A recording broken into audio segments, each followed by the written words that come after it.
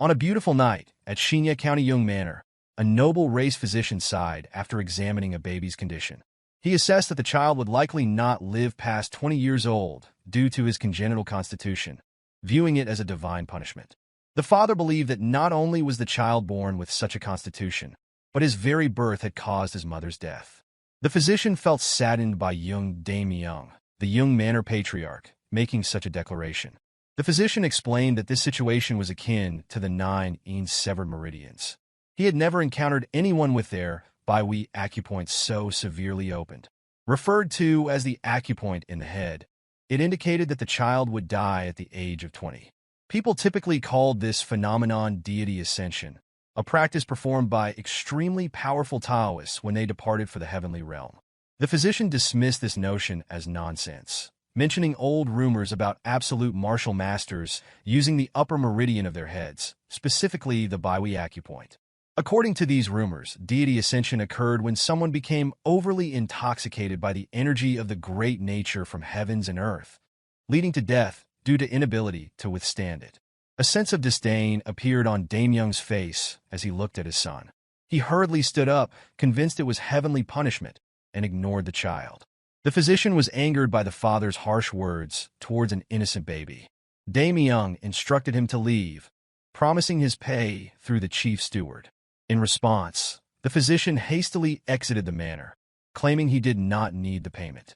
He murmured to himself that if the child had been raised in the unorthodox sects or demonic faction, he might have become the heavenly demon. Had he grown up in the Shaolin Temple, he could have mastered the temple's 72 elite training methods twice over. Yet, the child was born as a hated figure in such a place. The physician knew the child would die young in the countryside without means of survival unless he achieved enlightenment on his own. 15 years later at Yeong Manor, the Yeong family gathered around the table. Dame Yeong announced that since his deceased father, a disciple of the Jeongnan Sect Jeongja, founded the clan, he had devoted his life to reviving it. If the clan gained fame worldwide, he would inherit the ultimate technique of the Jeongnan Sect. He toasted to his son, who had followed in his deceased father's footsteps and successfully joined the Jeongnan Sect. The siblings congratulated their brother on his achievement before Dame Yeong asked everyone to raise their glasses for a toast. The eldest noticed the empty seat at the table and called out to his father, pointing out that Yeonshin was not present. Dame Yeong explained that he had instructed Yeonshin to remain at the training ground. The eldest attempted to protest, but was refused. His father argued that Yeonshin's absence was better for the joyous occasion, as his presence would only bring ill omens. In the training room, Yeonshin diligently cultivated alone. Throughout his life, shunned by his family, he focused solely on finding a way to live longer than his constitution allowed. Suddenly, inner energy surged through his body. Afterward, he felt stronger, with sharper sight and a clearer mind. This improvement was due to his complete mastery of the Jeong Clan's dynamic art, a technique that allowed him to stimulate his muscles with energy and compress it. Currently, he could not enhance it further. Yet, he questioned whether a stronger body would enable him to live longer. Reflecting on the technique, Yeonshin recalled approaching his elder brother to share the new technique he had created, a redeveloped form of the clan's exclusive martial art. The brother had been surprised and then scolded Yeonshin, demanding he never disclose it to anyone. Feeling dejected, Yeonshin turned to another brother, who also refused to learn the technique out of fear of energy deviation. When word reached their father, Dame Yeong was furious. He was angered by his son's audacity to tamper with the clan's technique, especially since Yeonshin was not a clan founder. As a result, Yeonshin faced further shunning from his family and was scolded by everyone with hate and discontent. In the end, Yeonshin pondered the role of a clan founder, someone who creates martial arts and establishes a martial group. He had never considered himself such. His focus had been solely on becoming healthy and living harmoniously with others. Coincidentally, people were gathering that day because an important guest was about to arrive. Upon noticing this, Yeonshin remembered the impending visitation of the martial masters of the Jeongnan Sect, one of the 9 great sects in the world, and one of the Twin Walls known as the strongest groups in Shaanxi, alongside the Myohwa sect.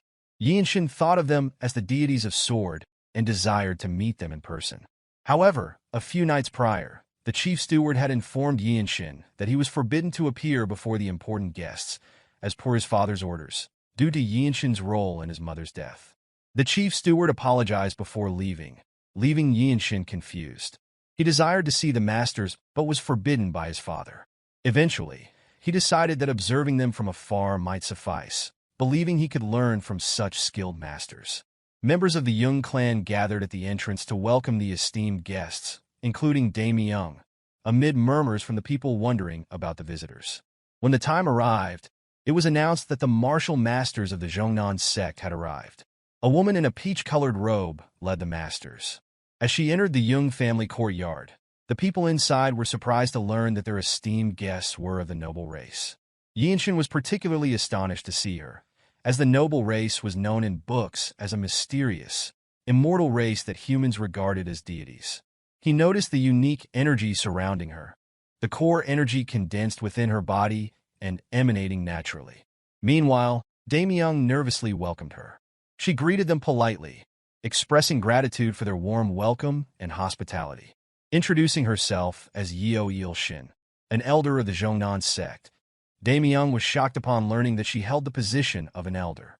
He immediately bowed along with everyone, seeking forgiveness for failing to recognize such a person. Yeonshin requested that they lift their heads, explaining that her presence was not meant to boast of her status. In response, Daemyeong quickly invited the guests to enter. Meanwhile, Yeonshin, observing Yeonshin's noble demeanor and elder status, wondered about her longevity. Shortly after, Yeonshin leisurely walked toward the pavilion, accompanied by Daemyeong and his child, excluding Yeonshin, who watched from the crowd. Unexpectedly, Yeonshin turned her gaze toward Yeonshin. Noticing her look, Yeonshin brought his hands together in greeting, just as Daemyeong pointed out to her that Yeonshin was his third son. As Yeonshin departed the gathering, she remarked on the brightness of his eyes and his intelligence. Hearing this, Daemyeong countered by stating that the child was not well-mannered, which confused Yeonshin. He further added that Yeonshin was an embarrassment to the family for always causing trouble. Meanwhile, Yeonshin returned to the training room to pick up a sword. He had gained a new perspective after observing the energies of the Jeongnan sect's martial masters. Having nowhere else to turn after training in the Jeong Clan's movement art, he contemplated his next area of training. On a whim, he decided to begin training with swords. After the welcome greetings concluded, the martial masters entered their lodging. One of them thought the place exceeded his expectations, noting that the abundance of earth energy would attract the Tyrant Sword tribe. Yeonshin believed they would come to this location, making it an ideal spot to plan a counterattack. Unfortunately, this would likely lead to the Jeong Clan's sacrifice. One master suggested attacking and destroying them before they breached the walls. Yeonshin considered this a potentially great idea, though she noted the Tyrant Sword tribe, known as the most troublesome group within the 13 Skies, posed significant challenges. She decided to wait, instructing her subordinates to remain vigilant and keep their sword auras sharp at all times. Additionally, Yeonshin found herself thinking about Yeonshin, as he clearly stood out among the Jeong Clan members, leading her to consider him a strange child. As night fell, Yeonshin diligently cultivated in the training room. It was the first time he realized his Baihui acupoint was more open than others. Although he hadn't meditated for a year, focusing instead on training his body through the Jeong dynamic technique, the energy flowing through his head had intensified. Horror filled his mind as he understood that, at this rate, he had less than 5 years before he would lose consciousness. This was his reality, living on borrowed time with only 5 years left to live. Uncertain and scared, he left the training room to clear his mind. Despite having fully mastered the Jeong dynamic technique, he knew he couldn't prevent his impending death in 5 years. Suddenly, he sensed something was wrong. An ominous energy emanated from the side court. Instinctively, he rushed toward it, recognizing that something was amiss. The closer he approached, the stronger the scent of blood became. The night was unusually quiet, too still for any bloodshed to occur. Upon examining the gate, Yeonshin discovered a trap formation. Without hesitation, he entered through the gate to locate the massacred servants. During his cultivation, he had not realized that such an event was unfolding within Jeong Manor. He concluded that the trap formation was responsible. As Yeonshin surveyed the dead, he noticed that all the victims were from the Jeong Clan, leading him to suspect that the culprits possessed formidable martial prowess. After a brief search, a bald brute emerged, insulting Yeonshin for his foolishness. The brute suggested that if Yeonshin had managed to survive, he should have remained hidden instead of emerging. Another culprit inferred that Yeonshin had little time left and instructed the bald brute to send him to the afterlife. The bald brute claimed he was merely following orders, urging Yeonshin not to hold him accountable.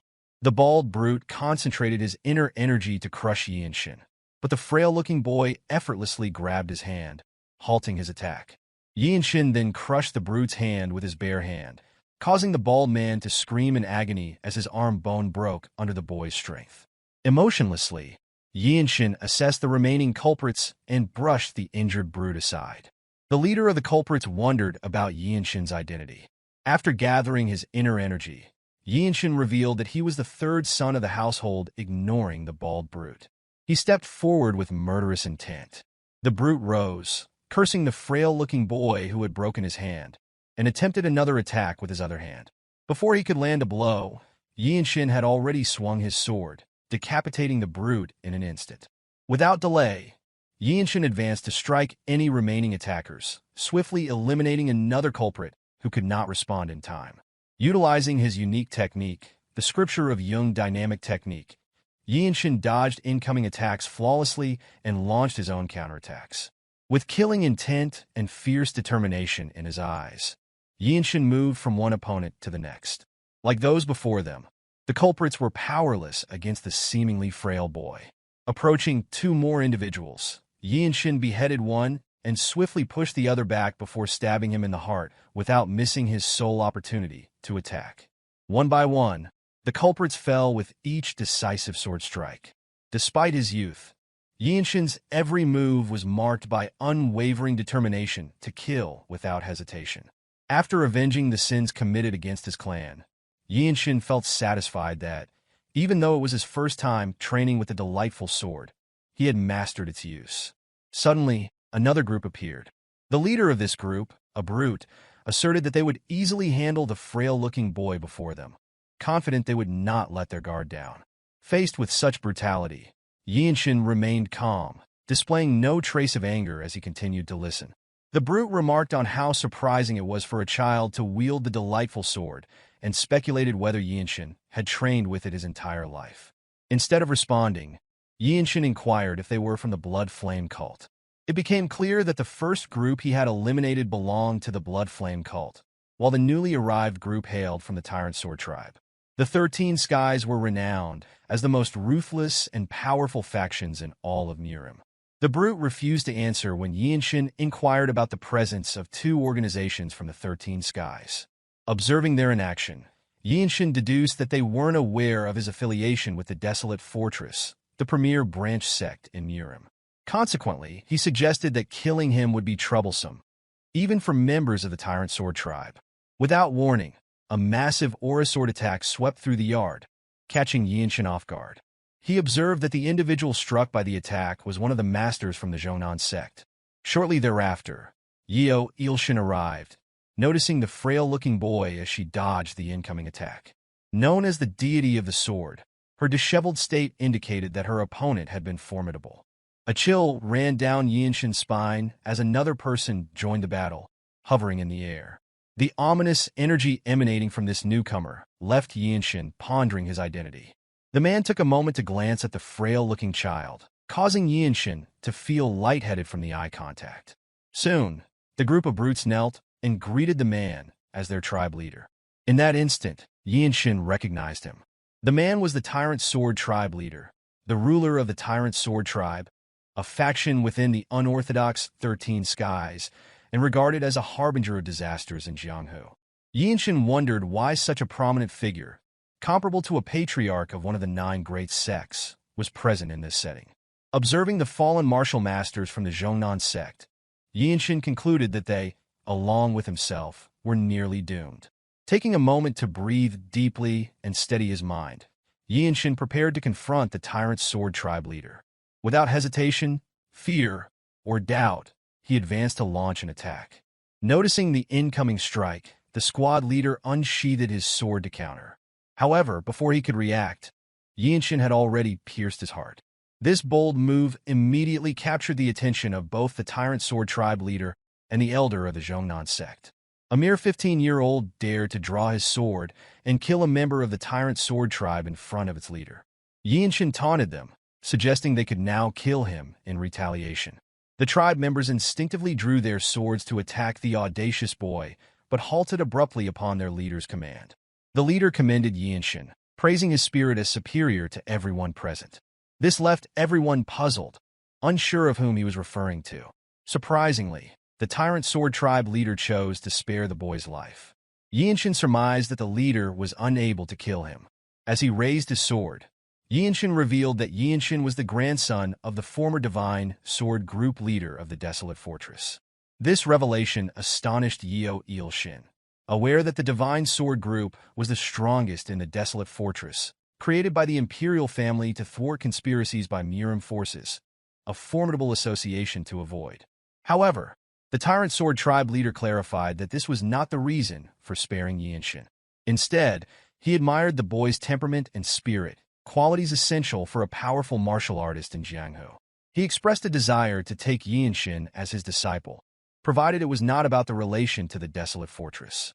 This statement surprised those in the yard, as it was uncommon for a renowned martial master to take on a young disciple so readily. Stabbing his sword into the ground, the leader instructed Yeonshin to leave the area within a day and vowed to prevent any other sects or clans from entering their territory.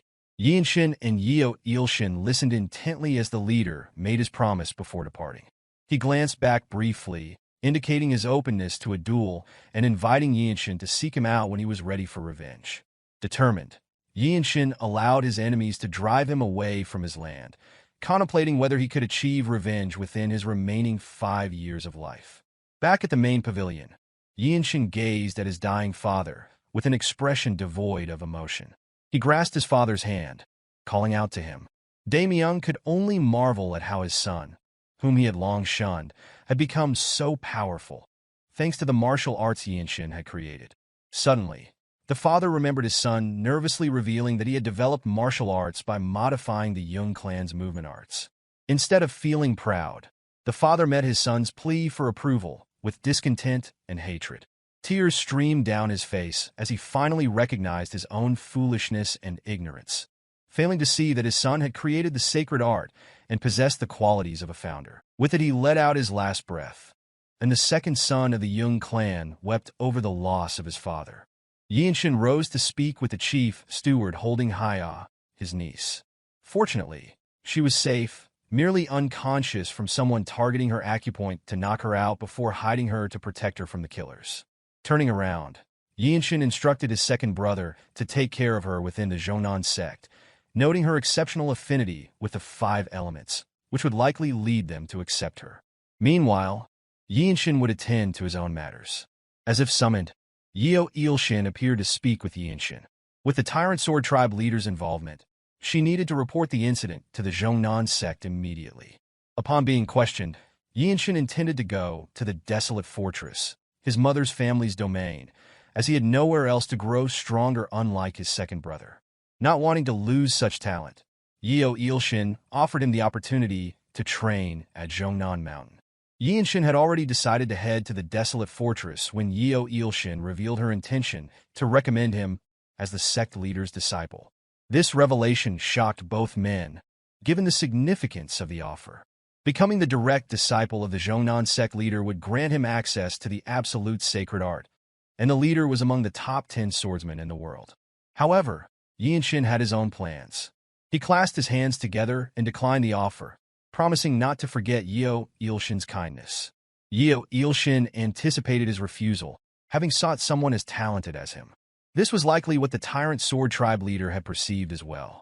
In the end, Yeonshin could only apologize as Yeonshin assured him that the Jeongnan sect's doors would always remain open for him. Yeonshin was aware that Yeonshin was one of the elder members among the noble races. Consequently, he inquired about the method to obtain the fruit of the Tree of Life. This fruit, protected by the Desolate Fortress leader, whom the emperor recognized as both king and peer, was said to grant eternal life and youth to those who consumed it, making it a celestial treasure. Yeonshin considered that acquiring this fruit could extend his already limited lifespan. However, Yeonshin had not lived half her own lifespan, rendering her without authority over the Tree of Life. Her knowledge was limited to the fact that the Desolate Fortress leader could grant the fruit to others. Realizing this, Yeonshin understood that his only option was to approach the Desolate Fortress. He acknowledged the difficulty in obtaining such a sacred item, even for the noble races. With no alternative methods known, he concluded that he must become the leader of the Divine Sword Squad, achieve remarkable feats, and request the fruit. Recognizing the boy's determination, Yeonshin decided to support him from a distance before departing to relay the news to her sect. She instructed two of her subordinates, the Cliff Swordsman and Neutral Spirit, to assist with the cleanup of the area. With their conversation concluded, Yeonshin departed for the Jeong sect. As morning dawned, the survivors of the incident completed burying the dead. Yeonshin expressed his gratitude to the two who remained to help, while the other survivors prepared to leave the land. In contrast, the two individuals from the Jeong sect were thankful to Yeonshin. His actions had led the Tyrant Sword tribe leader to abandon the fight and spare the survivor of the tragedy. Immediately afterward, Yeonshin's second brother called out to him. He conveyed that an apology alone could not rectify everything that had transpired within their clan. He vowed that upon their next meeting, he would strive to be a better older brother to Yeonshin, dedicating himself to the Jeong sect and hoping for his younger brother's survival. Yeonshin, recognizing that his brother would begin training in the Jeong sect's martial arts at a slightly older age and was not exceptionally talented, advised him to train as if his life depended on it. Turning his attention to his young niece, Yeonshin requested that his brother protect her, as she would accompany him. Next, the chief steward addressed his turn, mentioning his intention to join a small branch of the Jeong Clan within Nanine. With the Jeong Clan's bloodline still intact, he would oversee the remaining clan assets. As Yeonshin was set to head to the Desolate Fortress, he hoped they could reunite occasionally. He turned to wish the chief steward well, urging him to take care and live a comfortable life. With that, Yeonshin departed toward the Desolate Fortress without a servant or warrior to guard him. Watching his young master's departure, the chief steward pondered whether any of the Jeong descendants had ever spoken such words to him, highlighting Yeonshin's distinctiveness. A few days later, on a peaceful night in Xianyang, Yeonshin arrived at a restaurant with the Desolate Fortress visible in the distance. He overheard another guest praising the Desolate Fortress's incredible reputation. The guest also mentioned that people from all over the Central Plains gathered there with grand aspirations because of the fortress. Coincidentally, Yeonshin arrived just as the Desolate Fortress was conducting their entrance exam. Unexpectedly, a wild martial artist approached Yeonshin, inquiring whether he intended to take the entrance exam as well. Introducing himself as Hyea Wonchong from the distant region of Shaanxi, he assumed Yeonshin hailed from nearby, believing his journey must have been effortless since he had to battle green forest bandits and swim against the pirate fortress crew.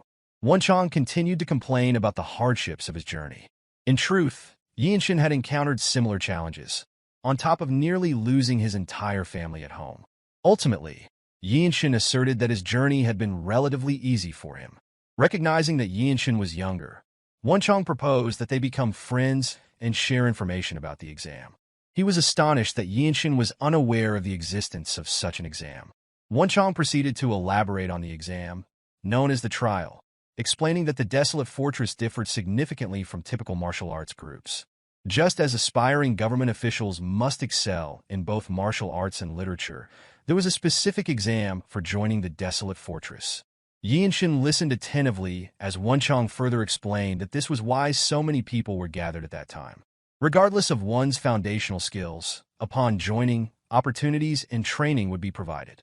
It was no surprise that martial artists flocked there, with countless individuals learning various martial arts to pass the test. The Desolate Fortress was the world's strongest martial group, a place that made everyone's heart race with anticipation.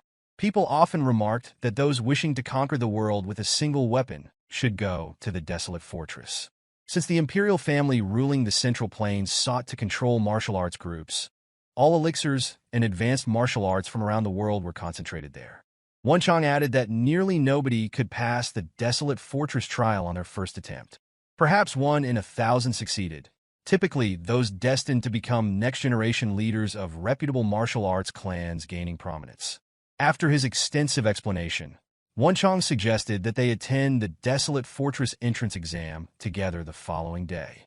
Nonchalantly, Yeonshin agreed, thereby acquiring an unexpected sidekick on his journey. Reflecting on the situation, Yeonshin felt grateful that he did not need to seek his mother's family's assistance, as he was unaware of their location or appearance. The next morning arrived swiftly, and Yeonshin, accompanied by his new sidekick Wonchong, stood before the fortress gate. Yeonshin registered and received a wooden plaque inscribed with the word 13. Observing his surroundings, he noticed that all the exam participants were older than him, with some attempting it for the first time and others having taken it multiple times. Wonchong explained that the first exam involved simply standing before the examiner. A candidate would pass by accepting their plaque and fail by refusing to return it to the reception. The second exam was a tournament among the exam takers, and the third was an interview with the Desolate Fortress's master. Yeonshin was surprised that the master herself participated in the exam, as martial artists came to this fortress specifically for that opportunity. A conversation with an absolute master like her was an incredible chance to gain profound understanding. Once all preparations were complete, the examiner announced the first exam, to perform a swift sword art demonstration. Specifically, candidates were to execute a single swing using their fastest sword technique. Wonchong seized the opportunity to be the first to take the exam, his nerves apparent as he volunteered himself. Upon arriving before the examiner, his demeanor shifted, a change that Yeonshin immediately noticed. Observing his new sidekick, Yeonshin recognized that Wonchong possessed strength surpassing some of the vagabonds encountered on his journey. When ready, Wonchong concentrated his inner energy into every fiber of his muscles and executed a swift, precise sword slash. Spectators marveled at the speed of his technique. Some could see it clearly, while others could not perceive it at all. Wonchong awaited the examiner's judgment with nervous anticipation. Joy filled Wonchong as the examiner requested his plaque, indicating that he had passed the first exam. A smug expression crossed his face as he wished his new friend good luck. Confidently, Yeonshin approached the examiner with his sword in hand. Observers were taken aback by the presence of such a young man attempting the notoriously difficult Desolate Fortress entrance exam. Standing before the examiner, people presumed he was merely seeking advice from a random martial artist present. The examiner assessed Yeonshin briefly before signaling him to begin. In an instant, the examiner marked the time for Yeonshin to perform his sword strike.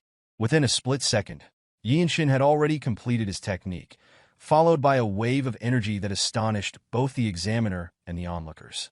Engrossed in his own thoughts, Yeonshin remained calm, while Wonchong was astounded by the speed of Yeonshin's sword strike. Yeonshin sheathed his sword as the examiner declared that the future of the Desolate Fortress was embodied in the frail-looking boy before him, instructing Yeonshin to submit his plaque. Respectfully, Yeonshin raised his hand in acknowledgement to the examiner before swiftly departing, leaving the crowd speechless. Wonchong followed, pondering whether his new friend hailed from a famous family. Yeonshin dismissed the notion, recalling that within the Desolate Fortress, only one's martial arts, talent, and effort mattered. Wonchong found it hard to believe that Yeonshin was attempting to enter the Desolate Fortress on his first try, questioning whether that was the reason everyone came here. Yeonshin expressed his sincere determination to give his all in the trials, understanding that Wonchong intended to leave after thanking him for his resolve. Meanwhile, Yeonshin hoped that the kind and talkative Wonchong would also pass the second exam. As he awaited the next challenge, Yeonshin checked into an inn to cultivate. He knew the second exam was a tournament where he would compete against others using his martial arts. With 3 weeks until the exam, Yeonshin focused on training his skills, including the Jung dynamic technique and his delightful sword techniques. The 3 weeks passed swiftly, and Yeonshin arrived at the gathering place for the second exam, prepared as he could be. A martial artist overseeing the second exam instructed the examinees to wait until their names were called.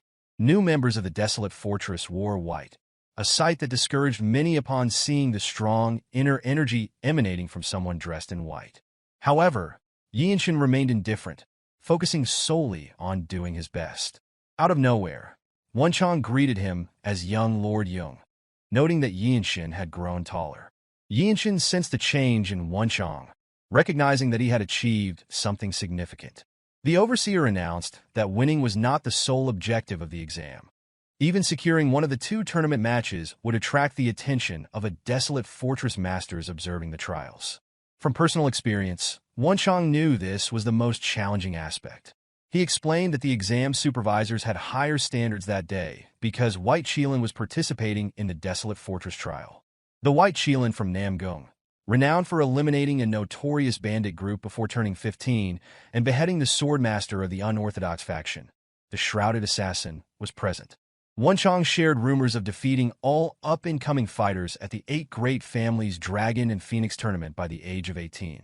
Yeonshin questioned why someone from such a dignified family, possessing martial dignity, would seek entry into the Desolate Fortress. Wonchong revealed that White Qilin was the child of a concubine and thus could not become a patriarch. Rising to the position of Desolate Fortress squad's captain was akin to becoming a patriarch of the 8 Great Families, granting immense power. After Wonchong finished his explanation, Yeonshin's name was called for the second exam. Before departing, Yeonshin expressed his desire to see Wonchong again at the Desolate Fortress, indicating his hope for his psychic success in the trial. Yeonshin faced his first opponent, a sword martial artist known for his sadistic demeanor and bizarre remarks about Yeonshin's supposed destiny of despair. The opponent mocked the frail-looking child, likening him to a moth struggling in the light while laughing maliciously. Without warning, Yeonshin struck swiftly, landing a single blow to the opponent's face, effectively ending the encounter. The opponent was knocked unconscious by the powerful strike, leaving Yeonshin feeling remorse for his excessive force. Feeling that his opponent was too weak after all the trash talk and the single strike that ended the battle, Yeonshin waited nonchalantly, unsure of what would happen next as his previous opponent was dragged out of the arena. This brief battle had piqued the interest of a specific observer watching the fight. A gray-haired young man approached, challenging Yeonshin to a fight, confident that the frail-looking young man would accept. The martial masters in blue robes recognized this individual, someone else commenting, assuming that the squad leaders would fight over him. Yeonshin realized that this man might be the White Qilin, Namgung Washin. The martial masters present were eager to witness the Boundless Heaven technique. Yeonshin evaluated that Washin was about 5 years older and currently beyond his ability to challenge. Thanks to the Jung dynamic techniques, Yeonshin was more physically fit than Washin, but inferior in other aspects. Washin took up his sword and introduced himself, revealing that he had primarily trained the Boundless Heaven technique and the Infinity Steps. Yeonshin had no intention of refusing the challenge and introduced himself respectfully to his opponent. Washin was puzzled by Yeonshin's lack of unsheathing his sword, understanding that Yeonshin intended to engage in a single-strike fight as he reached for his sword's handle. Washin briefly smiled before channeling his inner energy into his sword, manifesting a magnificent aura sword. The essence of the technique Yeonshin had been practicing was unpredictability, intending to use an unexpected main attack amidst an unpredictable rhythm to lower his opponent's guard. The martial masters watched eagerly, anticipating a good fight as the referee began the countdown. The moment the referee started the fight, Yeonshin appeared before Washin and struck him. As it was clear that Washin used an aura sword, Yeonshin's sword shattered upon their clash. While some martial artists hoped for an intense battle, others were disappointed by the instant conclusion, believing Washin had won. Some marveled at the terrifying, delightful sword Yeonshin wielded, while the blue-robed martial masters were speechless at witnessing such a feat from a 15-year-old. Washin stared at his broken sword, trying to comprehend the attack's meaning before lowering his weapon. He then admitted his defeat, surprising both Yeonshin and the spectators. 2 blue martial masters deemed Washin's admission appropriate, acknowledging the impressive technique Yeonshin had performed despite being 5 years younger. They noted that Yeonshin's sword had broken because he had not yet mastered using true energy with his technique. Washin had never anticipated encountering a hidden powerful martial artist in Hunan and was horrified by what Yeonshin might become. The examiner instructed Yeonshin to proceed to the garden and wait, signifying that he had passed the second exam. Yeonshin offered respect to Washin, conveying his desire to duel him anytime. as if understanding his thoughts. Yeonshin felt the same way and expressed his anticipation for the duel. Yeonshin walked through the gate, observing several people who had already passed the second exam in the garden. They were astonished to see Yeonshin, as they had expected Namgung Yeonshin to advance first. Yet they saw a 15-year-old instead. Yeonshin reflected on his fight, knowing there was no chance of winning if the battle had continued. This was why he had used the most extreme form of Delightful Sword at the duel's onset. However, because Namgung Yeonshin had imbued his sword with true energy, Yeonshin's sword had broken. Yeonshin acknowledged his mistake in rashly using the Delightful Sword, but recognized that Yeonshin's admission of defeat demonstrated the nobility of a renowned family. The Jeong Clan was a third-rate branch in Hyea County, and if someone in the household had known such a skill, Yeonshin would have undoubtedly learned it. However, after fighting Yeonshin, he realized how the technique should be used upon witnessing it firsthand. In that instant, Yeonshin attempted to channel true energy into his broken sword. It wasn't merely about infusing energy into the weapon, but using true energy as a medium to become one with the sword. As Yeonshin mastered this, the people in the garden were astonished by the occurrence of a sword resonance. They all believed it was impossible for such a young person to achieve this. Yet, Yeonshin successfully unified himself with the sword, feeling as though the weapon and his body were one. This body-sword unification was a technique employed by the pinnacle sword martial masters. From that moment, Yeonshin knew that the sword technique he would use in this state was on another level. After fully comprehending his newfound ability, he smiled contentedly. Out of nowhere, Yeonshin sheathed his sword and congratulated Yeonshin on his enlightenment. It took Yeonshin a moment to realize the situation as the onlookers gathered to witness his breakthrough. He assumed that Yeonshin had been protecting him to prevent anyone from disrupting his enlightenment. Yeonshin expressed his gratitude to Yeonshin, acknowledging his protection without realizing it. He also congratulated Yeonshin on passing the Desolate Fortress trial. In return, Yeonshin laughed happily at Yeonshin's words. Yeonchang approached, announcing that he had also passed the second exam. Yeonshin smiled and gladly congratulated him. Additionally, Yeonchang revealed that Yeonshin had earned a nickname. When someone demonstrated exceptional martial prowess or attracted significant attention, they were often given a nickname and addressed by it. Unless the individual had committed atrocious and evil deeds, most nicknames represented great honor for martial artists, such as Cliff Swordsman, Neutral Spirit Fist, and White Shielan. Yeonshin could not believe he had earned such a title merely by completing the trials, yet it seemed that Yeonshin had also taken notice. From that moment forward, young Yeonshin of the Jeong Clan was to be known as the Lightning Genius, recognized for his talent of lightning. Yeonshin explained that if the martial artists of the Desolate Fortress referred to Yeonshin in that manner, it effectively became his nickname within the Jianghu. To commemorate the occasion, they engaged in lighthearted banter while waiting for the remaining contestants to conclude the tournament. The name Lightning Genius, young Yeonshin, was something he had never imagined while practicing the horse stance in the Yeong manner. Now, it was certain that his name would resonate across the world. Time swiftly passed within the arena designated for the second exam. The examiner announced that only one trial remained.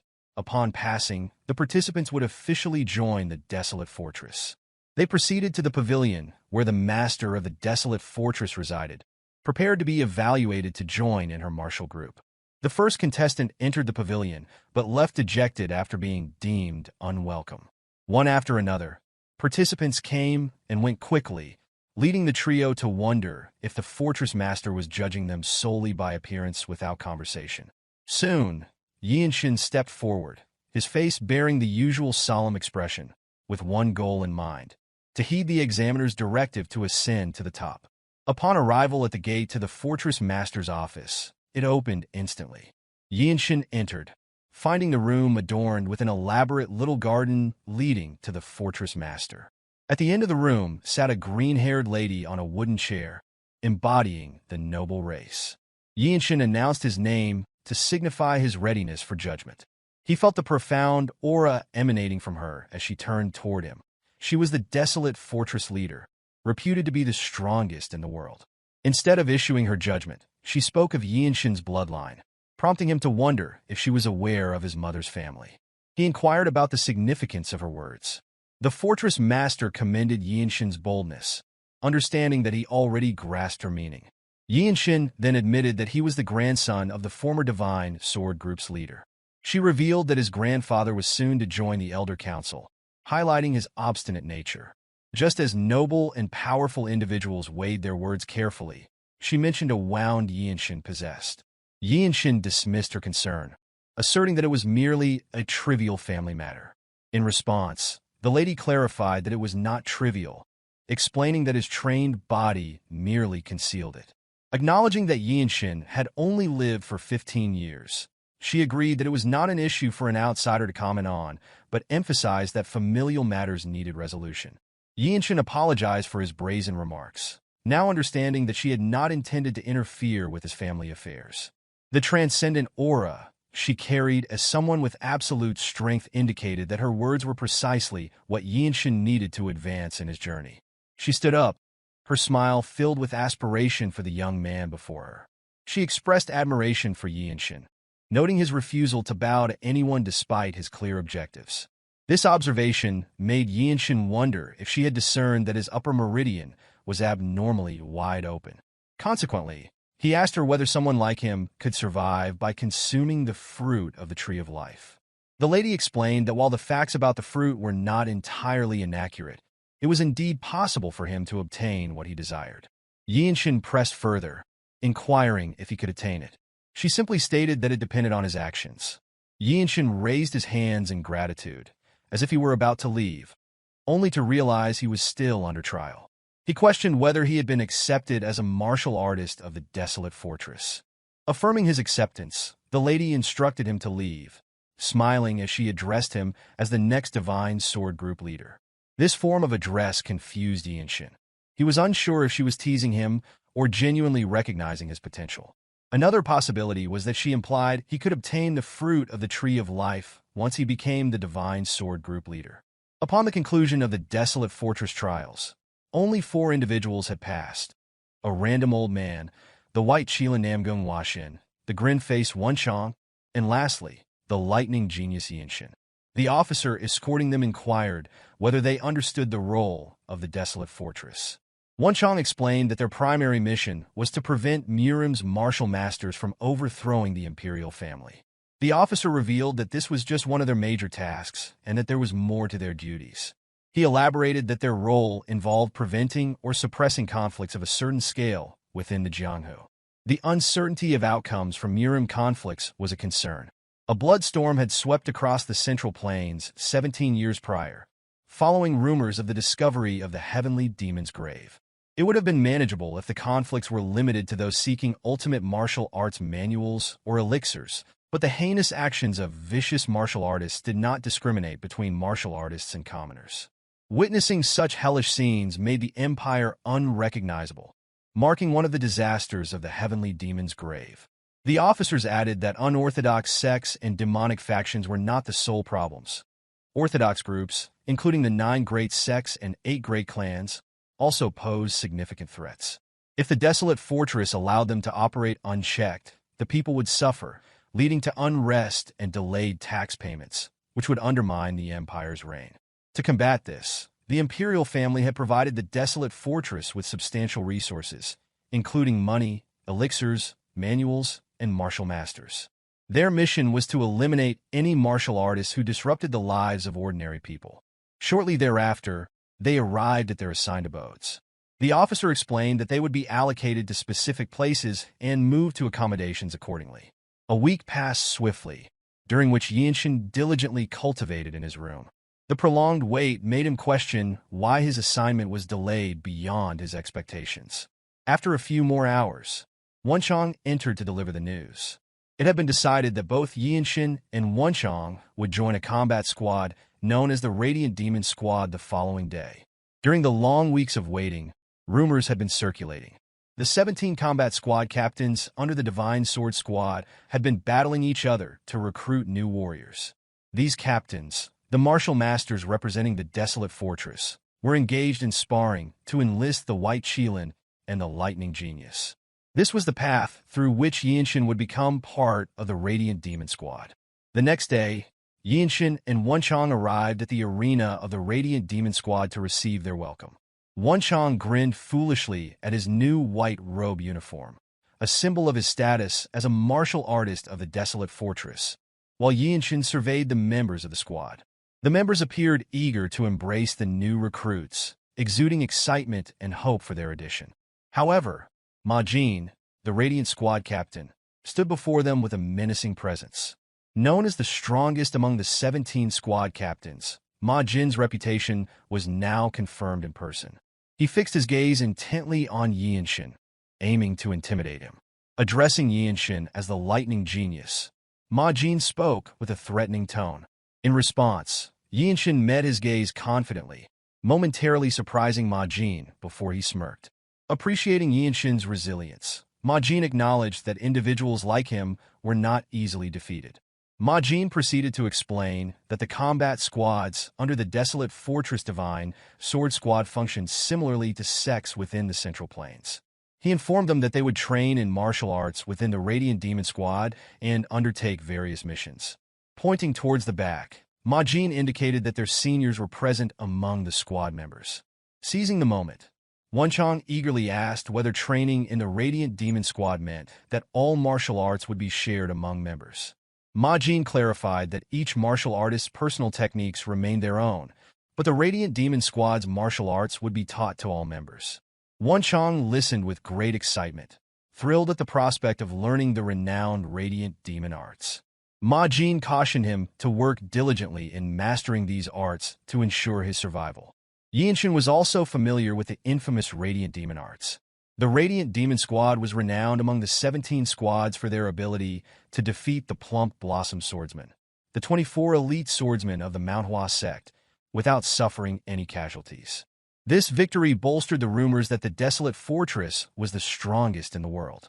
Ma Jin added that although the Desolate Fortress was affiliated with the Imperial family, attacking its martial artists did not constitute treason.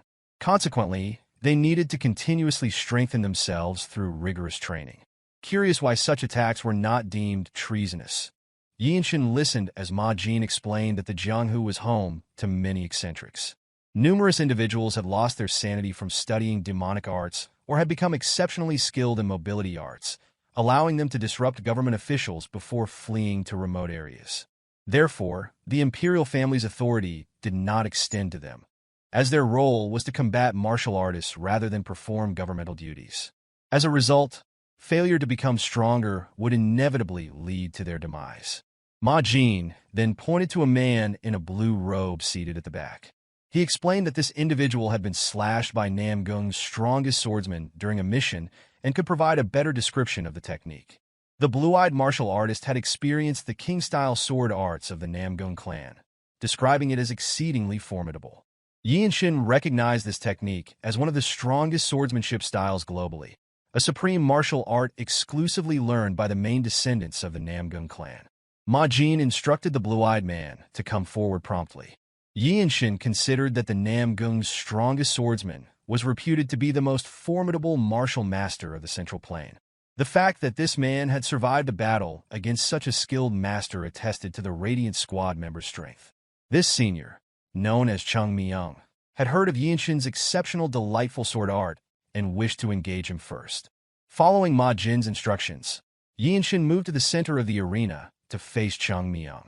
As he drew his sword, Yeonshin immediately focused on channeling his aura. The squad members watched tensely, anticipating how he would contend with a martial artist in a blue robe. Observing Yeonshin's spirited demeanor, Chung Myung smiled calmly as he took up his own sword, adopting a relaxed stance. In accordance with tradition, Chung Myung introduced himself, claiming to have been born and raised in Xiangyang, while simultaneously mustering his inner energy. Similarly, Yeonshin followed suit, though it was intriguing that no one knew much about Hyea, the place where Yeonshin was born and raised. It remained a fact that such a place existed and had produced such martial arts. Before commencing their sword exchanges, Chung Myung informed Yeonshin that he could sense the wind generated even by a 10-year-old child employing the tri-sword technique. This ability allowed him to discern an opponent's sword swings during combat, a subtle instruction he conveyed to Yeonshin. Chung Myung added that reaching this stage at such a young age indicated considerable talent, and expressed his desire for Yeonshin to demonstrate all of his swordsmanship abilities during the fight. As Yeonshin grasped his sword's handle, he immediately initiated a sword resonance. This action surprised the surrounding members, including Ma Jin, who watched intently. In that moment, Yeonshin focused his strength and inner energy on his sword, preparing to strike at the casually standing Chung Myung. Yeonshin remained patient, able to detect his opponent's breathing through energy sensing. When Yeonshin deemed the timing right, he infused strength into his step, dashed toward Chung Myung, and instantly appeared before him. Yeonshin swung his sword without hesitation. However, Chung Myung met the incoming strike, and Yeonshin's attack seemed insufficient, causing him to be pushed back slightly. This puzzled Yeonshin, making him wonder how his opponent had time to raise his sword. Nevertheless, he regained his footing, aware that his opponent was the martial master who had survived an encounter with the strongest swordsman in Namgung. Determined, Yeonshin launched another attack, believing that confronting such an opponent was more manageable than he had initially thought. After performing a feint, Yeonshin turned to strike Chung Myung's abdomen. Chung Myung anticipated the move and blocked it with his sword. In that instant, Chung Myung vanished in a thin air before Yeonshin. However, Yeonshin was certain that Chung Myung was approaching, and just as he expected, Chung Myung reappeared behind him, aiming to strike Yeonshin's neck. Yeonshin managed to see the attack in time, ducked to evade it, and counterattacked. Chung Myung's deep experience was evident as he leapt off the arena to dodge the attack, leaving only his bandana exposed to receive the sword strike. This maneuver revealed that Chung Myung belonged to the noble race. The rapid exchange of attacks astonished all the members of the Radiant Demon Squad, including their captain, Ma Jin, who undoubtedly observed everything. Meanwhile, Yeonshin awaited another attack, contemplating the truth of the rumors after witnessing them firsthand. Noticing that his opponent was hesitating, Yeonshin decided to employ the Jung dynamic technique he had developed on his sword to launch an offensive. However, he was taken aback by the strange expressions on the squad members' faces. Realizing their surprise, Yeonshin lowered his sword and inquired about Chung Myung's opinion of his sword skills. Believing that Chung Myung had underestimated him, Yeonshin requested an honest evaluation. Instead of responding, Chung Myung asked Yeonshin his age, causing some frustration. Yeonshin disclosed that he was only 15 years old, questioning its significance. Chung Myung stated that their enemies would not show leniency based on their youth and emphasized that their current focus should be on their skills, indicating a genuine interest in Yeonshin's abilities. This further surprised Chung Myung, who still refrained from providing his evaluation.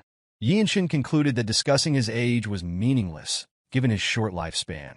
The squad members were equally astonished to learn that their newly joined members were only 15 years old, yet already so skilled. Some believed Yeonshin was a celestial anomaly. One member, who had participated in the Dragon Phoenix submissions multiple times, had never encountered anyone like Yeonshin and doubted that mastering the instinct honing arts from birth could produce someone of Yeonshin's caliber. Another member, once the most talented person in his city, found his skills pale in comparison to the newly joined junior. Surveying the area, Yeonshin directed his gaze toward his captain, who appeared rigid, leaving others to speculate about his thoughts. One undeniable fact emerged. After engaging in only a few moves with the blue-robed members, Yeonshin's talent was recognized as extraordinarily formidable. A few days passed as the Radiant Demon Squad's captain trained the new recruits. Most of the members enjoyed witnessing the newcomers endure their captain's rigorous hazing. Wonchong struggled to catch his breath after failing to defend against Ma Jin's punches infused with inner energy. Ma Jin commended him for remaining standing instead of collapsing to the ground before instructing him to return and solidify what he had learned. In contrast, Yeonshin remained as calm as ever, diligently reinforcing the lessons from the strongest squad captain of the Desolate Fortress. Once Yeonshin finished, Ma Jin inquired whether he had grasped the essence of the steps. Yeonshin responded that it was about thinking and acting seamlessly. Ma Jin affirmed this, explaining that there was always a way to move regardless of the situation. He elaborated that the true essence of the Radiant Demon Arts was to move fluidly without disrupting the attack's trajectory before instructing Yeonshin to understand the deeper meaning of attack paths. Intrigued, Yeonshin asked for further explanation about the deeper meaning of attack paths. Majin found it challenging to describe verbally and decided to demonstrate instead. Standing before the stone garden light post, he instructed both Yeonshin and Wonchong to observe carefully as other members gathered, eager not to miss the captain's technique. Majin concentrated his inner energy, pressing his hand against the light post, generating immense pressure and causing a gust of wind. He then took a deep breath, completely relaxing his mind, body, and aura. Yeonshin noticed the moment the captain relaxed his breathing before striking, as if Majin had already discovered the attack path. Seemingly finding his target, Majin struck the light post with his bare left hand. The force of the attack caused the solid stone to crumble. After demonstrating the concept, Majin took another deep breath, while the other members watched in amazement, even after witnessing it multiple times. Majin further explained that following a perfect attack path would unleash the most powerful attacks. Yeonshin understood that they needed to master the timing of unleashing their strength. Majin emphasized that, although he had shown them the technique, it was not something they could master after a single demonstration, highlighting that it was a lifelong pursuit. Contrary to Majin's assertion, Yeonshin felt confident he could perform the technique immediately. He stepped toward another light post, causing Majin to wonder if he intended to attempt it. In his mind, Yeonshin believed that the essence of core energy was great nature and questioned whether merely replicating what he had seen would suffice. At that moment, Yeonshin gathered his inner energy and utilized body-sword unification. After reaching the desired state, he slowly relaxed his mind and body. As he opened his eyes in this relaxed state, he observed a line on the surface of the stone light post. Yeonshin patiently waited until a point appeared on the light post. Using his sword scabbard, he struck the indicated point just as Majin had demonstrated. Upon contact, a crack briefly appeared before the stone crumbled into rubble. Through this, Yeonshin comprehended the deeper meaning of attack paths. He had mastered all aspects of the Radiant Demon arts and now needed to continue training to apply it effectively in real combat. Yeonshin smiled contentedly before turning to see all the Radiant Demon squad members stupefied by how swiftly he had mastered the technique. Observing their surprise, Yeonshin humbly apologized for displaying an unbecoming side of himself, admitting it was his first attempt. He expressed a desire to engage in more real fights to properly utilize the Radiant Demon arts, acknowledging that ordinary practice would not suffice in life-and-death situations. Grateful for Majin's instruction, Yeonshin thanked him as the captain perspired profusely from witnessing Yeonshin's rapid learning. Majin realized he needed to reconsider his training approach for Yeonshin moving forward. The next day, Wonchong approached Yeonshin, informing him that their seniors had engaged in a fierce battle with the Heavenly Squad. Yeonshin knew that the Desolate Fortress strictly enforced its rules, and fighting outside the training grounds was punishable. This made him question the reason behind their seniors' confrontation. Wonchong explained that a member of the Heavenly Squad had initiated a fight at a restaurant, claiming that the Lightning Genius's talent could not flourish within the Radiant Demon Squad. Yeonshin frowned upon learning that the dispute stemmed from such a trivial matter. Wonchong then revealed that this was the true nature of the Murim. Minor provocations could lead someone to draw their sword against others, and the streets highly valued the ability to intercept such attacks successfully. In this instance, the seniors of the Desolate Fortress were enraged over a newcomer, causing Wonchong to fear that the same fate might befall him. However, Yeonshin saw this as an opportunity to obtain the fruit of the Tree of Life. Revered by all noble races, he needed to achieve something significant, which would require assistance from others. While the best way to earn a martial artist's trust was to owe them one's life, making a good first impression on squad members was also beneficial. Determined not to let the seniors' fight over him pass unaddressed, Yeonshin decided to visit his captain. Misunderstanding the purpose, Wonchong was overly excited, assuming Yeonshin was familiar with martial artist codes. Upon arrival at the training arena, they found everyone gathered. The members were perplexed as there was no training session scheduled for the white-robed members. One member suggested that the white-robed individuals had no need to train so intensely, while another opined the opposite, insisting they must train harder. Both Yeonshin and Wonchong approached Majin to offer their greetings, prompting the captain to wonder if they were encountering training issues on their own. Yeonshin expressed his desire for a sparring session, to which Ma Jin suggested he could ask anyone present, and they would gladly spar with him. However, Yeonshin declined, stating he wanted to spar with a member of the Heavenly Squad. This request astonished the arena's members. Ma Jin contemplated that Yeonshin must have been aware of the previous day's events and advised him not to become too agitated. Nonetheless, Yeonshin insisted, expressing his wish to witness the heavenly sword arts he had long admired firsthand. Although Ma Jin believed Yeonshin was overly stirred, he was pleased that his junior was motivated by his seniors. Yeonshin remained steadfast, declaring his intention to spar and demonstrate the radiant demon art's superiority once more to his captain. Yeonshin aspired to gain fighting experience with the radiant demon arts, observe an advanced martial art, and leave a positive impression on his seniors. Achieving all three objectives simultaneously would be akin to killing 3 birds with 1 stone. Ma Jin noted that Yeonshin had neither trained in the same martial arts as the Heavenly Squad nor fought alongside them before. He explained that although it might be a sparring match, there was no reason they would go easy on Yeonshin. Ma Jin perceived Yeonshin's eagerness to engage in a fierce battle as genuine, believing that fighting tooth and nail was Yeonshin's intention. This revelation momentarily surprised the Radiant Squad members, who then cheered Yeonshin, expressing their desire to see his growth. Some even shouted that if Yeonshin managed to survive the fight, he could become the next captain of the Radiant Demon Squad. Ultimately, Ma Jin conceded and decided to convey the message to the Heavenly Squad to request a sparring match. Soon after, members from both the Radiant Demon Squad and Heavenly Squad gathered in the arena. Observers were puzzled by a white-robed member challenging a blue-robed one, but those familiar with Yeonshin recognized his formidable prowess. One member clarified that the fight was intended as a guidance match for learning purposes, leading others to speculate how long Yeonshin would endure against the blue-robed martial artist. Some believed it would be impressive if he could withstand about 10 bouts against the opponent. Conversely, Han Chulmak, the Heavenly Squad captain, estimated that a white-robed member from the Radiant Demon Squad stood no chance against his blue-robed counterpart. Unexpectedly, Chulmak bet one of the Heavenly Squad's elixirs that the white-robed Yeonshin would not last 10 bouts. Ma Jin considered the bet excessive for such a fight. Sensing Ma Jin's hesitation, Chulmak wondered if he feared losing the wager. Ma Jin dismissed the provocation, asserting that the Desolate Fortress's elixirs were not to be used frivolously.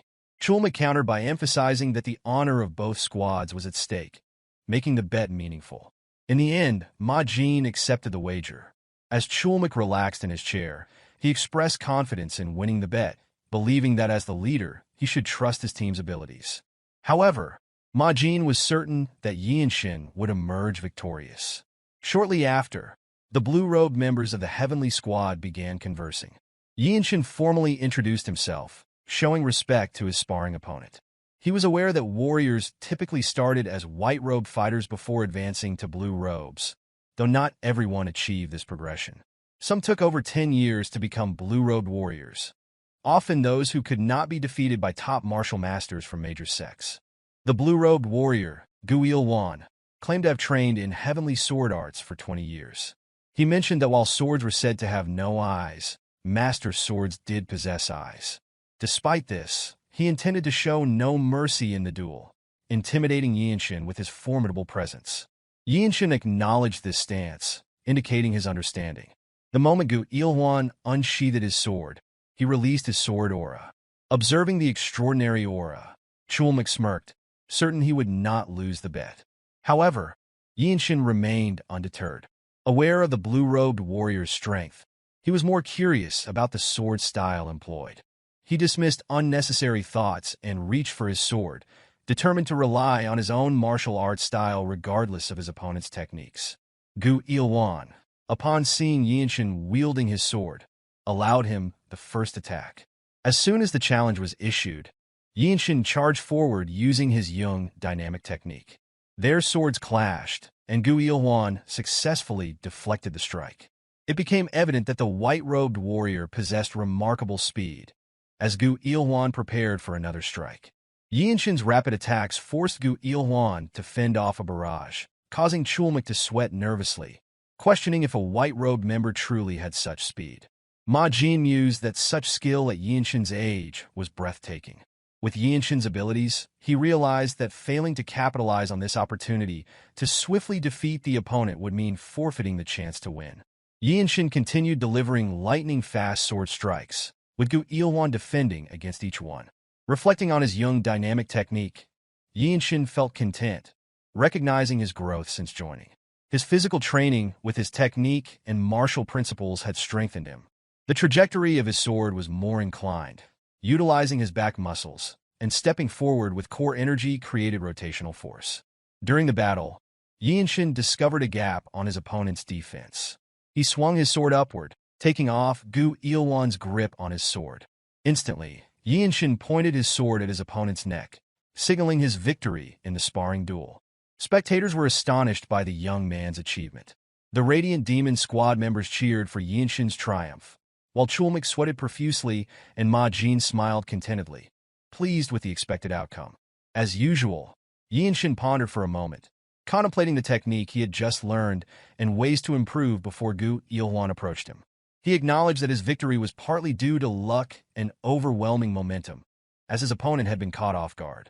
Yeonshin understood that a rematch would likely yield a different result. He then offered his hand in respect to his opponent, thanking him for the opportunity to witness such high-level swordsmanship. Gu Ilwan smiled, taking his sword, and remarked on being surprised by the sword's trajectory and rotational force. He praised Yeonshin's martial prowess, noting it surpassed his years. As Gu Ilwan left the arena, Yeonshin received accolades for his incredible sword talent, solidifying his title of Lightning Genius. Onlookers were amazed that the Radiant Demon Squad had discovered such a talent, leading to feelings of envy. Meanwhile, Ma Jin raised his hand to claim the bet Chulmak had placed. Yeonshin decided to name his new technique Energy Accumulation Discharge before Ma Jin approached him with a box. Inside was an elixir from the Heavenly Squad, indicating that Ma Jin chose to grant Yeonshin the spoils of the bet to aid his accelerated growth. Soon, a group of blue-robed warriors stood guard at the Radiant Demon Squad pavilion. Among them was Zen Demon Sword Beck Myohwa, who shared her thoughts with Chung Myung. She doubted that Yeonshin could defeat a skilled swordsman like Gu Ilwan, another blue-robed warrior. Additionally, she recognized Yeonshin's hard-working, humble, and polite nature. His ability to discern martial arts was exceptional, embodying the ideal child parents often praise. In her view, Yeonshin was nothing short of a monster. Chung Myung was confident in Yeonshin's unprecedented talent. Meanwhile, Myohwa observed that during each sparring session, Yeonshin managed to apply the same principles in varied postures with greater precision. She felt reluctant to use exclusive martial arts around him, knowing his innate ability to reinterpret techniques. Chung Myung agreed, sensing that Yeonshin had mastered martial arts long ago, exuding an aura of a true monster. Inside, Yeonshin sat cross-legged as Ma Jin expressed uncertainty about how much elixir Yeonshin could extract. Typically, individuals absorbed 60 to 70%, sometimes even less, depending on circumstances. Ma Jin cautioned Yeonshin against acting recklessly due to low absorption rates, warning of potential damage to his energy core or blood vessels. He advised Yeonshin not to become overly obsessed with absorption. Ma Jin further explained that consuming an elixir involved allowing it to flow endlessly into one's core energy until fully melted. He would intervene if Yeonshin's energy circulation became unstable, advising him to remain unperturbed and adapt accordingly. With this guidance, Yeonshin swallowed the pill in his hand, immediately feeling his energy surge as the elixir entered his body. He focused intently on absorbing the elixir's energy. Ma Jin watched Yeonshin's cultivation carefully to prevent any mishaps. The other blue-robed warriors from the Radiant Demon Squad remained on guard, observing Yeonshin's initiation. They were all curious about the extent of Yeonshin's strength after consuming the elixir. Energy flowed continuously from the elixir, and Yeonshin directed it through his meridians to each core energy point in his body. Ma Jin grew annoyed, expecting intervention only to find Yeonshin effortlessly absorbing all the elixir's energy independently. Despite it being Yeonshin's first time, his energy circulation was flawless, eliminating the need for Ma Jin's assistance. Shortly after, Yeonshin opened his eyes, sensing his energy had reached an entirely new level. Ma Jin sighed in acknowledgement, congratulating Yeonshin for fully absorbing the elixir. Yeonshin felt the newly acquired core energy was exceptionally strong. Ma Jin had not anticipated Yeonshin's successful and solitary absorption of the entire elixir. With increased energy, Yeonshin could now detect presences he previously couldn't and noticed his seniors surrounding the area. They were protecting him, recognizing his vulnerability during elixir absorption. Yeonshin voiced his curiosity about their kindness towards him. Ma Jin clarified that the squad's care was standard for all Radiant Demon squad members, a norm after risking one's life multiple times on the battlefield. Increased strength benefited both the individual and the squad. Afterwards, Yeonshin spent time consolidating his knowledge and cultivating as usual in his room. His newfound energy surpassed anything he had before. Deciding to test his enhanced martial arts, Yeonshin went to the training ground, where he encountered Zen demon Swordbeck Myohwa. She inquired if he was training out of boredom. Yeonshin admitted it, and Myohwa mentioned she had noticed something during his fight. Demonstrating her findings, she offered to spar with him. Seizing the rare opportunity, Yeonshin acknowledged that while he could train alone anytime, sparring with her palm strike technique was exceptional opportunity. In return for her offer, Myohwa requested that he call her by her name instead of her warrior title. Preparing to spar, they eyed each other intently. Yeonshin drew his sword, intending to make the first move. Myohwa welcomed the challenge, ready to exchange blows using her palm technique. As Yeonshin acted, he swiftly drew his sword to Myohwa's neck. Unfazed, Myohwa moved forward, grabbing Yeonshin's hand. She drew close, within an inch of his face, before pulling his hand away and channeling her inner energy into her palm. She struck toward Yeonshin's chest, pushing him slightly. Subsequently, Myohwa clenched her left hand, mustering her aura technique. Observing her method, Yeonshin employed a similar technique on his palm to defend against her attack. Their strikes collided, but Myohwa's technique was more refined, pushing Yeonshin back despite his similar approach. The spar concluded with Myohwa expressing her astonishment at Yeonshin's ability to defend against her palm technique. Yeonshin inquired if she trained in the one-inch strike, to which she confirmed her practice. A swordsman trained in Radiant Demon arts was not limited to swords alone. She added that the one-inch strike was highly effective in close combat. To manage the energies within her body, she first dismantled the enhanced protection energy. By using core energy in a burst discharge to increase tension, the one-inch strike became more efficient. Though unspoken, Myohwa felt proud of her ability to blend her exclusive technique with a one-inch strike. Yeonshin then sought permission to share something. He admitted his heightened sensitivity to detecting energy since childhood and felt Myohwa's use of core energy had captured his attention. This revelation surprised her, as being able to perceive her core energy movements was unprecedented. However, Yeonshin clarified that he did not see her core energy. He simply sensed its presence within her body. Yeonshin could only perceive the flow of the burst discharge and the waves of core energy emanating externally. That is still really hard to believe, Myohwa remarked, adding that even purple robe martial masters might lack energy detection skills of such caliber. The hierarchy of the Desolate Fortress was marked by robes of different colors: white, blue, black, and purple, with purple-robed masters occupying the highest ranks. Myohwa speculated that it might be possible only if it were Yeonshin, deciding to heed his advice. Reflecting on Myohwa's palm strike, Yeonshin considered that her technique seemed better suited for the puncturing method rather than the one-inch strike. After receiving her strike, he realized that although it appeared more appropriate for a one-inch strike, the manner in which she discharged her energy made it more potent when combined with the puncturing technique. Suddenly, Myohwa's demeanor changed to anger as she rebuked him, questioning whether he thought she was an idiot incapable of using something as simple as the puncturing technique. She further inquired if that was the reason she hadn't utilized it. Ultimately, Yeonshin refrained from pressing the matter further and apologized for his unnecessary comment that had upset her. Myohwa promptly turned around, apologized in return, and thanked him for his input before abruptly leaving Yeonshin alone in the training arena. Myohwa proceeded to the captain's office to meet with Ma Jin, revealing that Yeonshin had deduced her martial arts techniques. She inquired whether Ma Jin had ever disclosed the origins of her martial arts to Yeonshin. Ma Jin was perplexed, dismissing her concerns by asserting that he would never divulge such important information to Yeonshin. This left Myohwa puzzled about how Yeonshin had uncovered her methods. After some discussion, they concluded that Yeonshin had figured out that she had modified the lost martial arts known as the Heavenly Demon Sacred Arts. Ma Jin acknowledged Yeonshin's uniqueness, stating that individuals like him were rare in the Murim world. Pinnacle martial masters were esteemed as some of the strongest alongside the noble and iron races. Myohwa questioned whether Yeonshin was truly that exceptional, to which Ma Jin affirmed his belief that Yeonshin was undoubtedly the future of the Desolate Fortress. Ma Jin noted that while he was unaware of others' perceptions of Yeonshin, Yeonshin's advice should not be underestimated or dismissed as trivial. Myohwa asked if the squad captain had indeed instructed her to discuss the Heavenly Demon Sacred Arts with Yeonshin. Ma Jin confirmed, explaining that mastering it alone had its limits and that he lacked the time to assist her personally. The appropriate course of action was to seek Yeonshin's help, as he possessed qualities akin to a martial arts founder, capable of adapting any martial art to one's body. Ma Jin advised her to wait if she felt uneasy about this before introducing a minor mission that had just arisen.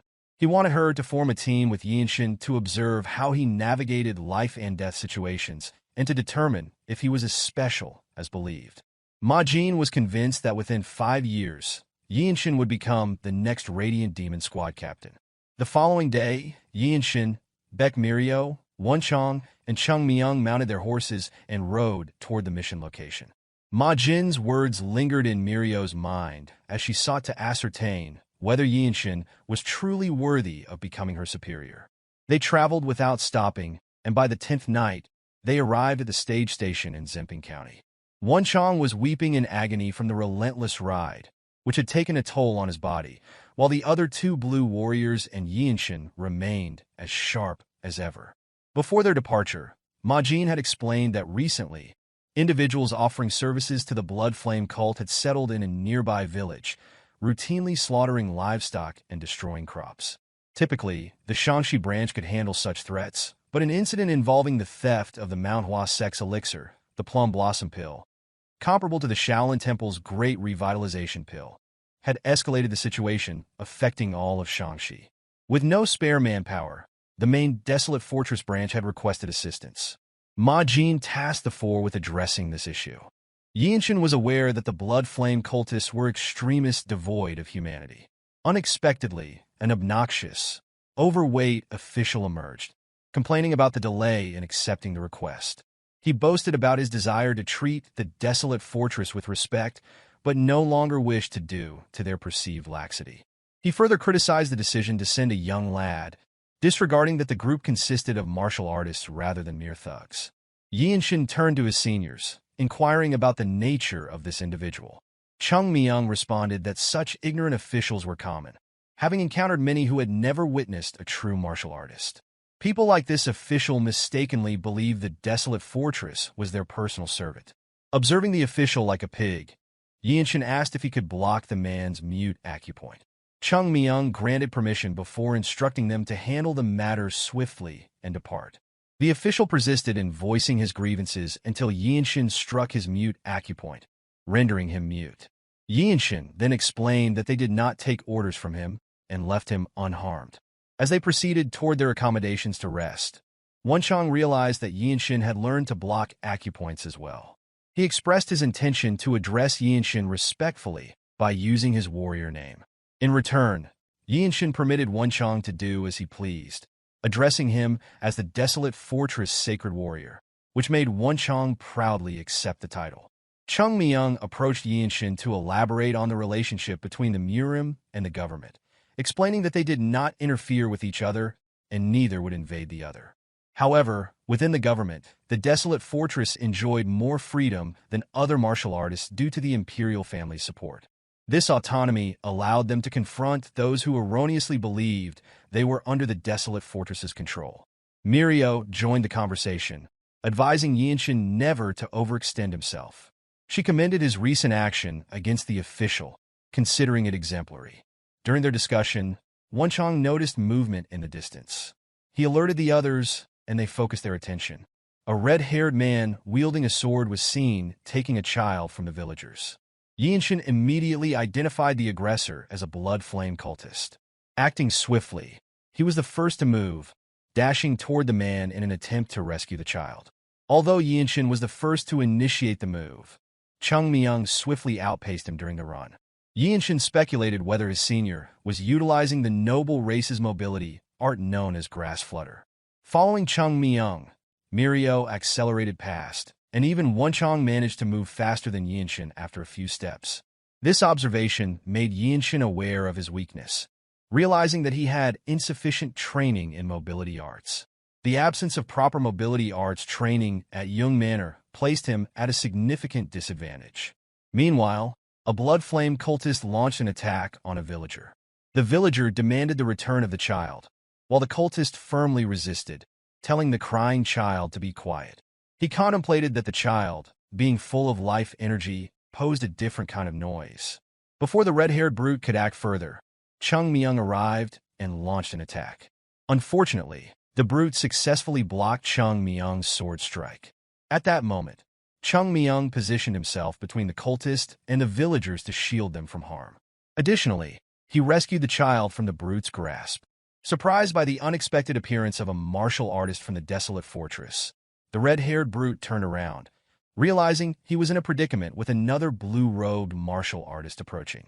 Instantly, he summoned strength from his core energy and attempted to flee before Mirio could catch up. Both Chung Myung and Mirio were taken aback by the brute's decision to flee rather than engage them. Ultimately, observing his remarkable speed, Mirio concluded that his mobility art likely traded his own life force for enhanced swiftness. Shortly thereafter, Wonchong arrived. Although he was faster than Yeonshin, his physical condition appeared poor, evident from his heavier breathing. Chung Myung returned the child to the parent before they all retreated to rest for the night. A little later, Mirio reprimanded Wonchong, acknowledging his martial arts proficiency suitable for a white robe, but noting his insufficient stamina. She advised him to focus on improving his stamina moving forward. Yeonshin anticipated receiving similar criticism, but Mirio commended him instead. His fundamental training was exceptionally thorough, making him a rarity even among the 9 great sects and 8 great clans. She had noticed his prowess when he ran without employing any techniques.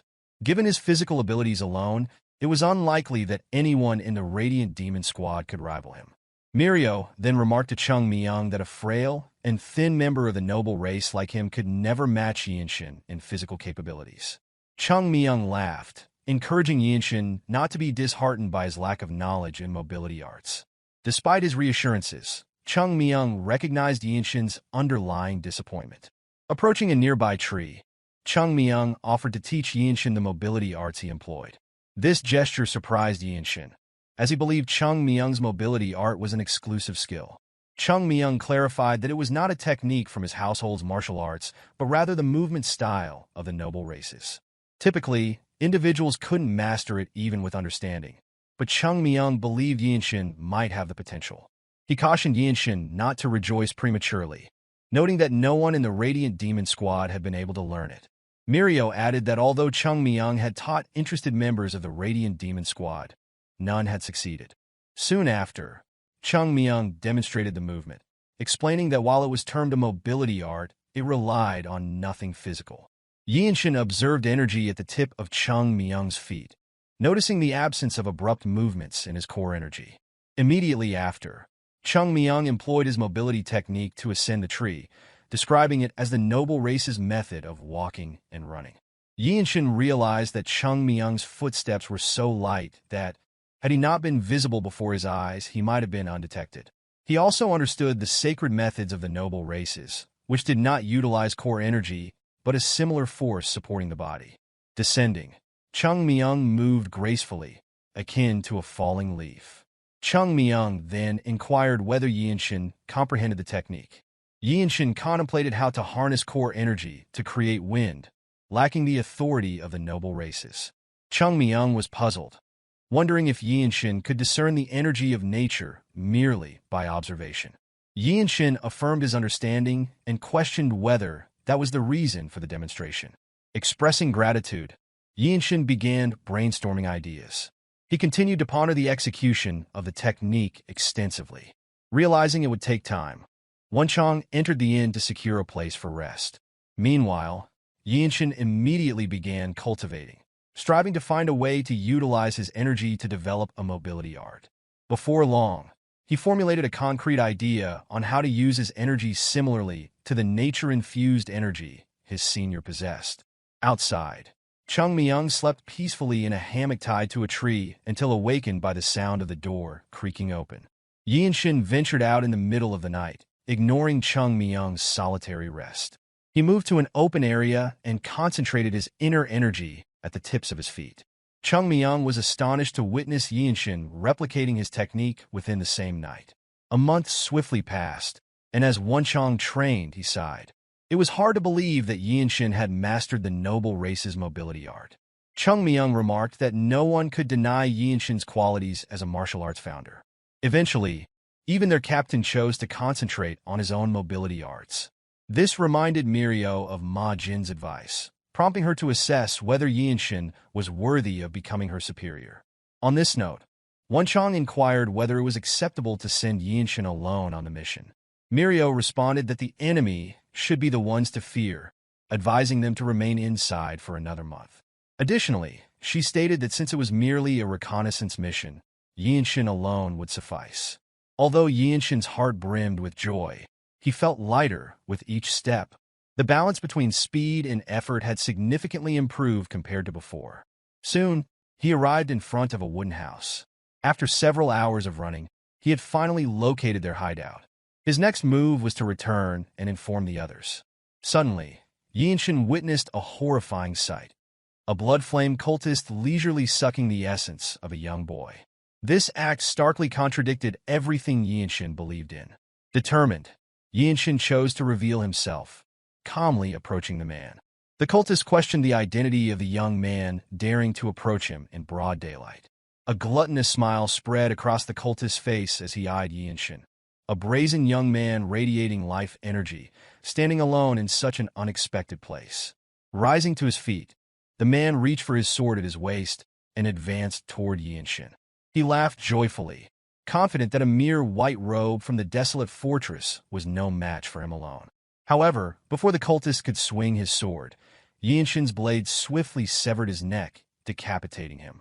As always, Yeonshin required only a fraction of a second to execute a decisive strike, ending a life instantly. He then looked at the child, feeling a sense of fate's cruelty, reminiscent of his own family's massacre and similar tragic fate. Yeonshin gathered his core energy into his sword and prepared to strike the wooden house before him. He vowed to bury the child after resolving the situation, refusing to allow any member of the demonic cult to survive. This resolve mirrored the teachings of Ma Jin. Channeling his core energy, Yeonshin visualized the attack path toward the wooden house. He then unleashed a magnificent sword aura attack, slashing the house in half.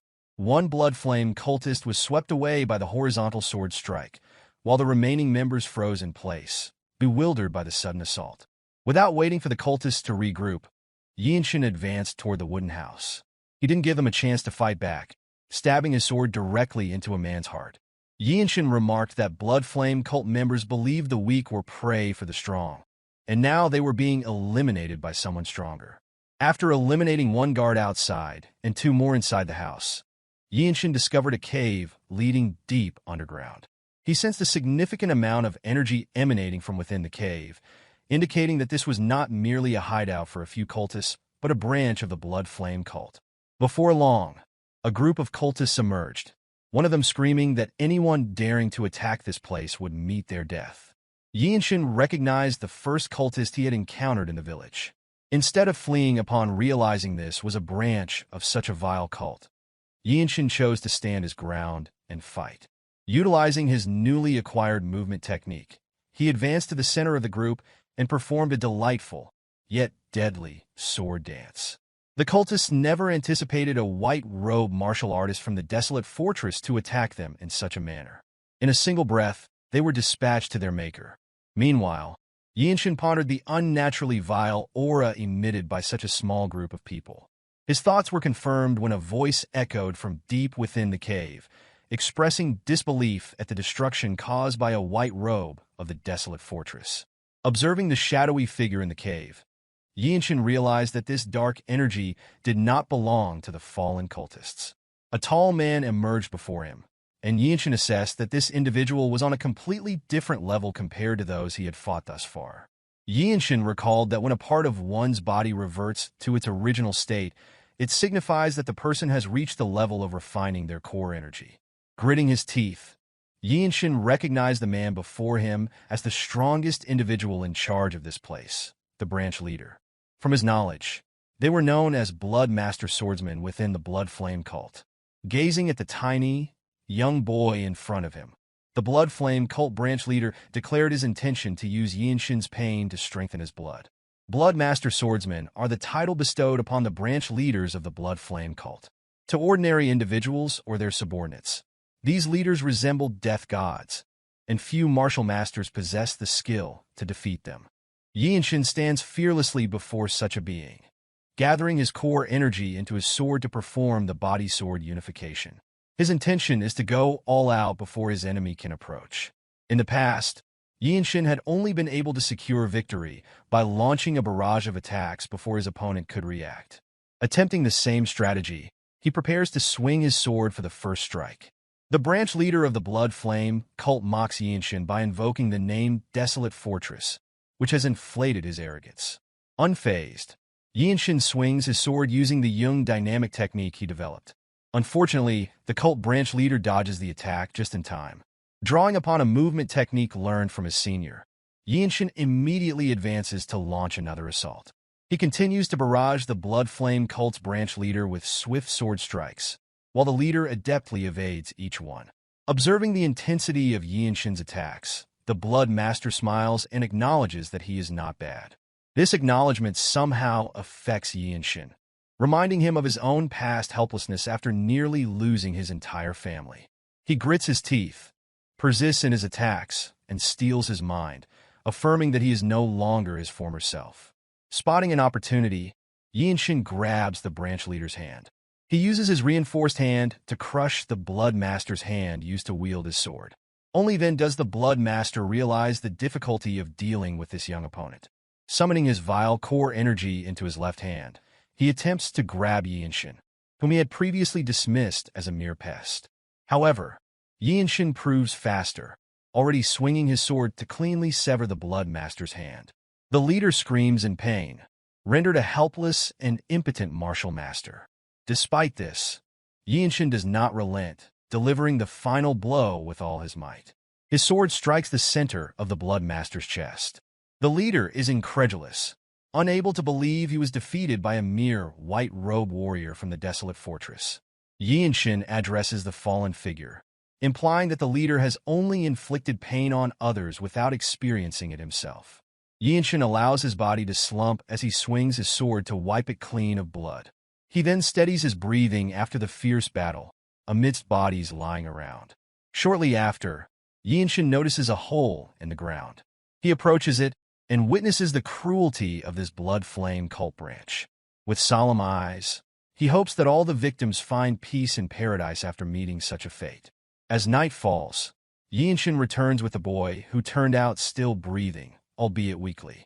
This sight surprises Wonchong, Mirio, and Chung Myung, who see Yeonshin bloodied and holding the boy in his arms.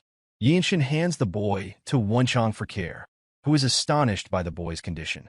Mirio inquires whether Yeonshin had fought someone, asking what happened and if Yeonshin is all right despite the blood on him. Yeonshin simply states that the blood is not his own. He claims to be fine and reveals that he discovered a place that appeared to be a branch of the Blood Flame cult. Mirio breathed a sigh of relief upon learning that her junior was safe, only to be taken aback by the revelation that he had discovered something so perilous. She screamed in shock, questioning whether it was truly the Blood Flame cult branch. Yeonshin explained that there were 8 red-haired Blood Flame cultists, including one who was causing trouble in Jinping County, and a particularly strong demonic cultist with red and black hair. Mirio stated that anyone with red and black hair must be a Blood Master Swordsman. Consequently, Yeonshin must have found their branch. She couldn't believe that a Blood Flame cult branch had taken root and was exploiting the local population. Without uttering a word, Chung Myung took his sword and placed it at his waist. He declared that regardless of the mission's nature, the Blood Flame cult was a target of the Desolate Fortress that needed to be eradicated, and informed the others that they would now raid their branch. Praising Yeonshin for his remarkable achievement, he advised him to rest and walked away. Myohwa concurred with his remarks, deciding to accompany Chung Myung in dismantling the branch. Before departing, Yeonshin insisted that their presence was unnecessary, suggesting that they should enlist government troops instead and focus on aiding the victims. Wonchong struggled to grasp Yeonshin's statement, prompting Myohwa to inquire whether Yeonshin had already defeated all of them, including the Bloodmaster Swordsman. Yeonshin casually claimed that he had already killed them all. Chung Myung found it hard to believe that Yeonshin had single-handedly destroyed a Blood Flame cult branch. In response, Yeonshin revealed that the mobility arts taught by his senior had significantly aided him. This revelation left Chung Myung speechless, as it was unheard of for a new white robe martial artist to contend with a Bloodmaster Swordsman. Myohwa then explained that the Bloodmaster Swordsman possessed a peculiar regeneration ability, making it extremely dangerous to confront him alone. She wanted to know how the battle had unfolded. She detailed that some had driven them to the brink of death, but were ultimately stabbed in the backs and killed because they were unaware of the regeneration ability. Yeonshin presented the head of the supposed Bloodmaster Swordsman with red and black hair, pondering whether he had ever utilized the regeneration ability. He felt an urge to decapitate the branch leader after witnessing the mountain of corpses he had caused. Although Yeonshin still wondered about the regeneration ability's danger, Chung Myung assured him of its existence and stated that the fight was over. Upon returning to the Desolate Fortress, the two blue robe warriors reported everything to Ma Jin. He expressed surprise that a Blood Flame Master Swordsman had been involved in what he had anticipated to be a simple mission. He mused that this situation might actually be advantageous, as it allowed them to witness the true capabilities of the white robes on the mission. Ma Jin then inquired about the lightning genius's behavior in life-and-death situations. Myohwa doubted the accuracy of what had transpired, while Chung Myung was puzzled by the question. Ma Jin clarified that if a Blood Master Swordsman had been present, their forces must have been at least at the branch level, indicating a very dangerous scenario for the white robes. He surmised that they assaulted the branch by bringing the two white robes and destroying it. In the end, Myohwa admitted that they hadn't actually witnessed anything firsthand. She revealed that Yeonshin had embarked on the reconnaissance mission alone and had annihilated the entire Blood Flame cult branch by himself. Ma Jin sought clarification, confirming that Yeonshin had gone alone and killed all the Blood Flame cult members, including the Bloodmaster Swordsman. Ma Jin felt a surge of shock when Chung Myung simply affirmed his statement. Meanwhile, Yeonshin remained deep in thought as usual, while Wonchong expressed disbelief at how he had become attached to the place and how pleasant it was to return. Wonchong then inquired if Yeonshin sensed an electric atmosphere upon their return. Yeonshin concurred, likening it to the ambience of a festival. Wonchong, known for his penchant for gossip, revealed that the former Divine Sword Group captain had returned to vie for the position of Elder Council leader. Accompanying him was a boy, reportedly an adopted son of the renowned Desolate Male clan, rumored to be exceptionally talented. Yeonshin was aware that the Desolate Male clan was his mother's lineage, yet they had never visited Hyea County before, not even during his mother's wedding. After Yeonshin's birth, they had not reached out once. Yeonshin smiled, considering such stories typical of village tales, as if his mother's family had severed all ties after she married into a household they deemed lower in status. The next morning, Yeonshin reported to his squad captain as summoned. Ma Jin examined Yeonshin intently from head to toe, noticing the remarkable transformation after his mission, evident in the change in Yeonshin's energy. The thought that Yeonshin had single-handedly destroyed an entire Blood Flame cult branch was impressive and not mere luck, Ma Jin mused. He then stood up, instructing Yeonshin to follow him, mentioning that the Fortress Master had requested a joint meeting. Yeonshin pondered why the Desolate Fortress Master, holding such a position, would seek a meeting with them. As he followed his captain, Yeonshin inquired if there had ever been instances where she requested meetings with White Robe Warrior after their enlistment. Ma Jin responded sternly that it had never happened. As they walked, people not only showed respect to the Black Robe Squad captain, but also to Yeonshin, known as the Lightning Genius. Murmurs spread as onlookers recognized Yeonshin not only for his reputation in the Radiant Demon Squad, but also as the one who had killed a Blood Master swordsman while wearing a white robe, a fact that seemed hard to believe given Yeonshin's youthful appearance. Ma Jin explained that it was natural for others to pay attention to Yeonshin. His ability to destroy a blood flame cult branch alone marked him as a martial master within the Desolate Fortress.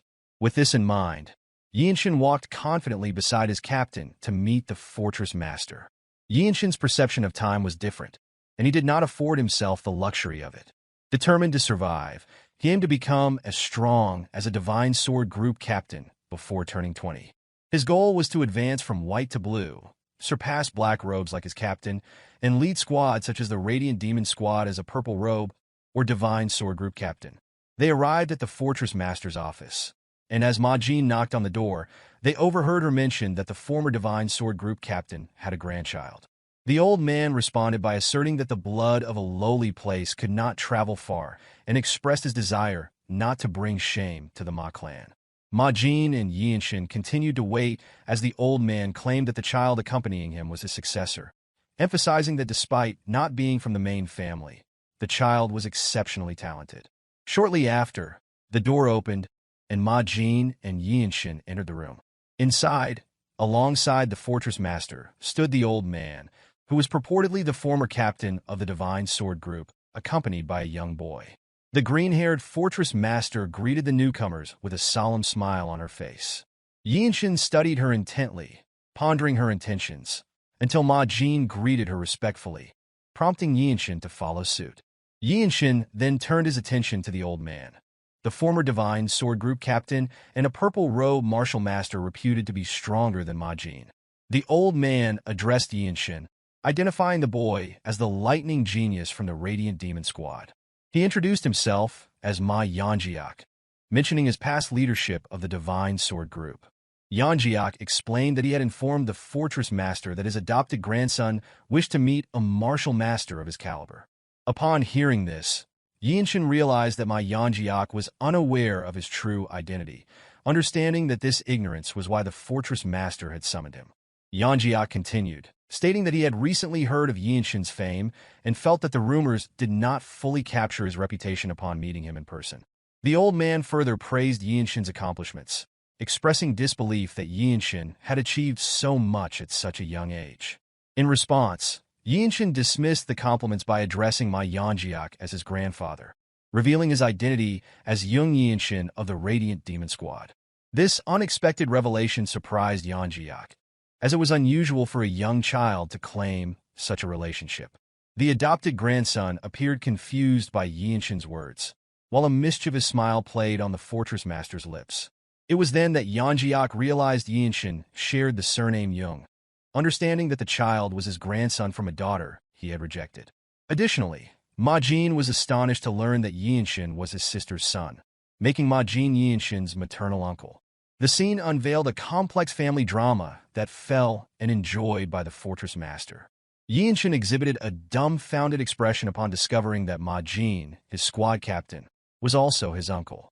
Realizing the gravity of this revelation, Yeonshin offered an apology, explaining his uncertainty regarding the clan relations on his mother's side. He further mentioned that even members of his father's now-destroyed clan had largely given up on him. This confession led to another surprise in the room, the revelation that the Yeong Manor had been destroyed.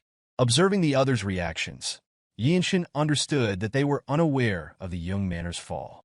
Yeonjiak felt a surge of pity for Yeonshin and requested permission from the fortress master to speak with him privately.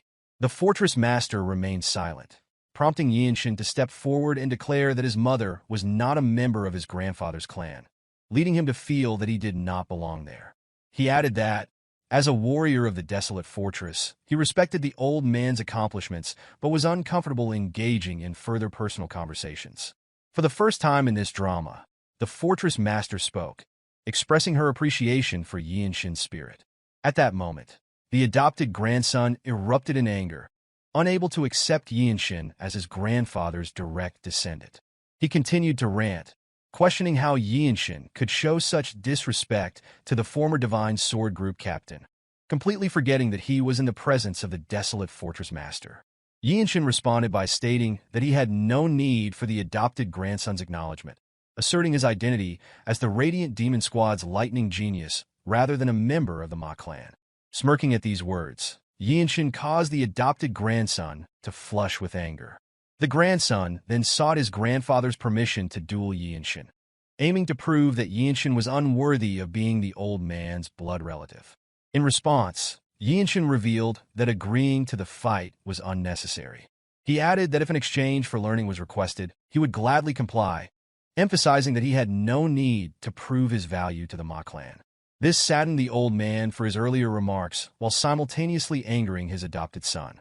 Yeonshin noticed the iron gauntlet on his waist, realizing that the kid had mastered the Ma clan's Fist of Palm strikes. The Fortress Master then explained that Yeonjiak was an old-time friend who had journeyed with her for a long time, and the Lightning Genius was a promising subordinate. She expressed that any conflict between them would place her in a difficult position, so she preferred the matter be settled between martial artists, advising them to bet on what they desired from each other. Turning to Yeonshin, she acknowledged that the duel offered no benefit to him. Thus, as a friend to Yeonjiak, she declared that regardless of the duel's outcome, she would grant Yeonshin one request. Yeonshin responded cryptically, leading the Fortress Master to explain that granting the fruit of the Tree of Life was not possible at the moment. She added that even if Yeonjiak made such a request, it would yield the same result since he had already received a different reward for his contributions as the Divine Sword Group captain. Instead, she offered to teach Yeonshin one of her vital energy techniques. This offer intrigued Yeonshin and surprised the two martial masters present. The opportunity to learn from the Fortress Master, renowned as the strongest in the world, was significant. Observing the other kid, Yeonshin saw his excitement to learn martial arts rather than follow his grandfather's will if he won. Yeonshin was unwillingly accept the duel, disliking the idea that his mother's clan would endorse such a successor. Shortly after, they assembled in the arena exclusively designated for the Fortress Master to engage in battle. The Fortress Master informed them that the arena was theirs alone and they could do as they wished. Yeonshin maintained his usual aloof expression, appearing calm and confident as the kid prepared for the fight, his hand crackling and the iron gauntlet on his arm. Observing his grandfather and uncle, Yeonshin concluded that the Radiant Demon Squad was sufficient for him at the moment, eliminating the need for the Ma clan. Taking a deep breath to assess his opponent's potential benefits, Yeonshin raised his hand and twitched his finger, provoking the kid to continue, which further angered the child. The kid dashed forward, ready to unleash a powerful punch on Yeonshin. Yeonshin easily pushed the punch away, cleanly dodging the strike. Noticing the kid's superior energy, Yeonshin speculated that the child had consumed potent elixirs. Preparing to counter the next attack, Yeonshin activated his Yeong dynamic technique. The kid launched a barrage of punches, but Yeonshin either took a half step aside or deflected them to neutralize the assault. The kid's attacks varied between seemingly punching air and feeling as though striking a solid stone wall, causing him to wonder why Yeonshin hadn't drawn his sword. Yeonshin replied that the kid's fist strike techniques were sufficiently impressive. As the kid's anger intensified, he mustered more core energy and, releasing all his held-back power, charged again.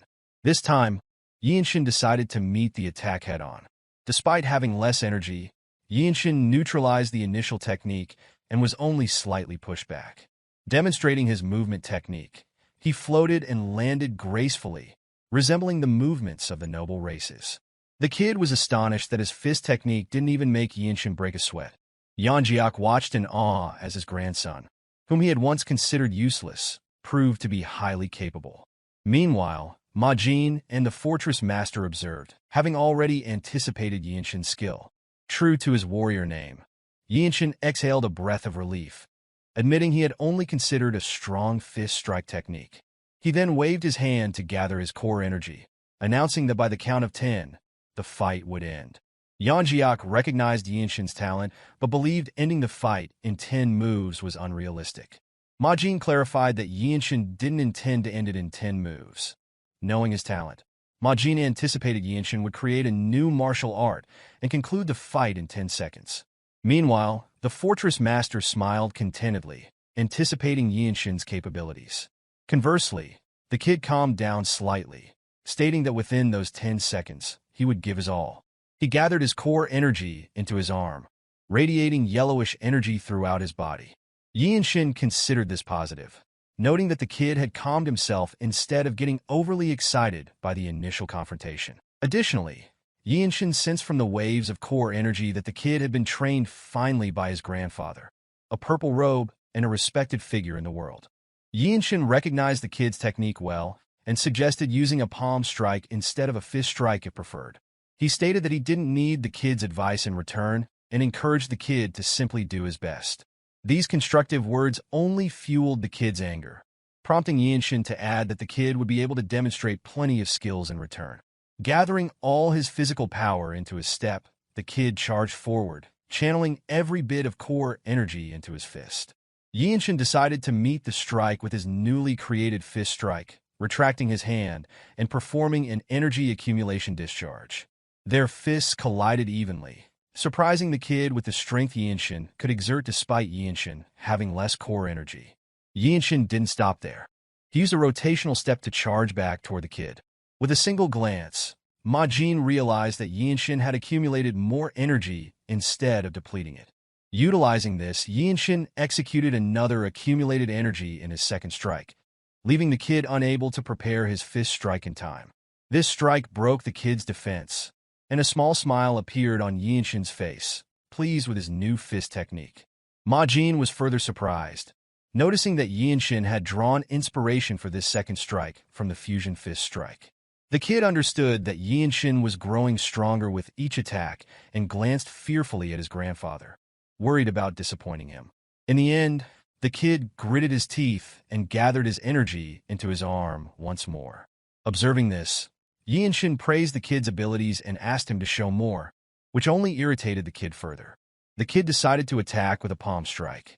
Meeting the attack, Yeonshin employed his accumulated energy for a third strike, completely destroying the kid's palm technique and pushing him away. Not stopping there, Yeonshin used the palm strike he had observed moments before in a fourth move. A mischievous smirk appeared on his face as he turned the kid's own technique against him. The kid couldn't believe he was about to lose to someone like Yeonshin as Yeonshin performed his fourth strike. Yeonjiak was astonished at how the fight concluded within 10 seconds. The kid coughed and couldn't move after taking the strike to his chest. Yeonshin looked at him with indifferent eyes, now recognizing the truth firsthand. The lightning genius possessed real skills and talents to back his claims. Comparable to someone with a 300 IQ, Yeonshin had created, deciphered, and performed a martial art within a few moves they fought. Majin was amazed to witness a fist art that grew stronger the longer the fight lasted, while Yeonjiak struggled to believe that his supposedly useless grandson had truly developed a new martial art so quickly. Meanwhile, Yeonshin was calmly normalizing his breathing, feeling proud of himself for creating a martial art worthy of being called a famed ultimate technique. Shortly after, the fortress master praised Yeonshin for the good fight and expressed her pleasure in seeing someone create a martial art. Yeonshin humbly admitted that he was embarrassed and hoped he hadn't wasted her time. She then inquired about the name of his new technique.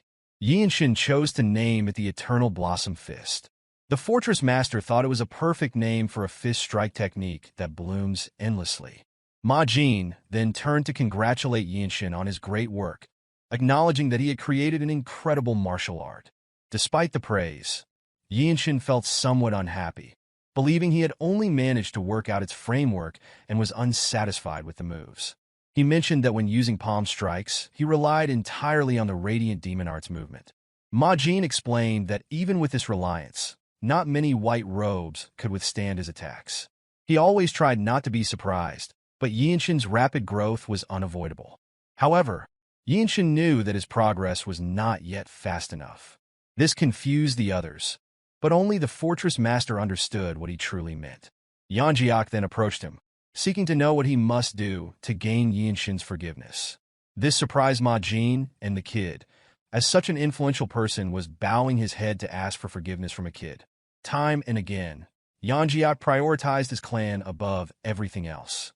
At this moment, the purple robe martial master, known as the Absolute Being, lowered his head in reverence toward Yeonshin. His mere presence dictated life and death for most, earning him the status of a godlike figure. Yet, this display evoked a sense of irritation in Yeonshin. Eventually, Yeonshin expressed that seeing his grandfather in such a state was a heavy burden. He remarked that the past could not be undone and that the maternal side of his family felt like strangers to him. To Yeonshin, the Radiant Demon Squad was his true family. Yeonjiak, determined to win his grandson over, proposed building bonds over time. However, Yeonshin declared that he lacked time for anything beyond improving his martial arts. He then asserted that he had won the duel his grandson had recklessly initiated and demanded respect as a martial artist. The fortress master, noticing Yeonshin's predicament, intervened and suggested settling the matter. She offered to teach Yeonshin any martial arts he needed when the time came and allowed him to make a single request of the Ma family. Yeonshin, already prepared, planned to deliver his request through Ma Jin, his captain, at the appropriate moment. Ma Jin found himself irritated by this, as the boy seemed to reduce him to the role of a messenger. Once the matter was resolved, Yeonshin and Ma Jin returned to their barracks. On the way down the stairs, Ma Jin mentioned an upcoming mission that could benefit Yeonshin. A few days later, Ma Jin led a group of Radiant Squad members, including Yeonshin, Wonchong, Mirio, and Chung Myung, to Xian County. Yeonshin recalled Ma Jin's words about the mission, which involved recovering the Plum Blossom Pill, an elixir treasured by the Myohwa sect. The sect had lost it, prompting a widespread search among various martial artists and groups. Their role was to assist the Myohwa sect in this endeavor while minimizing casualties. Yeonshin remarked that the conflict presented an opportunity to test his sword skills in real combat. Ma Jin explained that the mission would allow Yeonshin to face renowned martial artists, offering unparalleled growth through battle compared to mere solo training. As they journeyed, Wonchong complained about the requirement to remain out of uniform, a necessity to conceal their affiliation with the Desolate Fortress. Amused by Wonchang's antics, Ma Jin led the group onward. Eventually, they encountered martial artists from the Myohwa sect. Sage Cheonju, leader of the Plum Blossom Swordsman and one of the top martial masters, greeted them. Yeonshin immediately recognized the name, recalling his status. To match this rank, Ma Jin, a black robe martial artist, had taken charge of their group. Cheonju, in turn, recognized Mirio as the Zen Demon Sword and Chung Myung as the Azure Eye Sword Demon. He knew who they were and felt no need for introductions, having already fought alongside them before. The revelation that Chung Myung's warrior name was Sword Demon intrigued Yeonshin. Among the Myohwa sect's group, he noticed a particular young man. As Yeonshin surveyed the assembly, Cheonju suddenly approached and looked down upon him. Cheonju perceived the Desolate Fortress is serious about the mission for bringing a disciple. Yeonshin deduced that Cheonju must believe he was not a white robe martial artist, but rather the leader's disciple, based on his attire and his young appearance. Ma Jin attempted to explain, mentioning that Yeonshin was literally only 15 years old as a white robe, but he was cut off mid-sentence when Cheonju recognized Yeonshin's extraordinariness. Cheonju then suggested a friendly duel with the disciple of the Myohwa sect leader. A small smile appeared on Ma Jin's face as he realized Cheonju was attempting to assert the Myohwa sect's superiority over the Desolate Fortress. Since they were to travel as a party, it would be awkward for key members to fight each other. Thus, they preferred to use the future generation of their respective groups to determine the hierarchy. Ma Jin turned to Yeonshin for his response, but Yeonshin simply tapped the sword hanging at his waist, signaling his readiness to step forward. A sly smile crossed Ma Jin's face, anticipating an interesting encounter. The young man who was supposed to be Yeonshin's opponent grumbled about his master forcing him into the situation, believing that 5 moves would suffice. Cheonju reprimanded him briefly, explaining that he would learn something here and urging him to give his all. The young man dismissed the Radiant Demon Squad's martial arts, expressing doubt about what he could learn. Meanwhile, Yeonshin kept his mind open, pondering the depth of the Myohwa sect's martial arts. He then remarked that the young man only needed 5 moves, prompting an apology from him, who claimed he did not intend to offend. Yu Hyun from the Myohwa sect introduced himself, explaining that his rigorous training had led him to unwittingly voice his thoughts aloud. Wonchong was aware of the rumor that Yu Hyun was the Myohwa sect leader's best disciple.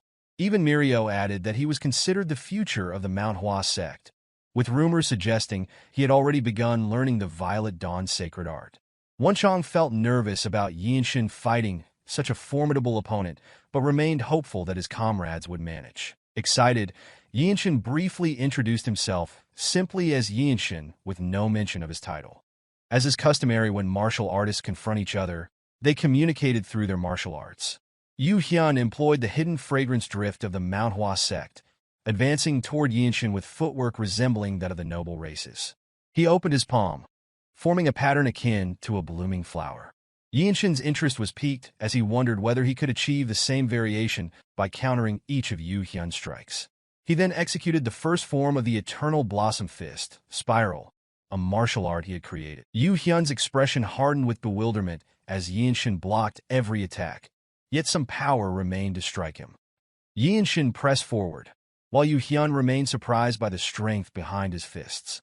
With excitement evident on his face, Yeonshin stepped his feet firmly into the ground and performed the second form, Advancing Thunder, a point-blank straight punch that produced a thunderous sound from a single strike aimed at his opponent. In the nick of time, Yu Hyun utilized the Falling Blossom technique to defend against such a powerful attack. Observing this, Yeonshin was inspired to create his third form. He proposed extending the fight slightly longer, smiling with the intention of lasting about 10 seconds.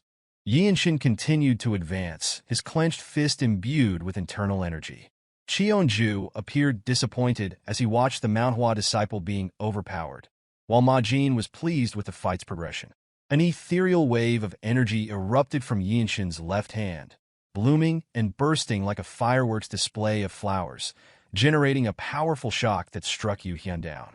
The force matched that of the second form, knocking Yu Hyun to the ground. The martial masters from the Myohwa sect were left confused. Should they be angered that their future was lost or pleased by the insight they had witnessed? Yeonshin felt satisfied with his performance of the move and decided to incorporate it as the third form of the Eternal Blossom Fist and named it the Blossoming Petal Fist. Silence enveloped the area as everyone pondered what had transpired. The future of such an ancient sect had been defeated by an unknown individual in just 3 moves. Realizing the potential embarrassment, Cheonju commanded his men to take Yu Hyun back. He then addressed Ma Jin, commenting that the Desolate Fortress had been raising a dragon and speculating on how much more they would cleanse Mirim in the future. Ma Jin responded that this was quite an exaggeration, explaining that the Desolate Fortress would not act unless ordinary people were harmed. Cheonju remarked that the convenient justification remained unchanged before turning his attention to Yeonshin. He praised Yeonshin, noting that he had witnessed some excellent martial arts today, resembling the Falling Blossom technique, though it was unlikely that the Myohwa sect's martial arts were connected to Yeonshin's. Cheonju admitted that he was unaware such martial arts existed, and even suggested that if Yeonshin ever left the Desolate Fortress, the Myohwa sect would welcome him. This surprised Ma Jin, who immediately told Cheonju to stop as he had crossed the line. Cheonju raised his hand to halt Ma Jin, admitting that his greed had overcome him, causing him to make a fool of himself. This was all because such remarkable talent was right before him. Despite this, Ma Jin was clearly irritated by Cheonju's words. Meanwhile, Mirio sent a sound transmission to Yeonshin, expressing that he was incredible and acknowledging that he was struggling. Yeonshin nodded slightly, as the third move he had performed had exhausted almost all of his internal energy. The Eternal Blossom Fist technique he had created delivered powerful attacks in every stance, but it also consumed a significant amount of internal energy. For the time being, he would have to use a sword in actual combat. After they hurriedly found a room at an inn, Chung Myung lazily instructed Yeonshin to open his middle dantian quickly, explaining that if his internal energy was insufficient, he would need to supplement his stamina. Yeonshin immediately sat and asked what that meant. Mirio joined in, explaining that the middle dantian had effects that even the upper dantian couldn't achieve, making his internal energy more solid. This was a new concept to Yeonshin, who had never learned such techniques in a sect. Mirio further explained that training the middle dantian improved efficiency, allowing martial artists to fight for extended periods without tiring. Masters who fought for days and nights without fatigue had trained their middle dantian, making the flow of internal energy more stable and enabling them to execute large techniques multiple times. Yeonshin glanced at his lazy senior, Chung Myung, who had fought with Namgung best swordsman, before turning to Myohwa and asking how he could open his middle dantian. She informed him that with prolonged training in the lower dantian, it would open naturally, specifically by focusing on his breathing and energy circulation in his upper body. Appearing determined, Yeonshin asked if there was a faster way, addressing Myohwa as sister. Myohwa's cold eyes softened slightly, and her cheeks blushed. For a moment, her lips stuttered after being called sister, but she quickly regained her composure, like the experienced master she was, while Yeonshin wondered if he had said something wrong. The inn was alive with noise, the mingling smells of roasted meats and spiced broths thick in the air. Every corner seemed occupied, making it difficult to spot an empty seat amidst the bustling crowd. Wonchong squinted, his sharp eyes scanning the room, though it wasn't the crowd that held his attention for long.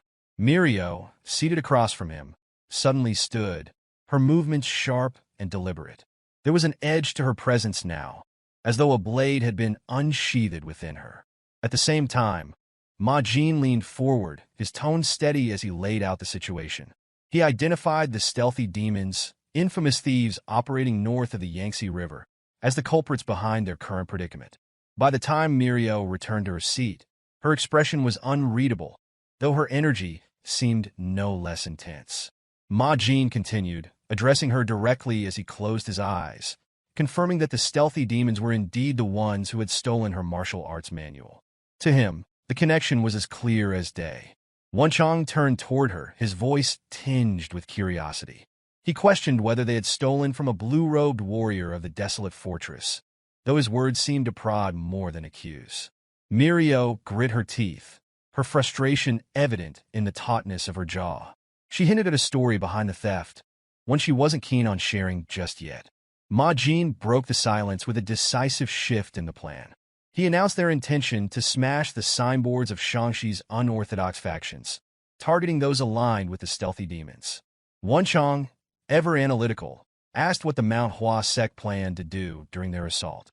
Ma Jin's response seemed to amuse him as he pieced together the strategy, realizing they would act as a distraction, drawing attention while the Myohwa sect infiltrated the targeted sects.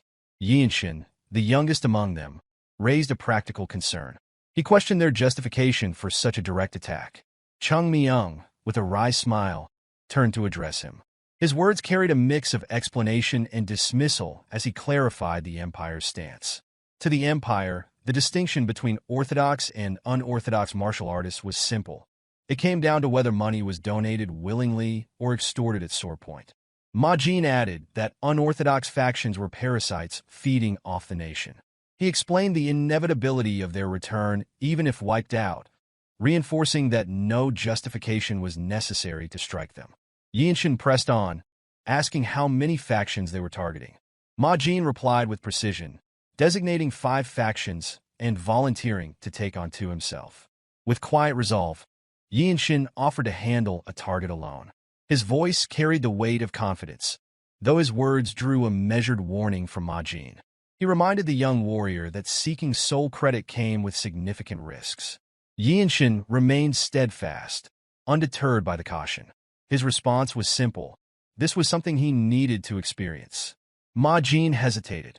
As Yeonshin's uncle, his instincts told him to intervene, but as the captain, he understood the importance of growth through trial. Closing his eyes briefly, he weighed the decision before finally agreeing. Putting his hand on the table, he outlined the allocation of their targets. Yeonshin was assigned the Mantis Sect in Lianhu County, Xi'an, a group known for their brutality, including the abduction of women. His gaze fixed on Yeonshin as he declared the mission. The young warrior was to wipe out the entire sect alone. The gravity of the task hung heavily in the air, though Yeonshin showed no sign of faltering under the weight of expectation. There was a certain image conjured when thinking of commoners who knew nothing of martial arts and lived simple, unremarkable lives. Mr. Jang, the escort accompanying Yeonshin, fit that image perfectly. His voice carried concern as he questioned the young martial artist. He urged Yeonshin to reconsider his decision, warning him about the Mantis sect's notoriety and their strength. Despite the concern, Yeonshin walked ahead without a word, his resolve unshaken. Mr. Jang, undeterred, pressed on. He described the Mantis sect's martial prowess, emphasizing that even a low-ranking member had once single-handedly wiped out the residents of Liangu Alley. Yeonshin paused briefly, his expression calm yet focused. There was no hesitation in his movements, only a desire for knowledge to better prepare for the mission. He inquired further about the sect, his voice steady, seeking any information that might aid him. Mr. Jeong explained that the Mantis sect had seized control of Liangu Street 3 years ago. Their crimes included abducting over a dozen people, using them as servants. He added that their atrocities were unchecked, with the local magistrate firmly in their pocket. As they walked, Yeonshin asked about their martial arts, curious to learn more. Mr. Jeong mentioned that the sect was known for using a variety of weapons, though few details about their skills were clear. Piecing together what he had learned, Yeonshin's thoughts sharpened. The Mantis sect had yet to fully develop a coherent martial system, but their members had acquired some level of skill. He questioned the state of those held captive and why the government had not intervened, only for Mr. Jeong to confirm that the magistrate's allegiance made outside help impossible. Arriving in Liangu County, Yeonshin observed the bustling streets. Although it was said to rival Hyea County, the area felt far more developed, straddling the line between a thriving city and a sprawling village. They entered a market street, but something unusual caught Yeonshin's attention. His gaze shifted toward an unsettling scene. Several women tied up as though they were criminals, their families weeping nearby, but too fearful to approach. 5 martial artists sat nearby, swords resting casually at their sides. Their careless demeanor contrasted sharply with the anguished cries of the families. Yeonshin approached deliberately, his voice cutting through the tense atmosphere as he questioned the scene before him. The sight of the great Ming dynasty's laws being so brazenly trampled sparked quiet anger within him. No response came from the men. Instead, one of them, a bald thug gripping a knife, smiled before hurling the blade through the air toward Yeonshin. It lacked any real power or skill, more a taunt than a threat. Without hesitation, Yeonshin caught the knife in his hand. With a single, fluid motion, he executed a delightful sword strike, releasing the blade with precision. The knife, propelled by the force of his attack, shot forward like a flash of light, piercing through the air. The bald thug dropped instantly, the blade embedded in his head, and he dropped lifeless as though nailed to the ground. The remaining 4, momentarily stunned, quickly rose, their gazes hardening as they drew their weapons. One mocked Yeonshin, questioning where such a young fighter had learned martial arts and ridiculing his dagger stance. Another advanced, commenting on Yeonshin's speed and skill, his sword drawn in challenge. Yeonshin remained silent, watching them calmly, as though their words weren't worth answering. Then, without fanfare, he drew his desolate sword. The polished white blade gleamed under the sunlight, its immaculate condition a testament to its care. When one of the men commented on the weapon, his tone shifted, filled with greed as he suggested offering it to their sect leader. The words had barely left his mouth when Yeonshin's blade moved. Its dazzling trajectory cut through the air, leaving a burst of blood in its wake. The man's head split cleanly, the blade continuing down through his torso before his lifeless body collapsed. The remaining men began to understand that this young swordsman was no ordinary martial artist. Before the 3 could even turn to face him, the path of the white sword blazed in swift arcs. Demon's Light, a technique of the swift sword, cut through the air with deadly precision. The sensation of 3 consecutive strikes traveled up Yeonshin's arm as his sword wave landed perfectly. Their bodies had no time to react. By the time they might have moved, their upper torsos were already severed cleanly from their lower halves. The lifeless forms collapsed to the ground, one after another. Yeonshin turned his focus to the bound women, his movements fluid and efficient as he cut through the ropes that held them captive. Gratitude filled the air as the freed women lowered themselves into deep bows. Families rushed forward, sobbing as they embraced their loved ones. Mothers, wives, and daughters finally returned to their arms. Yeonshin, however, found no satisfaction in the scene. His focus remained sharp as he turned to Mr. Jeong, his question cutting through the reunion. Mr. Jeong responded quickly, pointing toward the end of the road. The crowd, still reeling from the chaos, retreated into the shadows, ensuring they remained out of sight. Only Mr. Jeong stayed behind, silently following Yeonshin as they made their way to the Mantis sect. The entrance gate of the sect loomed ahead, its signboard boldly marking the territory. Without hesitation, Yeonshin stopped briefly in front of the gate, raising his leg and channeling inner energy through the Jeong dynamic technique. The power gathered in his strike surged, and with one explosive motion, he released it. The gate shattered instantly, fragments of wood and metal scattering across the ground. Stepping through the destruction, Yeonshin entered the training hall. Around 30 martial artists stood in formation, weapons drawn, their gazes fixed on the intruder who had already taken down 5 of their own. Yeonshin's expression remained calm, indifferent to the sight before him. Observing their readiness, he noted how quickly the news of his arrival must have traveled. The speed of their organization spoke volumes, though it did little to faze him. With his sword drawn, Yeonshin stepped into the center of the yard. He was surrounded by martial artists who remained motionless, their gazes locked onto him with murderous intent, as though biding their time to strike. Tales often spoke of unrivaled supreme masters who could vanquish armies single-handedly. A middle-aged man standing alone on the stairs leading to the main yard frowned deeply, seemingly incredulous. The young intruder had supposedly killed their disciples, a claim that hung heavy in the air.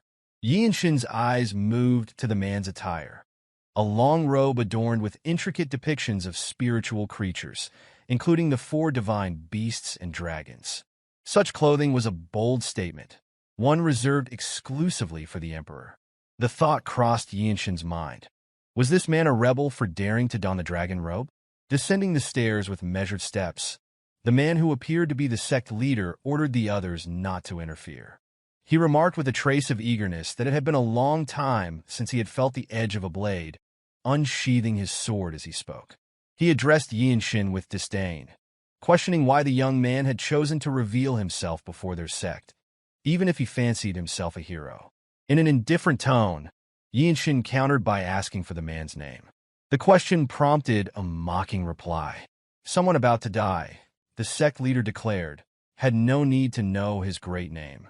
Yeonshin, maintaining his composure, explained that he needed the name of the sect leader to claim credit for his merit. As he spoke in a low voice, he began channeling energy with the Jeong dynamic technique throughout his muscles. At that moment, he merged his essence with the Desolate Sword, his true energy heightening his awareness, and felt the sect leader's sword intent. The praying Mantis sect leader charged, wielding his sword with a ferocity that rode the wind. Yeonshin observed intently, recognizing the swift sword movement the man employed, an advanced technique Yeonshin himself had mastered. Having created a fist technique that properly handled force, the path of the sword was clearly visible in Yeonshin's eyes. He silently wondered if his own growth had brought this clarity. Recalling the way Chung Myung had deflected his sword strike during training, Yeonshin unsheathed his weapon, swinging upward to intercept the sect leader's attack. The motion appeared serene, but it carried the layered power of the energy accumulation discharge technique. The force of repelling the strike felt vivid, and the sect leader's expression shifted to one of perplexity. Realizing the youth before him was no ordinary opponent, the sect leader barked an order to his disciples. The surrounding members of the praying Mantis sect surged forward, weapons aimed at the seemingly fragile young man. Yeonshin held his ground, watching as blades descended from all directions. The sharpness of their attacks cut through the air, awakening every fiber of his being. For the first time, he faced such an overwhelming number of weapons simultaneously. The first strike reached him, but he sidestepped with a half-step, evading the blow before launching a counterstrike with his sword. Another attack followed, and Yeonshin raised his blade to defend. One strike after another came his way, the sheer volume of attacks demanding his full attention. The onslaught was relentless, a cascade of strikes forcing him to move fluidly between defense and counterattack. Each enemy that came within reach met the edge of his blade. The chaotic lines formed by the flurry of blades became visible in Yeonshin's mind. Paths carved through the melee emerged with clarity, guiding his movements. His body, attuned to the wind, danced between the strikes, each motion calculated. With the Desolate Sword in hand, he struck through gaps in the assault, weaving through the chaos to deliver fatal blows. The layered energy of the attacker's weapons refined Yeonshin's swift sword technique, which now merged seamlessly with his desolate sword. His strikes, precise and devastating, followed trajectories only he could perceive. His sword danced brilliantly, his blade leaving death in its wake. Before long, Yeonshin found himself standing before the sect leader once more. Yeonshin observed the man standing before him, with the lifeless bodies of the disciples he had slain scattered behind him. The sect leader muttered in surprise, questioning the situation. According to the teachings of his seniors, one must take the initiative in a group battle. Yeonshin reflected internally. True energy surged through his body like wildfire, racing through the 3 main meridians in an instant. His sword-wielding hand tightened, channeling his force as though it were a fist. The power of the eternal blossom fist gathered in his arm, culminating in the execution of its second form, the advancing thunder. Though armed with a sword, Yeonshin infused his strikes with the essence of the fist technique. Mastering the rhythm of the desolate sword wave, he moved with precision. A fierce wind accompanied his charge, closing the distance between him and the sect leader in mere moments. The man's face, etched with surprise, loomed closer in Yeonshin's sight. With swift resolve, Yeonshin struck downward, his blade aimed for the sect leader's head. Before the sect leader could utter a word, a pure flash of sword light cut through the air. The merciless strike sent a shuddering sensation reverberating through the battlefield. When the dust settled, the lifeless body of the Mantis sect leader lay silent. The overwhelming force of Yeonshin's strike had left unmistakable evidence of its power. The heavy scent of blood rising in the air made the surreal scene all too real. Declaring his resolve, Yeonshin proclaimed his intent to destroy the signboard of the praying Mantis sect. He turned his gaze toward the remaining disciples, who stared in disbelief. One disciple murmured a question, his voice trembling. Another exclaimed in sheer disbelief, calling out in desperation. Amid the chaos, a disciple clad in a purple robe screamed, his voice ringing with urgency, "Which is to summon the blood sword?" Yeonshin paused, contemplating the mention of the blood sword. He inquired calmly, yet firmly, whether they were referring to the Blood Master Swordsman and if the Blood Flame cult was supporting them. The 2 disciples halted, surprised by his question. In the next instant, Yeonshin grabbed one of the disciples by the neck, his strength enhanced by the Jung dynamic technique. Forcing the man to his knees, he commanded him to speak. The disciple stammered, admitting that the Blood Master Swordsman was resting in the annex nearby. Yeonshin considered the situation. If it was truly the Blood Master Swordsman, there was no way such a formidable figure would fail to sense the intensity of this battle. A sudden attack disrupted his thoughts. A sword imbued with core energy hurtled toward him silently, slicing through the air without warning. Yeonshin's desolate sword, strengthened by layers of true energy coursing through his right arm, intercepted the strike with a resonant clang. The vibrations spreading through his hand were sharper and more intense than anything encountered thus far in the praying Mantis sect. A figure leaped past Yeonshin, retrieving the fallen weapon.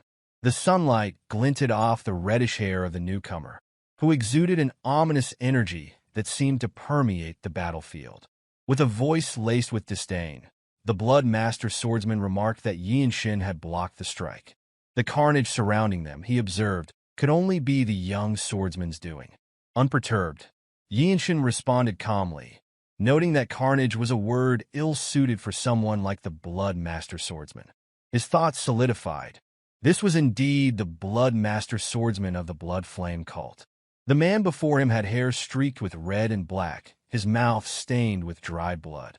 Wielding an iron sword that radiated ominous energy, the Blood Master Swordsman exuded a malevolence that filled the air, setting the stage for an inevitable clash. Ma Jin's earlier remark surfaced unbidden in Yeonshin's mind, a memory from a conversation about Yeonshin's recent feats. Ma Jin had joked that slaying 5 Bloodsword Masters would earn recognition as a blue warrior, regardless of age. The humor in his tone had been evident, given how rare it was to encounter the Blood Flame sect, let alone defeat its members. Yeonshin's thoughts lingered only briefly before he muttered a single word to himself. Lucky.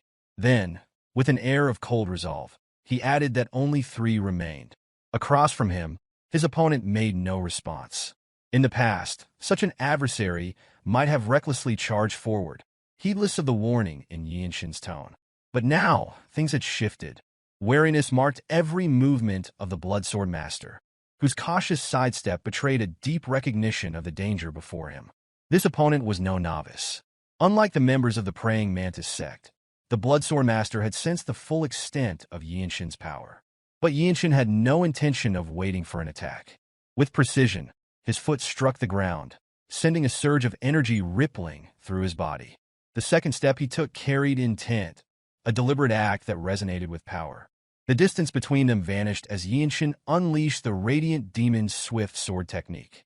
The blade carved a sharp trajectory through the air, colliding with his opponent's weapon. The impact echoed as steel clashed with steel, the force of Yeonshin's strike driving his foe backward. Though the enemy had managed to block the attack, the momentum had shifted unmistakably in Yeonshin's favor. This fight needed to end quickly. The Swordsmaster was formidable, but prolonging the battle in the heart of the praying Mantis sect would diminish Yeonshin's chances of survival. His piercing sky-blue eyes swept over the swordsman's form, analyzing every subtle movement with a clarity honed by countless battles. As his opponent retreated, Yeonshin sensed the gathering energy in the man's left hand, an unmistakable sign of an impending counterstrike. The opening revealed itself. Instinct guided Yeonshin's body, bypassing thought as he acted. Energy coiled around the desolate sword, channeling the spiral force of the eternal blossom fist into his next strike. The combination of precision and speed compressed the space between them as Yeonshin surged forward. The strike was swift and efficient. Blood sprayed faintly into the air, carried by a gentle breeze. The Swordsmaster staggered, a choke sound escaping his lips as shock and disbelief etched themselves onto his face. Yeonshin felt the anguish and lingering resentment in the vibrations that ran along his blade. Even as the Swordsmaster's lips began to move, forming what would have been his final words, Yeonshin did not falter. There was no time for parting sentiments. With a sharp twist of the embedded blade, he ended it. The lifeless body crumpled to the ground, silent and unceremonious, like a flame snuffed out by the wind. He addressed the remaining members of the praying Mantis sect, his voice low and steady. Don't flee. The words froze them in place. Though devoid of overt menace, the authority in his tone was undeniable. None dared defy it. As Yeonshin prepared to depart, the weight of the sack strapped to his back was a reminder of his completed task. The villagers gathered around as he prepared to leave. Among them, Mr. Jang, his face streaked with tears, approached to express his gratitude. His voice trembled as he thanked Yeonshin for giving his daughter peace and lifting the burden of his resentment. Yeonshin's voice was barely above a murmur as he replied, a trace of frustration in his tone. Xian should belong to Jeong. Mr. Jang stirred at the statement, his grief-stricken face showing a flicker of awareness. He replied hesitantly, mentioning the ongoing conflict between the Jeong sect and the Tyrant Sword sect. The words unsettled Yeonshin. Jeong at war with the Tyrant Sword sect? The notion was unfamiliar, and it raised unsettling questions. Fragments of memory surfaced. Visions of his family's annihilation and the enigmatic presence of the Tyrant Sword sect leader. The timing of these events, and the Jeong sect's involvement, had always felt unnatural. As he processed the implications, his thoughts drifted to his niece, little Hyea, and to his second brother, Yeongsan. He clung to the hope that they were safe for now. Yeonshin resolved that he needed to go to Jeong. The decision aligned with Ma Jin's expected approval. Within the chaotic martial world dominated by the 13 heavens, Desolate Fortress's intervention would inevitably target these supreme forces of evil. The beheading of Tyrant Sword sect masters was not just a reprisal, but a means of securing noteworthy achievements. As he reached the summit, Yeonshin abruptly halted. A question lingered in the air as he turned toward the rustling bushes nearby. Had there been any sign of stealthy demon? His voice carried the weight of authority, prompting 2 figures to emerge from the shadows. The first was a swordsman radiating an intense and sharp aura. The second was a young Taoist with an extraordinary presence. They were Cheonju, the Sword Saint of Myohwa, and Yeonshi, a direct disciple of Myohwa's sect leader. Approaching with measured steps, they addressed Yeonshin. Cheonju acknowledged that the praying Mantis sect was likely not involved. Having witnessed the devastation of an entire sect, his demeanor now carried a distinct reverence. He no longer saw Yeonshin as a promising peer, but as a true martial artist of Desolate Fortress. Yeonshin responded with a calm nod, expressing mild disappointment at the lack of new leads. Cheonju then praised Yeonshin's martial prowess, likening him to the future leader of Radiant Demon Squad or even the Divine Sword Group leader. His admiration seemed genuine, while Yeonshi, with a thoughtful gaze, interjected that this encounter marked his first defeat. He elaborated that sparring with Yeonshin had been an unparalleled experience. Among his peers, none had posed such a challenge. When Yeonshin inquired about the lack of similarly skilled disciples within Myohwa, Yeonshi admitted there were none of his age within the sect leader's lineage. His suggestion of forming a friendship was met with a curt, yet not entirely dismissive reply. Yeonshin had no intention of visiting Myohwa, but left the door open for Yeonshi to seek him out, on the condition that he performed new martial techniques each time. Flustered but encouraged, Yeonshi brightened at this prospect. Upon arriving at the inn where they had first stayed, their camaraderie reached a temporary pause. Yeonshin ascended to Ma Jin's room, where he was greeted with an astute observation. Chung Myung noted the subtle changes in Yeonshin's energy, while Mirio immediately instructed him to apply some medicine to treat the lingering injuries. Ma Jin's voice pierced the tense air, edged with curiosity and a growing sense of unease. He questioned the progress of the mission. Without a word, Yeonshin loosened the ties and let its contents spill onto the table. Gasps rippled through the gathered, their faces filled with shock. Lying before them was the severed head of the Blood Swordsmaster, accompanied by the shattered remnants of the praying Mantis Sect's signboard. This was no mere stroke of luck. The incident in Jinping County had not been an isolated fluke. He reached out to Yeonshin, ruffling the boy's hair in a rare gesture of approval. Ma Jin muttered. The mention of involvement from the Blood Flame sect tightened his expression, the scars on his face seeming to deepen as tension gripped him.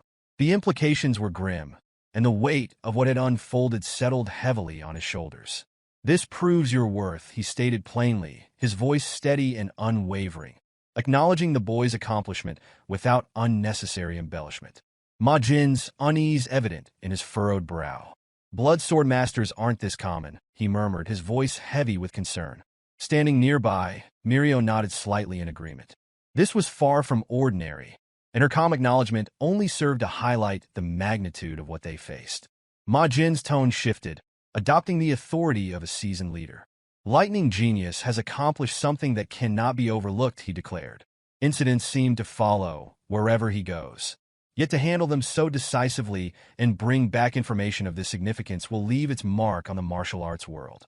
The Desolate Fortress will have no choice but to respond to this. Breaking the silence that followed, Yeonshin stepped forward, his voice steady and resolute, belying the tension surrounding him. There is something he needs to report, he announced, his tone firm, without a hint of hesitation. After a pause, he continued, his gaze unwavering and his expression unflinching. He wants to go to Jeonnan's sect.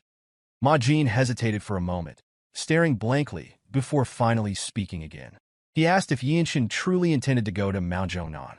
Yeonshin, with a firm tone, expressed concern for his niece's well-being, prompting Ma Jin's expression to stiffen awkwardly. Ma Jin acknowledged the situation, explaining that they had only just received the news themselves. Mirio interjected, raising her eyes slightly as if troubled. She cautioned that Mount Jeonnan was now an incredibly dangerous place. The Tyrant Sword sect, she explained, differed significantly from the Blood Flame sect. While they couldn't simply be labeled as evil, their approach to martial arts was extreme, an unsettling blend of orthodox techniques and sinister practices. They were obsessed with strength, unable to recognize moderation.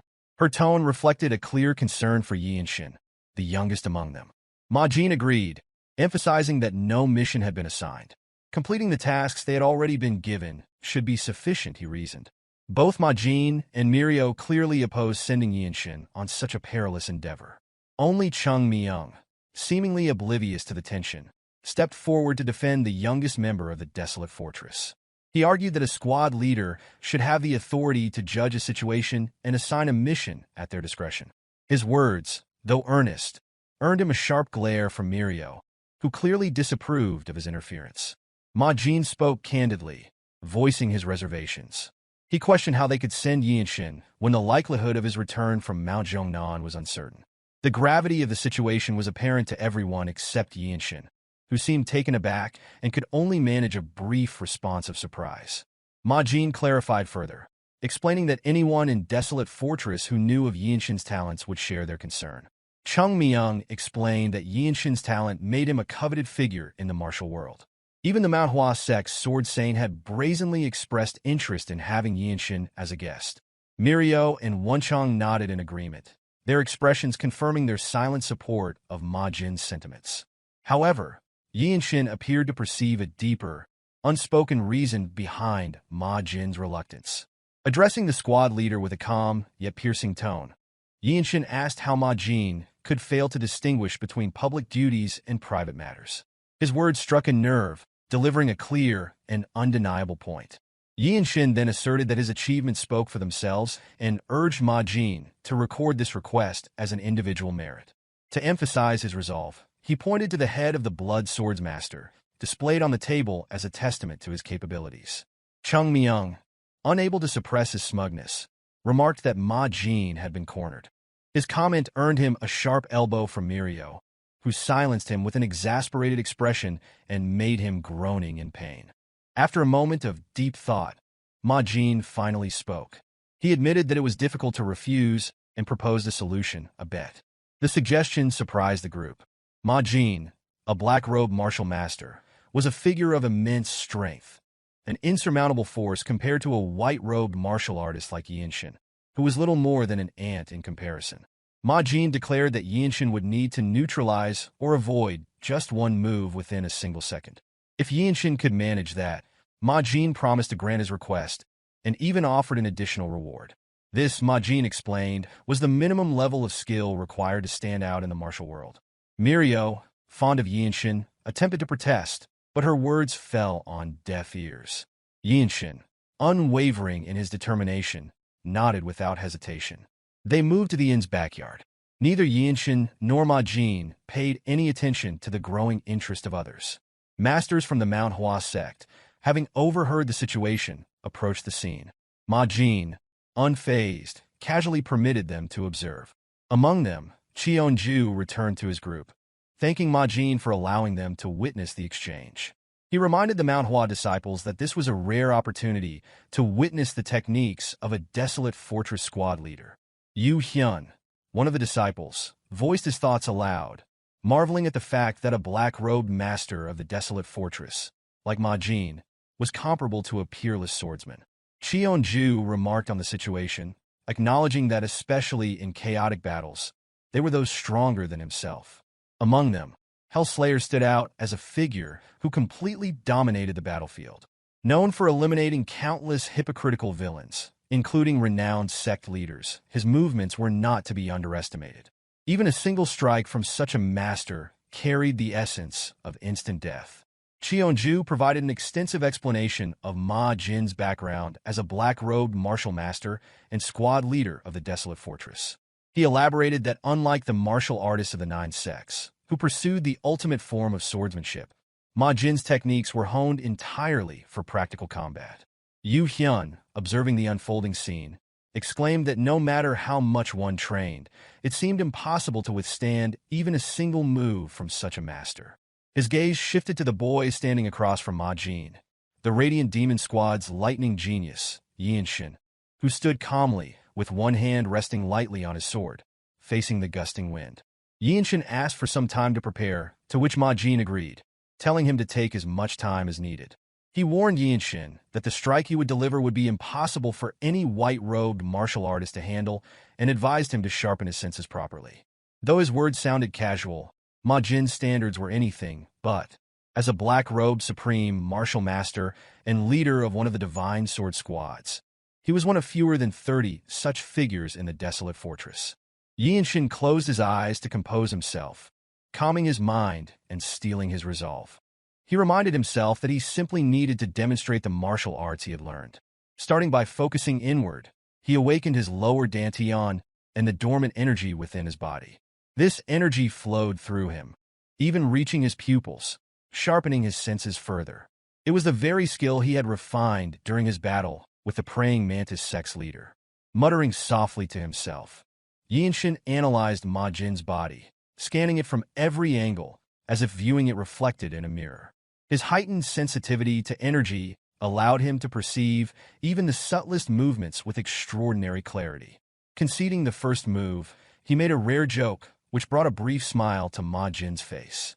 As the wind stirred, Ma Jin raised his hand, showcasing the epitome of the radiant demon art.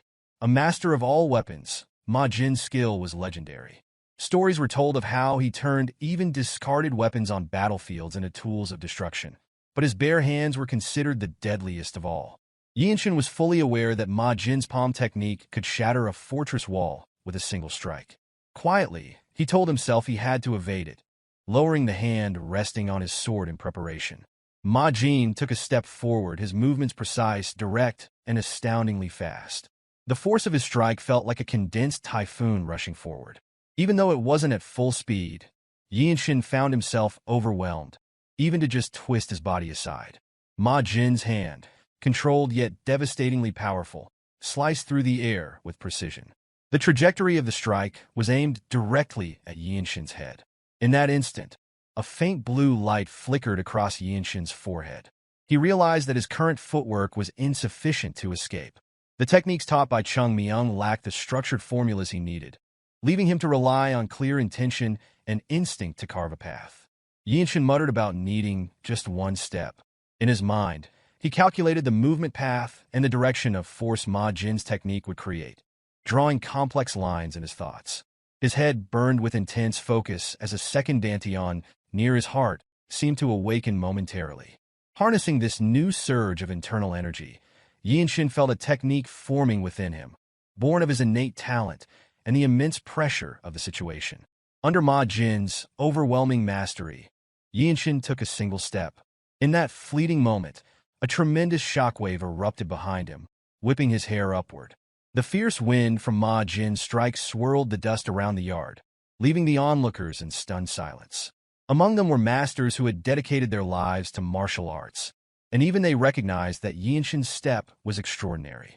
Ma Jin, still in the posture of extending his hand, moved only his lips to ask what that footwork had been. Yeonshin replied simply, saying he had walked because he saw a path to survival. Indifferently, he added that he would name it the Radiant Wing Step. Ma Jin stood silently for a moment, a brief smile crossing his face as he thought to himself about the incomprehensible talent Yeonshin had just demonstrated. Straightening his posture, Ma Jin made his decision. He announced his permission for Yeonshin to journey to Mount Jeongnan, acknowledging the boy's capabilities with a tone of quiet respect. Soon after the sun rose, the two young martial artists from the Desolate Fortress made their way towards Jeongnan Mountain. Yeonshin wore a blue robe with a white robe beneath it, walking closely behind Wonchong. In the Jeongnan sect, being a white-robed warrior alone would not be enough to act independently. Jeong Clan had jokingly remarked while helping his youngest junior borrow and wear the robe.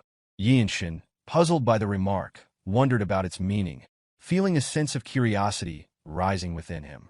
Myohwa spoke to clarify. A white-robed martial artist with a blue Desolate Sect long robe meant that the person was acknowledged as a blue-robed warrior of Desolate Fortress, a title that guaranteed one's status as a rising star within the sect. The title of Rising Star was not given lightly in Desolate Fortress. It indicated the best among the juniors following the martial path. The significance was amplified by the fact that it was awarded less than half a year after entering Desolate Sect, a rare and honorable achievement. Myohwa smiled, her expression captivating and selfless. She explained that the title came with the authority to command all white-robed warriors within Desolate Sect. Jeong Clan added that if anyone asked, Yeonshin could mention the azurized demon sword from the Radiant Demon Squad acknowledging him, which would likely prevent most disputes. Myohwa also suggested using her own warrior name, Zen Demon Sword, as a gesture of handing over the blue robe, a gesture of her joining the small ceremony. Yeonshin thanked them awkwardly, though they seemed pleased with and proud. As they continued on the road, he felt an unfamiliar sensation in his chest, the kindness of his senior overwhelming him in a way he had not experienced before. The words they spoke were more than mere gestures. They carried the weight of responsibility and recognition. Wonchong turned back slightly, his tone teasing but tinged with envy, complimenting Yeonshin on the way the white robe and long blue robe suited him.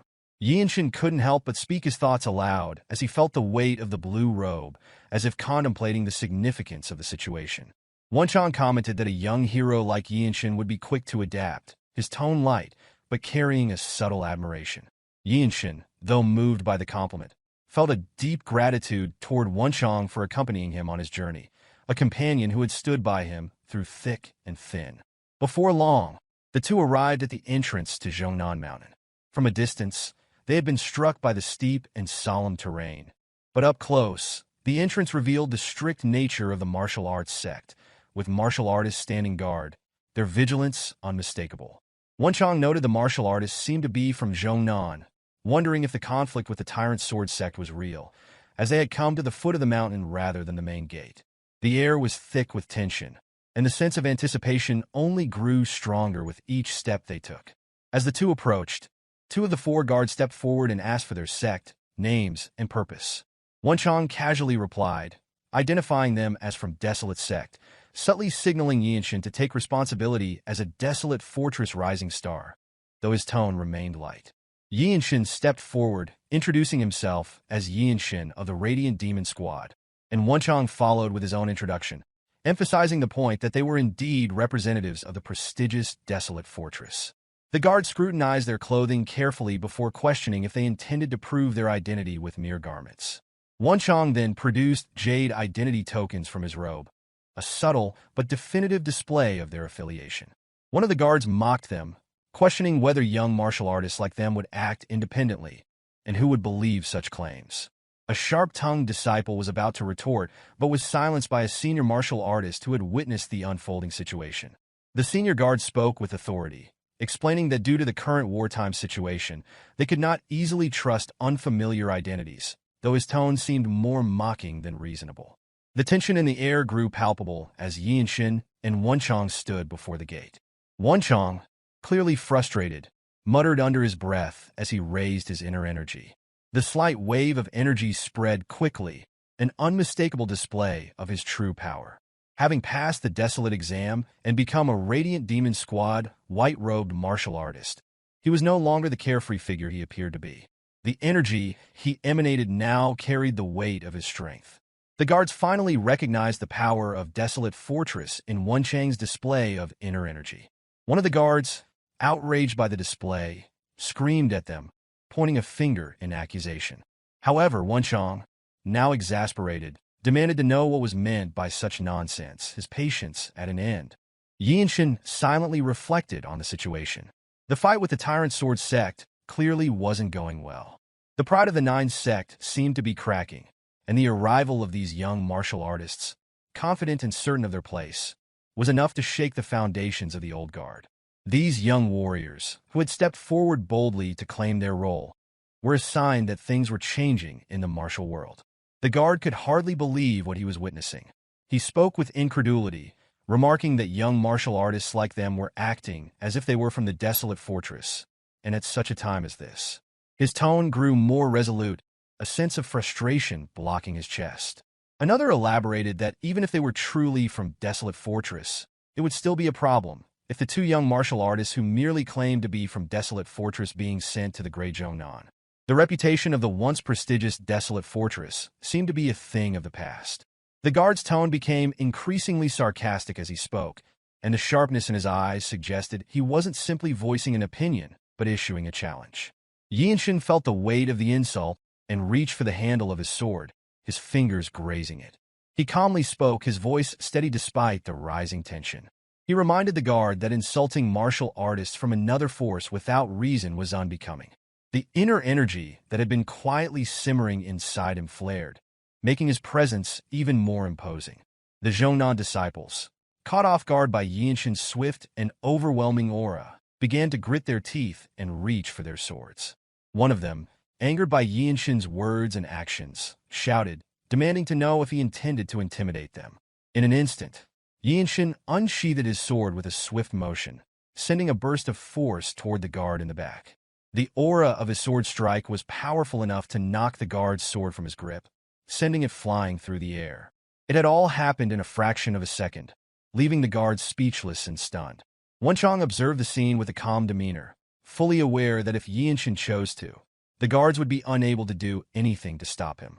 Yeonshin sheathed his sword, his eyes betraying no emotion, as if to silently convey that he would mercilessly slay them should they dare disrespect the Desolate Fortress again. Before any further action could be taken, a voice rang out, clear and authoritative, causing the very bushes to tremble. An immense wave of inner energy filled the air. The presence of the figure who had spoken was overwhelming, as though she were a celestial being descending to the mortal world. Yeonshin immediately recognized the significance of this presence. It was a transcendence of martial power, something beyond the realm of ordinary martial artists. The woman standing before them exuded an aura of superiority, her delicate body surrounded by an energy that seemed to defy her seemingly frail physique. Her extraordinary skills were apparent even without her lifting a finger.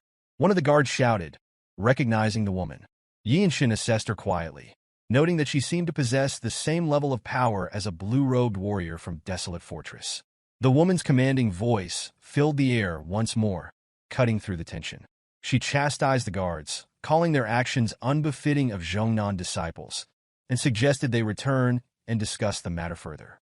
The guards, ashamed, immediately apologized, their faces reddened with embarrassment. They muttered that they were deeply ashamed to face such a senior, their spirits clearly deflated. With a slight pause, the woman spoke again, this time directing her words to Yeonshin and Wonchong. She expressed her shame at the way the Jeong Clan disciples had behaved in front of the honored guests from Desolate Fortress. Wonchong appeared completely overwhelmed by the woman's presence, though it was unclear whether he was more taken aback by her beauty or the sheer magnitude of her power. Yeonshin, ever composed, introduced himself first. He calmly stated that he was Yeonshin of the Radiant Demon Squad, and that his companion, Wonchong, was also a member of the same squad. The woman, her soft voice carrying an unspoken weight, revealed her own identity. She was Weiji Myohwa of the Jeong Clan Sect. Wonchong immediately recognized the name. Feeling a sense of awe, Wonchang's exclamation confirmed the significance of her identity. Weiji Myohwa, the Cloud Sword Dragon of Jeong Clan Sect. Her name carried immense prestige, a warrior title associated with the strength and ferocity of a dragon. Despite her transcendent beauty, Yeonshin found his interest piqued not by her appearance, but by the strength she clearly possessed. She was a force to be reckoned with, and that was what mattered most to him. On top of that, she bared to the position of an elder at a young age of 20. Cloud Sword Dragon Weiji Myohwa had become the subject of widespread rumors as a genius who had descended due to heaven's mistake. At the other hand, Myohwa's Hyea, who was 16 like Yeonshin this year, was said to have the greatest potential on Myohwa Sect, if subjected to 5 years of rigorous, secluded training to reach her level. Born and raised on Jeongnan Mountain, Myohwa had attained the status of a great master at a remarkably young age, while Yeonshin, at least 4 years her junior, never bothered to compare himself due to his frail constitution, a habit he had long cultivated. Wonchong approached Myohwa and conveyed that it was an honor to meet the revered Weiji Myohwa, known as the Cloud Sword Dragon. Yeonshin acknowledged that their arrival at the Jeongnan main mountain might have been presumptuous and expressed his shame in the presence of the great hero Myohwa. Yeonshin, although younger, joined in the respectful address without diminishing her achievements by referring to her as great hero, not as a female hero. Myohwa's gaze softened as she recalled that, despite young Master Yeonshin having unsheathed his sword first, it was her fellow disciple who had taken the initiative. She explained that everything had transpired swiftly, and on behalf of Jeongnan, she offered her apologies. Her gentle expression toward Yeonshin, her beauty and her natural representation of the Jeongnan sect made even Wonchang's awkward and self-conscious remarks seem understandable. Realizing that the honored guests had been waiting too long, Myohwa announced that she would guide them to the main sect, where their purpose could be discussed further. In response, Yeonshin expressed his gratitude in a manner befitting. At the same time, someone descending the mountain and called out to Yeonshin, and as he lifted his gaze, he recognized a familiar face, his second brother, Jeong Clan, who stood with a stunned expression. After traversing several rugged mountain peaks, Myohwa emerged from the martial training ground accompanied by an elderly man and a young girl. The girl's eyes widened with joy at the sight of Yeonshin, and she ran to him, calling out to her uncle with the fervor of someone who had longed for his presence after losing her parent overnight. Yeonshin enveloped her in an embrace, and she clung to him as if her heart were mending. With genuine concern, Yeonshin inquired about her well-being, and the girl, known as Hyea, nodded amid emerging tears. As Yeonshin reunited with the tearful Hyea, Wonchong could only sniffle at the touching scene. After savoring the heartfelt moment, Yeonshin turned his attention to the elderly man, whose peculiar gaze held his interest. Yeonshin released his embrace on Hyea, despite her apparent reluctance. Myohwa then explained that the sect leader and the Grand Elders had departed to duel with the Tyrant Sword sect leader, and because the visitors hailed from the Desolate Fortress, she had brought the highest-ranking elder from the Zhongnan sect who was still present. In response, Yeonshin and Wonchong exchanged respectful greetings with the old man. With his hand behind his back, the elder slowly introduced himself as Zhong Yol, the Zhongnan Sword Immortal. Wonchong could hardly contain his astonishment and almost cried out in reverence, declaring his respect for the Sword Immortal. Yeonshin, maintaining a calm demeanor as he clasped his hands in return, recalled having observed the Desolate Fortress Lord from afar. Though he revered the elder's reputation, he was not overwhelmed as Wonchong had been. In his mind, Yeonshin discerned well that Elder Yol might be even more formidable than his own grandfather, Yeonjiak. Staring intently at Yeonshin, Yol suddenly inquired about his age. Upon hearing that Yeonshin was 16, Hyea, who had been inconsolable at the sight of her uncle, brightened with a radiant smile. Without delay, Yol suggested showing them something, and despite Yeonshin's internal bewilderment, the Zhongnan Sword Immortal led them to a secluded side of the mountain, a place that had long occupied his thoughts. On the rough surface of a cliff veiled in a faint mist, various lines had been etched. Yeonshin casually examined the patterns as Myohwa called out to the elder, questioning his remarks made in the presence of an outsider. With an expression that blended incomprehension and determination, she declared that the restoration of the lost Nine-Yang unified technique was the sole ambition of their sect. Yol clarified that the Swordsmaster, though invited to Zhongnan by the previous patriarch and having inscribed his martial arts onto the mountain in his later years, was not a bona fide practitioner of the sect's true mountain technique. Myohwa attempted to argue, while Hyea's innocent expression shifted uncertainly between them, puzzled by the unfolding events. With a tone that brooked no disagreement, Yol explained that his remaining days were few and that if he could glimpse the Swordmaster's blade once more, nothing would be beyond his reach. He continued that although Myohwa was the only one capable of reviving the Nine-Yang unified technique, she alone could not be entrusted with his final regret, a conviction so potent that everyone sensed the power of his last obsession. Myohwa found herself unable to understand. She could not fathom what quality in a young master, met for the first time, had impressed Yol so deeply. After studying her perplexed look, Yol beckoned her attention. Following his silent command, Myohwa's eyes widened as she noticed Yeonshin standing at the mountain's edge, his neck craned in unwavering focus toward the opposite cliff. Clearly, the barely 16-year-old was utterly absorbed.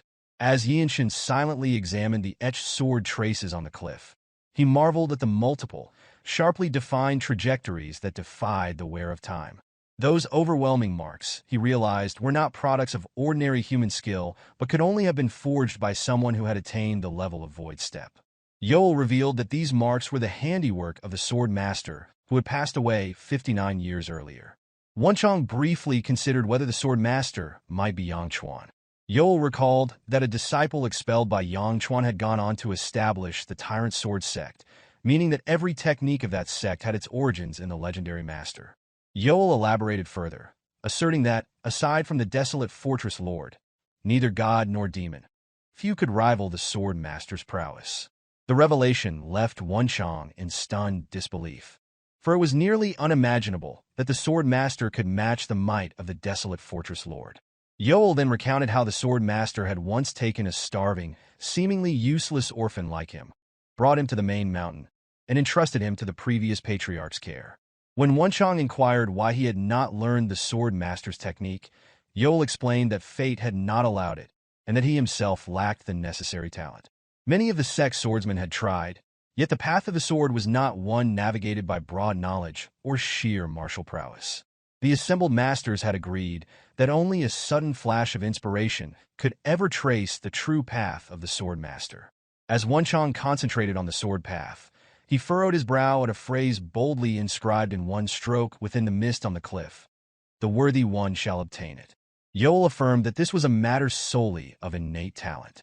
The entire hope of the sect for deciphering this technique rested on Myohwa. Even if she did not outwardly display its burden, its weight was unmistakable. Myohwa, renowned as the unprecedented genius of the Jeongnan sect, wore a look of deep perplexity. Even she could not fully grasp the significance of the situation, which transcended personal capability. Before long, the luminous aura that had encircled Yeonshin's head faded, leaving him simply grateful for another opportunity to grow stronger and inspired to create his own sword technique. After a long, steady exhalation, Yeonshin emerged from his concentration on the sword trace. Then, in a manner reminiscent of a grandfather calling his grandson, Yeol called Yeonshin. When Yeonshin turned to meet his gaze, the Jeongnan sword immortal, unspoken curiosity, inquired what it was that the young man had seen. Yeonshin did not give out a response as an arc formed on his lips. Instead, Yeonshin slowly drew his desolate sword. Meanwhile, Myohwa could scarcely believe that a youth barely 16 years old could truly decipher such an intricate technique.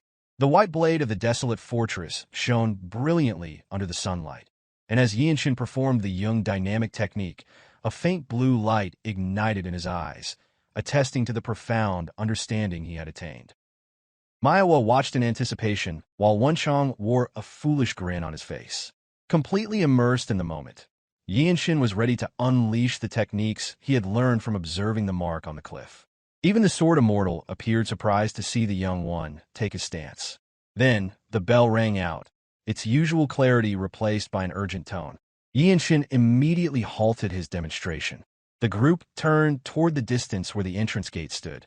A guard, shouting from afar, announced the arrival of the Tyrant Sword Sect. Myohwa sighed under her breath, as if anticipating the event. Wonchong exclaimed in shock, wondering if Tyrant Sword Sect had truly invaded. Yeonshin remained silent, prepared to face whatever might come. The Jeongnan Sword Immortal instructed the guests to stay in this place. On the other hand, Yeonshin understood that this was a war between the Jeongnan Sect and Tyrant Sword Sect, and that there was no place for him to involve himself.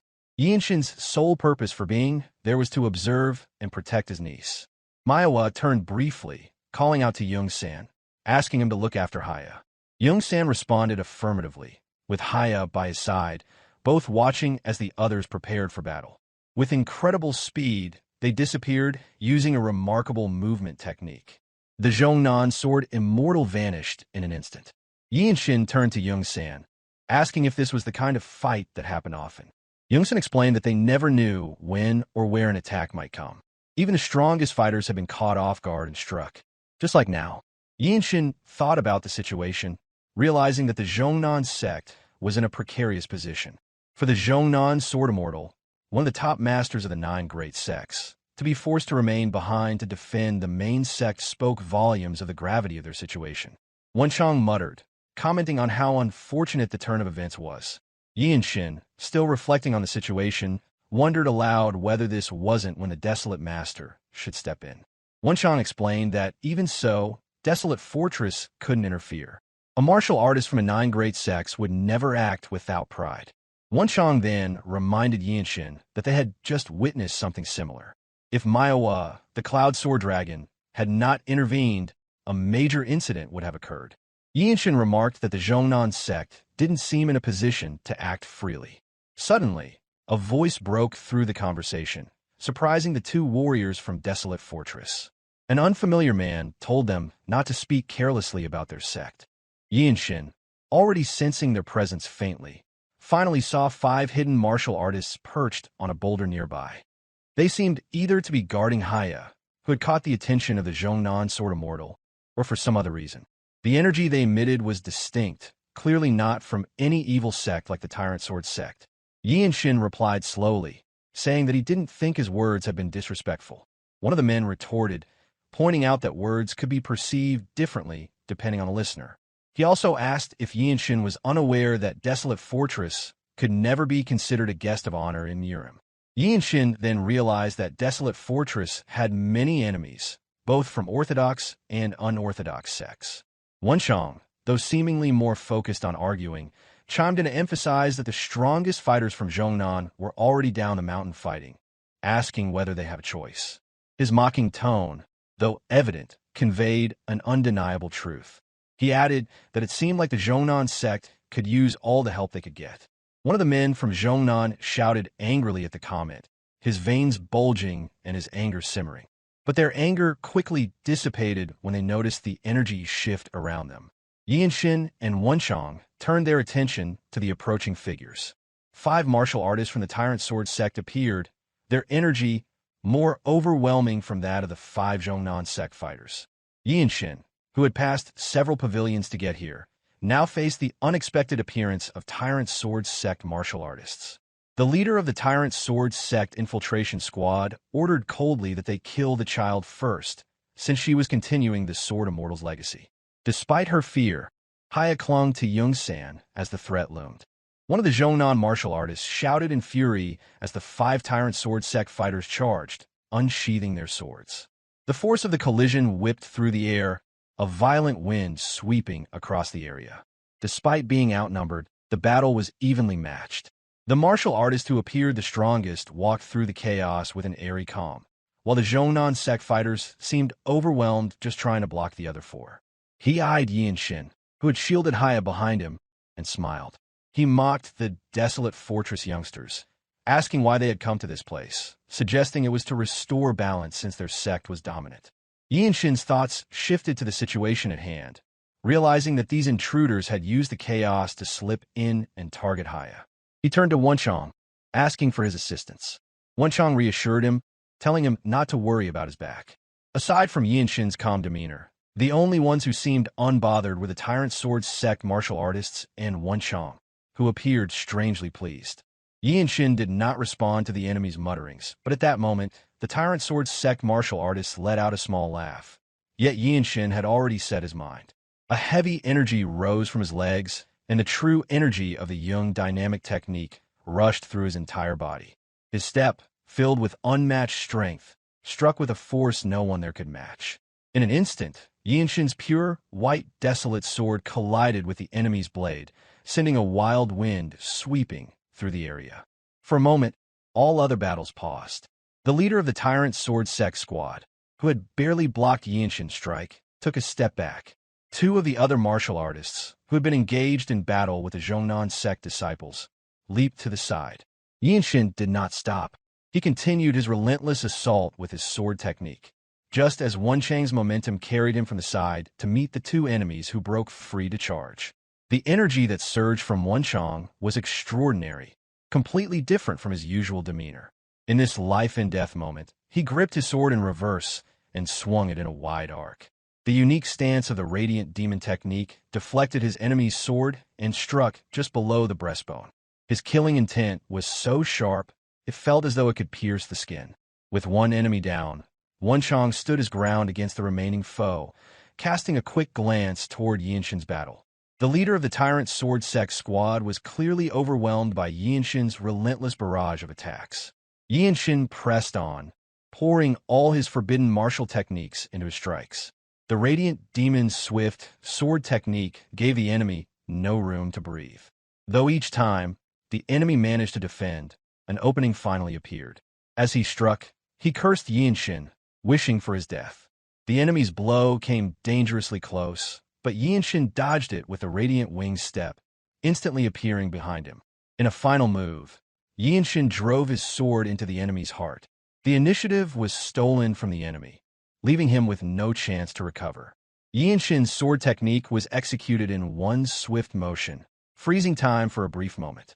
All fighting stopped as onlookers watched in shock and admiration. The only sound was the wind brushing the peak of the mountain, while the leader of the enemy squad cursed his fate. He could hardly believe he had lost to a mere brat from Desolate Fortress.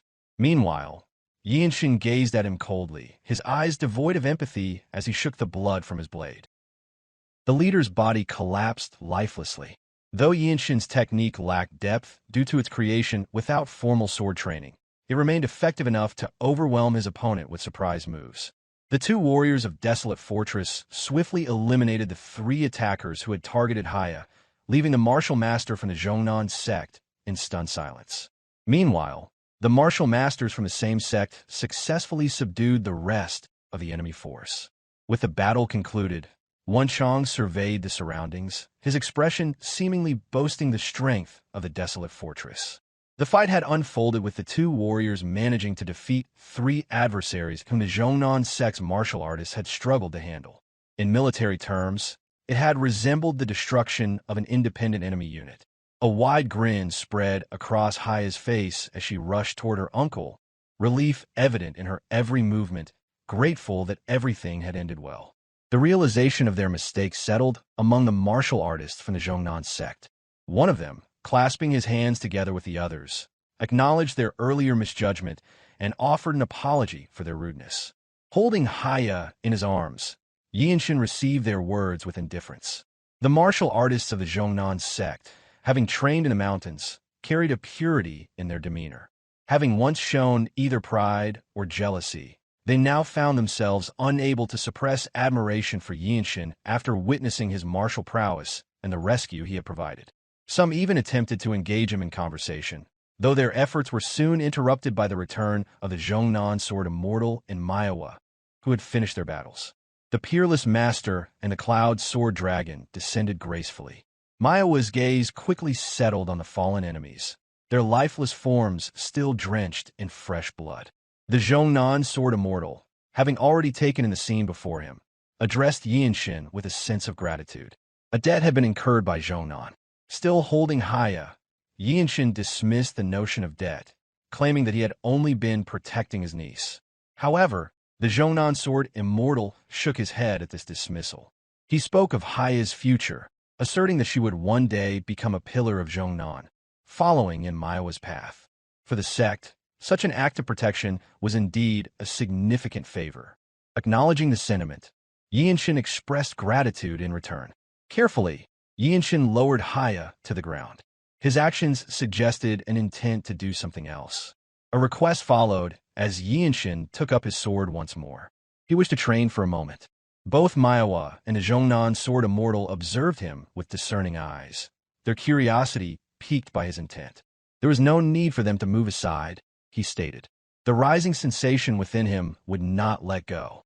The Jeong Sword Immortal immediately recognized the signs. The boy had gained an insight. Without hesitation, he instructed the martial artists of the Jeong sect to step back. At the same time, Yeonshin's gaze shifted toward the Swordmaster's cliff.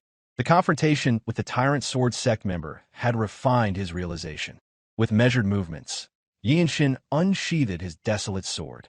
Sunlight filtered through in sharp streaks, reflecting against the pristine white blade as it extended beneath the controlled motion of his grip.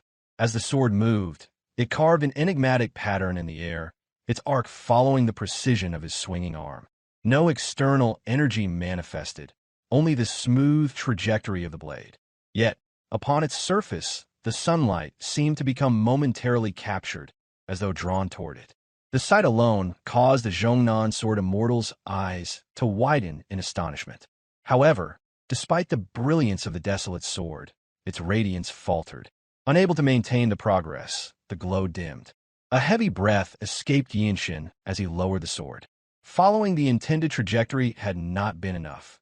His true energy had failed to rise in accordance with his will. The realization struck. Just as he had always forged his own martial path, the sword traces on the cliff seemed to whisper the same directive. His sword was his own to find. With conviction, Yeonshin turned away from the cliff, rejecting the notion of inheriting the Swordmaster's legacy. That trace, he explained, illustrated a specific path. The message it conveyed urged him to expand his perception beyond its confines. The Jeong Sword Immortal acknowledged the words with wisdom. It was said that the traces left by a great master who founded a sect contained spiritual energy, a force that transcended the boundary between martial arts and sorcery. The Swordmaster, he mused, had likely possessed the same depth. To commune with such an imprint was a sign of fortune and talent aligning. Yeonshin absorbed the elder's words, contemplating them in silence. His curiosity led him to ask about the final years of the Swordmaster's life. Confirmation came swiftly. The revered master had indeed spent his last days within Jeongnan. A connection to the Jeongnan Sect masters was inevitable, but the realization remained clear. The Jeongnan sword style, deeply embedded in its teachings, did not suit his body. Mastering it would be inefficient. Intrigued by his conclusion, Myohwa addressed him with respectful curiosity. She wished for a more detailed explanation. The restoration of the 9-yang unified technique, he stated, fell under the responsibility of the great hero Cloud Sword Dragon. However, he offered a small measure of assistance if she wishes for it. The implication caused Myohwa's thoughts to stir. Assistance in restoring the sword technique. Such an offer carried great significance. The weight of those words settled upon her. Uncertainty formed in her expression as she sought confirmation. Yeonshin offered no further elaboration. Instead, he took several measured steps away, creating distance. A single word followed, commanding attention. Observe. He revealed that his training was incomplete. The realization settled within Yeonshin as he moved forward with deliberate steps, observed intently by Myohwa. A peculiar experience accompanied the sight of the sword trace on the cliff. As Yeonshin unsheathed his sword once more, an illusion unfolded within his mind. Heaven and earth overturned and collapsed into a singular line. The radiance of his sword ignited anew. What followed was the manifestation of a technique shaped through inspiration drawn from the ancient markings on the cliff. Every motion carried the weight of newfound understanding.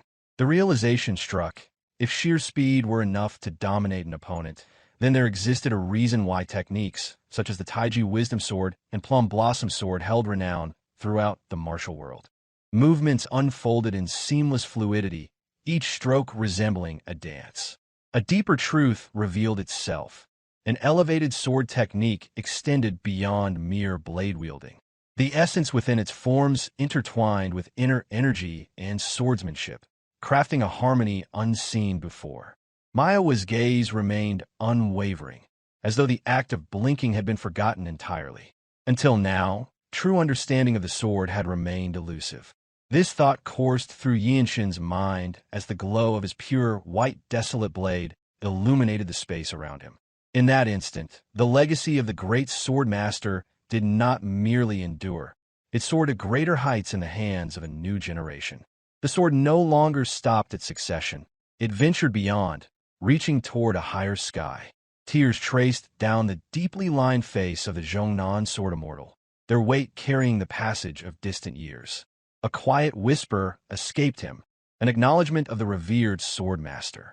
Despite lacking the refinement he aspired to, Yeonshin's swordsmanship radiated brilliance.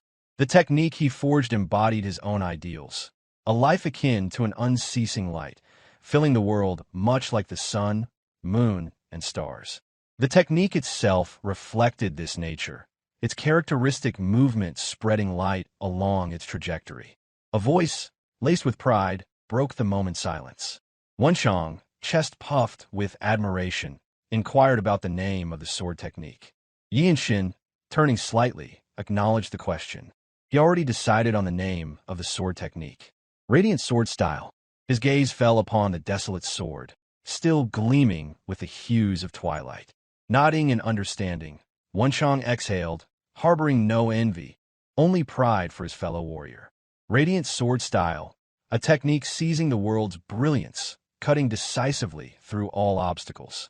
If perfected, it could encompass heaven and earth, wielding influence over the whole world. As night descended, the two warriors of Desolate Fortress settled within the accommodations provided to them. Reflection accompanied Yeonshin's quiet moments. Much had been gained from his place. The rescue of his niece, the creation of his own sword technique. Though he had done nothing tangible for the Jeongnan sect, their treatment of him as an honored guest remained unchanged. A sense of unease accompanied such generosity. Wonchong, however, displayed no such concerns. A declaration of intent escaped him, voiced with an air of casual delight. The golden tea of Jeong should be taken back upon their return. His demeanor bore no trace of tension, as if effortlessly overcoming enemies had been a simple matter. Gratitude followed, directed toward Yeonshin. Thanks to his achievements, such kindness had been extended by the Jeong sect. Yet Yeonshin's thoughts strayed. The image of Wonchang in battle resurfaced, an expression different from the one worn now. In that moment, Wonchang's eyes had carried the weight of countless past encounters, each one resolved through decisive, lethal intent. Everyone carried their own stories. That conclusion settled within Yeonshin, dismissing any desire to dwell further on the matter. A pleasant voice, clear and soft, interrupted the stillness, calling for Yeonshin. Recognition flickered across Wonchang's face immediately. Without hesitation, Yeonshin stepped outside, leaving behind the mixed expression upon Wonchang's face, tinged with envy. Beyond the threshold, Myohwa awaited, unchanged from their first encounter. The same feather adorned her hair, her martial attire of sky blue and peach flowing in the night breeze. A matter left unspoken before it brought her here. The subject of the Swordsmaster's trace surfaced in their exchange, acknowledged with a simple nod. Under the quiet company of the moonlight, conversation unfolded. A confession followed, laced with both resolve and honesty. She desired to step beyond the lingering shadow of the Swordsmaster. In both chivalry and the path of the sword, an independent course must be carved. The aim was clear, to become a great master in her own right. Her ambition, expressed before someone younger, carried a weight of its own.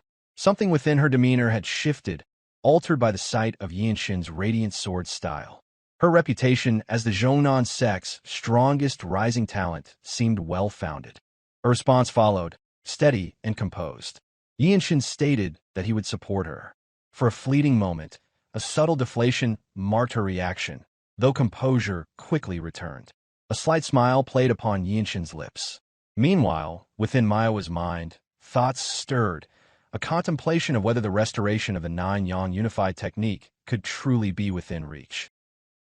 Back then, when the Tyrant Sword Sect infiltration squad had come for Hyea, the young hero Wonchang had moved with an uncanny swiftness, his motions precise and silent, akin to a martial artist who had honed his body to become an assassin. Yeonshin had pondered over that moment, considering that his companion might have been deliberately concealing his origins. Yet, there was no doubt that when the time was right, Wonchang would reveal them of his own accord.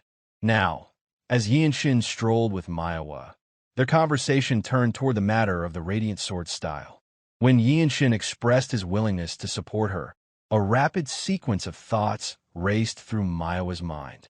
The promise had been to teach her, and as expected, requesting such a favor without offering anything in return would have been shameless. With a composed expression, she brought her hands together in a respectful gesture before speaking, her red lips moving with quiet determination. If assistance could be given in restoring the 9-yang unified technique, then in turn, she would vow to serve him as her benefactor until the end of her days. Such generosity significantly reduced the dissatisfaction that accompanied a life that could not be guaranteed to last. The night remained tranquil, illuminated by the soft glow of the moon, while the mountains lay in deep silence. Against this backdrop, her voice rang out, clear and resolute. There was no act more dignified in the martial world than the sharing of martial arts. A quiet confidence accompanied her words as she continued, the curve of her lips forming a graceful arc. The request was not one of servility.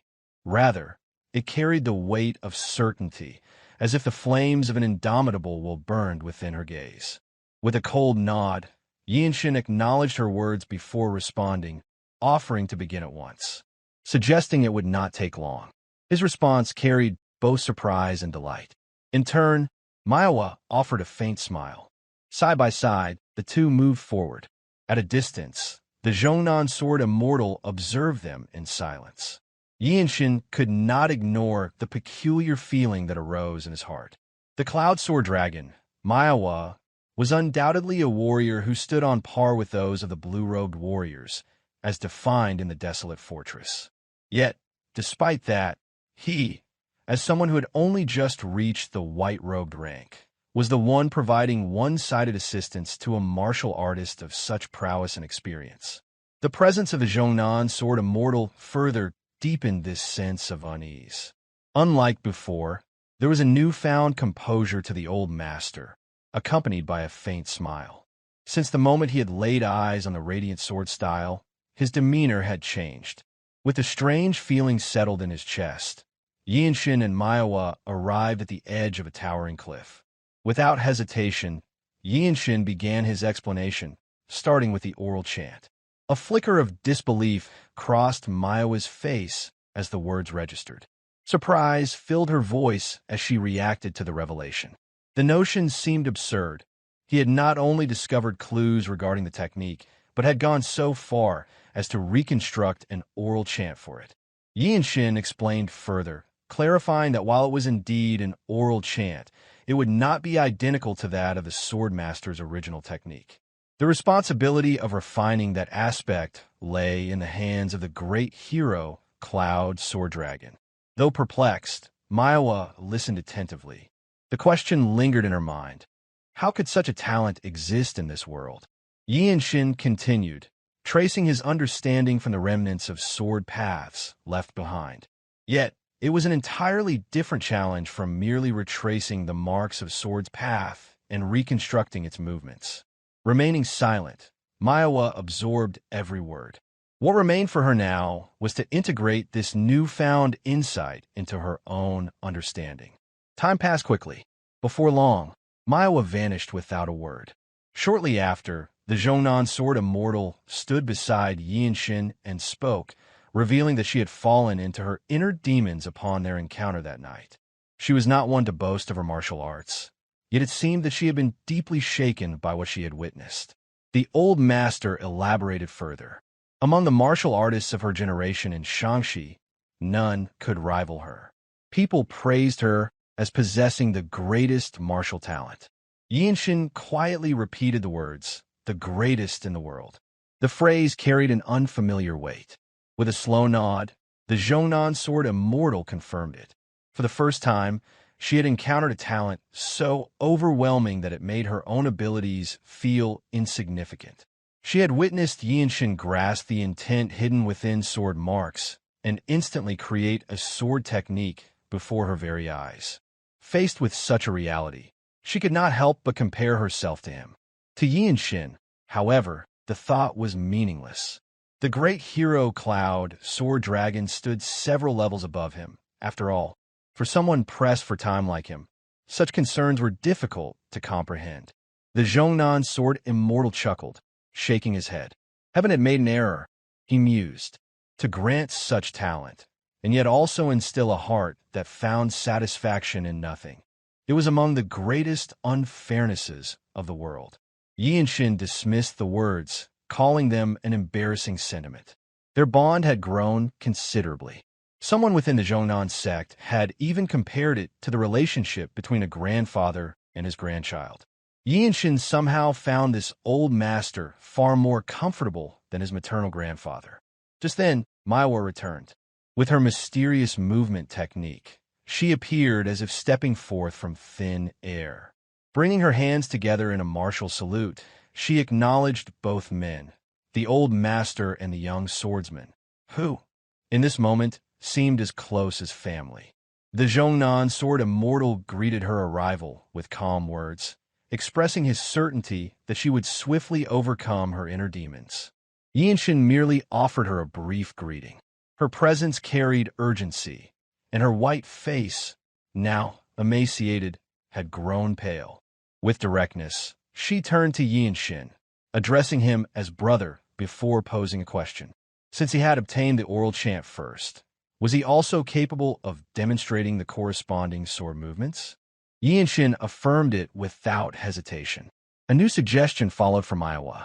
If they trained together in the Nine-Yang unified technique, filling in each other's weaknesses, they would improve far more quickly than if they trained alone. Yet Yeonshin's response came without the slightest hesitation. Apologizing, he stated plainly that he barely had enough time to train in his own swordsmanship. The refusal was firm, and Myohwa had not expected it. In the end, unable to press the matter further, she let out a sigh, laced with quiet regret. Since both techniques shared the same origin, simply observing each other's sword movements would suffice. Yeonshin proposed that Myohwa could stand beside him while he trained in the Radiant Sword style, while she, the Cloud Sword Dragon, could continue practicing the Nine Yang Unified technique. A flicker of confusion crossed Myohwa's face as she processed his words. Was he truly suggesting that he would display his martial arts training in its entirety? Yeonshin affirmed it without hesitation, reiterating that she should train in the Nine Yang Unified technique while observing his movements. For the first time, admiration stirred in Myohwa's gaze. The opportunity to witness the training of the Radiant Sword style was no small matter. She acknowledged it plainly. The great master here was not her, but Yeonshin. The Jeong Sword Immortal let out a sigh. Generosity should have its limits, he mused, yet here was one who had already surpassed such boundaries. Though his expression remained unchanged, the goodwill emanating from him deepened. However, Yeonshin found himself momentarily perplexed. There was a fundamental difference between sharing insights and openly demonstrating martial arts training. He recalled the discussions of martial arts that took place within the Radiant Demon Squad ranks, where open discourse was common. Yet in the greater martial world, observing another's training was strictly forbidden, an unspoken rule that all adhered to. Ma Jin had once warned that one must never watch another's martial arts training. Chong Myung had reinforced this sentiment, stating that such an act could easily lead to a duel to the death. Yeonshin had countered that the captain had demonstrated martial techniques for them before, and they had always trained together. Mirio had explained the distinction. What could be shown was vastly different from the private practice of serious martial arts. True training was never to be observed. Upon hearing the words of his seniors, Yeonshin had come to understand this unyielding principle. The two martial masters seemed to uphold that very belief, yet the misunderstanding continued to grow. There was still a distinction between revealing insight and demonstrating an already established technique. Yeonshin contemplated this quietly before setting aside his thoughts. Taking his stance, he prepared to begin, and Myohwa instinctively followed. Almost simultaneously, they drew their swords. The Desolate Sword, unveiled beneath the sunlight, gleamed with an eerie yet captivating beauty, appearing even more mysterious than before. Their movements mirrored each other as they stepped forward, thrusting their swords in accordance with their own interpretations of the same foundational sword style. Softly, Yeonshin murmured radiant light as he activated the oral chant. The energy flow of the Radiant Sword style was unlike that of the Eternal Blossom Fist, where the latter relied on severing all strikes in a single motion. The Radiant Sword style embraced continuity, an uninterrupted, flowing form. With each swing, the light reflecting off the desolate sword intensified, as though the very essence of sunlight had been captured within its steel. The tip of the sword, bathed in the radiance of the overhead sun, traced delicate strokes upon the ground. No resistance hindered his movements. The wind and light that gathered upon the blade seemed to resonate with his body, flowing in harmony. It was at that moment that Yeonshin fully grasped the nature of what he had created. The Radiant Sword style, born from his own comprehension, was a technique designed solely for him. A quiet, unheard sight dissipated into the air. Opposite him, Myohwa's sword came to an abrupt halt. Her stance remained frozen, her eyes locked onto Yeonshin. She had been practicing the Nine Yang Unified technique alongside him, channeling her inner energy with precision. Given her vast experience and knowledge, she had naturally taken the lead in mastering the technique. Yet, as Yeonshin moved, the disparity between them became unmistakable. His swordsmanship had initially seemed rough, yet within moments, he had caught up to her in mastery. Though they had begun learning a new sword technique at the same time, the gap between their martial achievements was immeasurable, undeniable even at a glance. Both the Nine Yang Unified technique and the Radiant Sword style were formidable martial disciplines, deserving of the highest praise. Her blade, which had always carried the dominance, hesitated against an overwhelming presence. A strange sensation settled within her chest, a feeling unfamiliar and unsettling. As Myohwa swallowed the silence that had crept upon her, something shifted. The speed of Yeonshin's blade changed. Between the rolling currents of the radiant sword style, her own sword movements gradually faltered. Before Myohwa even realized it, the swift and fluid strikes of a different sword technique began to merge into Yeonshin's form. Without warning, the new sword technique seamlessly wove itself into his movements. One who truly holding the highest degree of talent wasn't her, but someone else. A true dragon of domineering talent, wielding a wish-fulfilling jewel. The lightning genius, Yeonshin. It was not the pride of one standing at the peak, but rather the humbling weight of witnessing true martial talent. Those who had deeply cultivated their internal energy all carried a certain kind of presence, a radiance within their gaze that burned like a beast's eyes. And in this moment, before her, that very radiance flashed within Yeonshin's own. The mountain became filled with noise as the aftermath of a blocked attack was being dealt with. The leader of the Jeong sect had returned after striking one of the Tyrant Sword sect's branches. Upon hearing the news, Yeonshin was able to meet the ruler of Jeongnan Mountain after spending a day waiting. He was greeted by Great Elder Yeonshin, who had shown kindness toward Yeonshin during the annihilation of the Jeong family. Sitting in the leader's seat was the Jeongnan sect leader, a man of remarkable appearance. His ears, sharp like blades, and his long robe, the color of the blue sky, radiated the bearing of a hero from the current age. Yeonshin reflected on the strange connection of fate, how the child she had seen during the Jeong family incident was now restoring her husband's swordsmanship. The Jeongnan sect leader, Western Heaven's Sword Lord, Yeongchun, spoke, thanking Yeonshin for the favor. Yeongchun, the son of the Sword Saint and Yeonshin, was of mixed human and elven blood. His noble heritage was easily identified by his ears. He mentioned that Yeonshin had recovered the Radiant Winged sword style, an inheritance that belonged to him by blood, and had passed the oral chant to Myohwa. Furthermore, Yeonshin had been personally watched over by the Sword Immortal and had saved a disciple of the Jeongnan sect. For these merits, Yeongchun stated that the sect owed him a proper thank you. He then asked what Yeonshin desired from them. Yeonshin closed his eyes for a moment, clearly not expecting such a reward. Although he knew that he should not ask for something as trivial as precious medicine, he still sought something meaningful. Finally, he spoke, requesting permission to assist in the fight against the Tyrant Sword sect. The conversation then continued. Elsewhere, Myohwa stood with her sword poised downward in an elegant upper stance. The midday sunlight filtered gently through the air, harmonizing perfectly with the serene surroundings of Jeongnan Mountain. However, unlike the peaceful environment, her sword stance was not one of calm. The Nine-Yang unified technique she practiced demanded a single, decisive strike, and the tension in her movements reflected the intensity of that technique. The Jeongnan Sword Immortal, observing from a distance, trained his gaze on her. To her, Yeonshin's creation of a sword technique that flowed from repeated single strikes was unusual. Thus, Myohwa was struggling to perform the Nine-Yang unified technique as her heart was desired.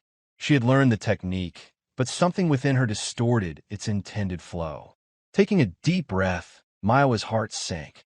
She could not fully perform the Nine-Yang unified technique, and despite repeating the oral chant she had learned from the young warriors of the Desolate Fortress, the issue remained. The Jeongnan Sword Immortal, noticing her struggle, approached her and spoke. He observed that she was not concentrating fully. Myohwa apologized, admitting that her attempts had been a mess. The Sword Immortal then asked if Yeonshin was the cause of her distress. Myohwa shook her head, lowering it as she confessed that the problem lay within her own heart. She had already fully acknowledged Yeonshin's sword technique, and her inner turmoil did not arise from jealousy. Her mind wasn't that narrow. Rather, it stemmed from a sense of futility and recognition that her years of refining her martial talent might be pointless. Myohwa questioned whether the radiant wing sword style was indeed superior to the nine-yang unified technique, seeking confirmation that she had not misjudged the situation. The Jeong sword immortal quickly confirmed that Yeonshin's martial art was indeed superior. His rise through the levels of the sword was astonishing, as he had mastered the technique at a pace far beyond anyone's expectations.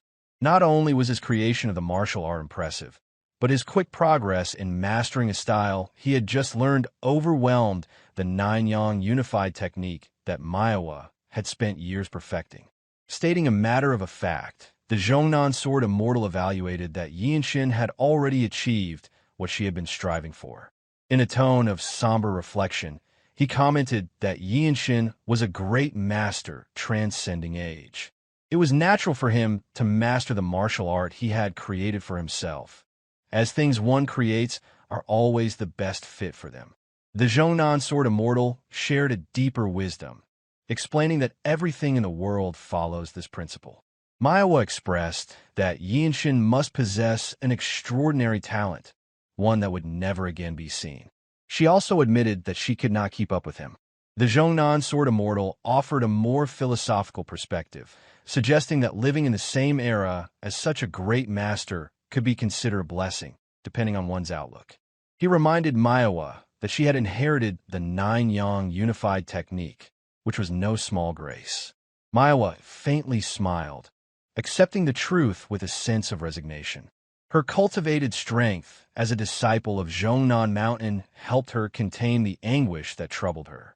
The Jeongnan sword immortal, who had raised Myohwa like a granddaughter, knew well that her pride as the Cloud Sword Dragon and her youthful passion struggled against the realization that Yeonshin had surpassed her in potential. He sighed deeply, and then, in a tone that suggested a deeper concern, he warned Myohwa to keep silent about what he was about to reveal. He explained that Yeonshin possessed a unique Baihui acupoint, which connected him to great nature. This allowed him to absorb the power of heaven and earth at an excessive rate, a power that could ultimately be dangerous. Even the most extraordinary masters would find it difficult to handle such energy. Myohwa, her curiosity piqued, asked for clarification. The Jeongnan sword immortal's response was grim. Yeonshin didn't have long to live. His words were heavy with a sense of impending tragedy, and Myohwa's eyes widened as the realization sank in. Despite this, Yeonshin continued to push forward with relentless determination, as if striving to leave his mark on the world. The Jeongnan sword immortal reflected on this, concluding that Yeonshin was fighting desperately, aware of the limited time left to him. Myohwa finally understood. Though Yeonshin was younger than her, he had burned through his time in this world at an extraordinary pace, far faster than she had. Regardless of martial rank or age, she felt a deep respect for him.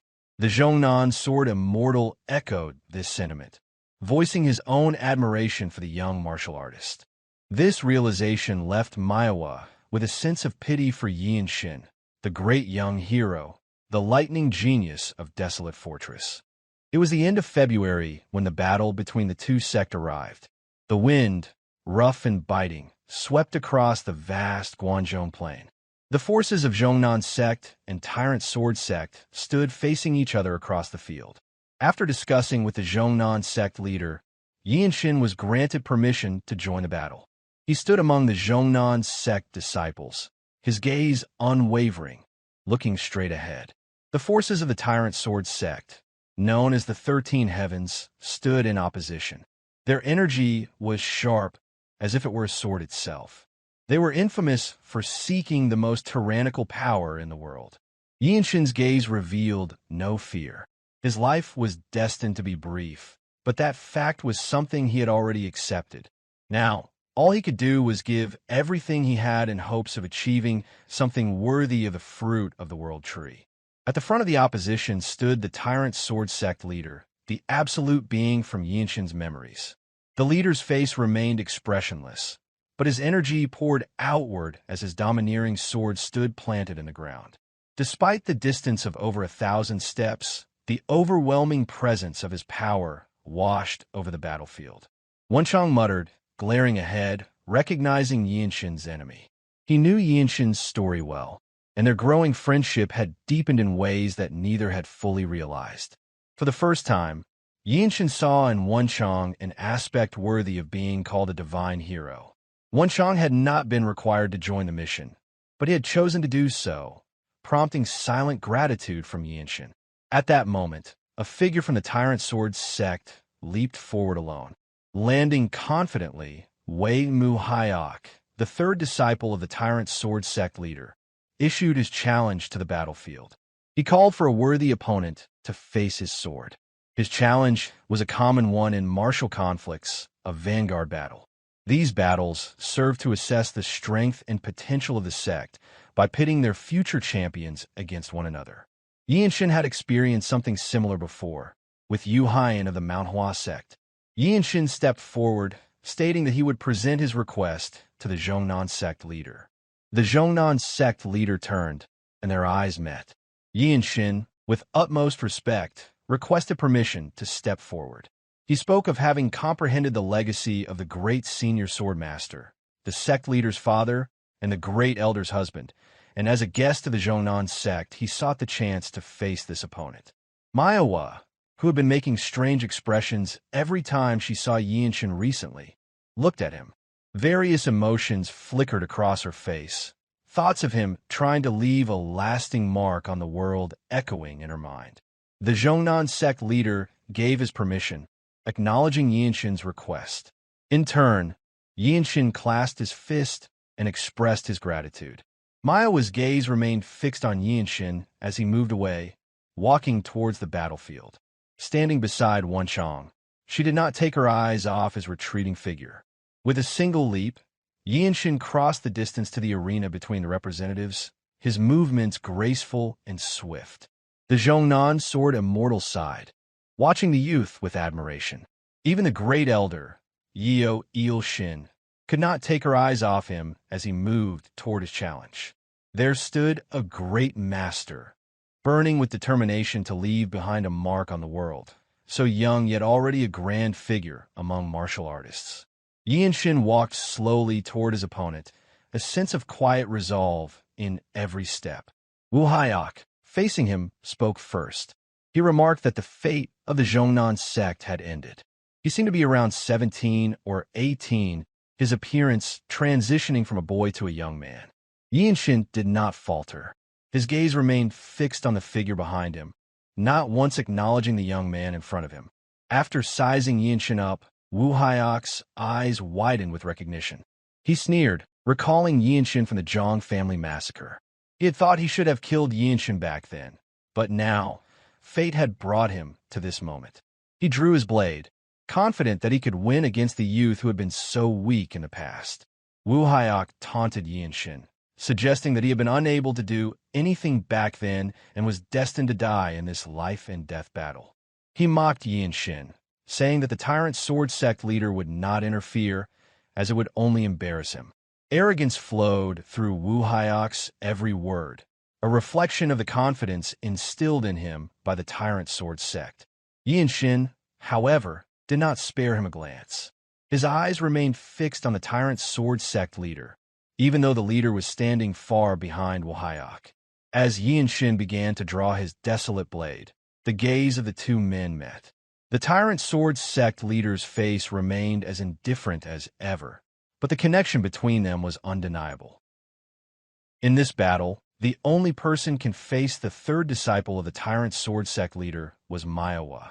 However, it was slightly inappropriate for her to step forward. She was a bit older than Hyea, and their accumulated reputations were vastly different. Throughout the standoff, Yeonshin's gaze remained fixed on the Tyrant Sword Sect leader. Hyea, noticing that his opponent, who appeared no older than 17, wasn't sparing him even a glance, became enraged. Hyea yelled as he leaped, demanding to know where Yeonshin thought he was looking. His attitude, one of complete disregard for his opponent, was typical of martial artists from evil sects. Their swords collided, and an explosion of energy sent a strong gust of wind through the air. The swords crossed, but remained locked, unmoving. Like an immovable wall, Yeonshin stood his ground, not yielding a single step as he absorbed the sword strike. Wu Hyok expressed surprise at Yeonshin's strength, remarking that it wasn't bad. Yeonshin did not respond. Having thoroughly learned sword techniques himself, he could sense the flow of energy created by his opponent's sword, realizing that it was nothing special. A memory from Yeonshin's past surfaced, when Chong Myung had tested him upon his entry into the Radiant Demon Squad. Yeonshin opened his mouth slowly, remembering a lesson. He recalled how someone from a noble Elven clan once mentioned that a person's potential could be judged by the wind of their sword. Yeonshin smiled smugly as he reflected on the meaning behind those words, realizing now what was meant by them. When Yeonshin smiled, sending goosebumps through Wu Hyan's arm, Yeonshin then performed his radiant wing sword style. The desolate sword in his hand radiated sunlight, and a faint light burst forth, pushing away the crossed swords. This pushed Wu Hyok back, unable to withstand the force. Yeonshin didn't stop. With wind swirling around him, he glided past his opponent with an almost effortless step. Myohwa watched in surprise, her eyes wide, unable to hide her astonishment at how swiftly Yeonshin moved. Even the leader of the Jeongnan sect, standing nearby, widened his eyes in disbelief, with the Grand Elder Yeonshin by his side, equally astonished. As its name suggested, the radiant winged sword style sliced through the air as if the sword were flying without resistance. At the end of the sword strike, it flashed radiantly, diagonally across Wu Hyok's neck. Yeonshin nonchalantly sheathed his sword, and with a thud, Wu Hyok's body fell to the ground. For a brief moment, silence enveloped the plain. Yeonshin's eyes remained focused ahead, locking onto the figure of the tyrant sword sect leader, who appeared unmoved by the death of his disciple. Without a hint of hesitation, Yeonshin pointed defiantly at the peerless figure, declaring that he would take one of his arms. He knew well that this reckless declaration would likely be seen as nothing more than entertainment. Yet, for the first time, a faint smile appeared on the tyrant sword sect leader's face. He even let out a snicker. A cheer erupted from afar as others watched the spectacle unfold. Even the masters of the 9 orthodox schools, who usually maintained an air of dignity, were caught up in the moment, praising Yeonshin's skill. One of them shouted that Yeonshin was indeed a lightning genius, and that the title was very fitting. Others chimed in, praising the radiant winged sword style as an amazing and powerful technique. Another joined in with their own comments, admiring the technique. From the Tyrant Sword sect, one martial artist expressed disbelief at how Wu Hyok had been so easily defeated, asking how such a powerful sword style could even exist in this world. The Tyrant Sword sect leader then calmly gave his command to kill them all. His voice, imbued with a resonant force, sent a wave of oppressive energy across the Gwangjong plain. Countless martial artists from the Tyrant Sword sect descended the hill, charging toward the opposing force. Despite their initial shock, their morale remained strong. The Jeongnan sect's martial artists, gathering their spirit, met the charge, drawing their swords in response. Amid the chaos, Wen Chang's voice rose, calling for Yeonshin to return. The urgency in his voice suggested how dire the situation had become. Yet, Yeonshin stood his ground. The Tyrant Sword sect's charge continued, the sound of their collective power vibrating through the air. Yeonshin could sense the war igniting between the two forces, sparked by his radiant winged sword style. At the forefront of the Tyrant Sword sect charge was a master whose immense momentum shook the ground, radiating a tyrannical energy wave. Yeonshin unsheathed his desolate sword once more. He could immediately sense that the man charging toward him was an elder-level master, someone who had trained martial arts for decades, possessing top talent within the Tyrant Sword sect. He knew that this was a martial artist Yeonshin could not handle yet. The elder stepped forward, his voice cold as he declared that he would kill Yeonshin. From his demeanor, Yeonshin assumed the old man was Wu Hyok's grandfather.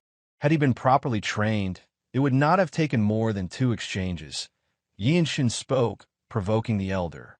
The old man leaped high into the air, his sword raised to strike Yeonshin down.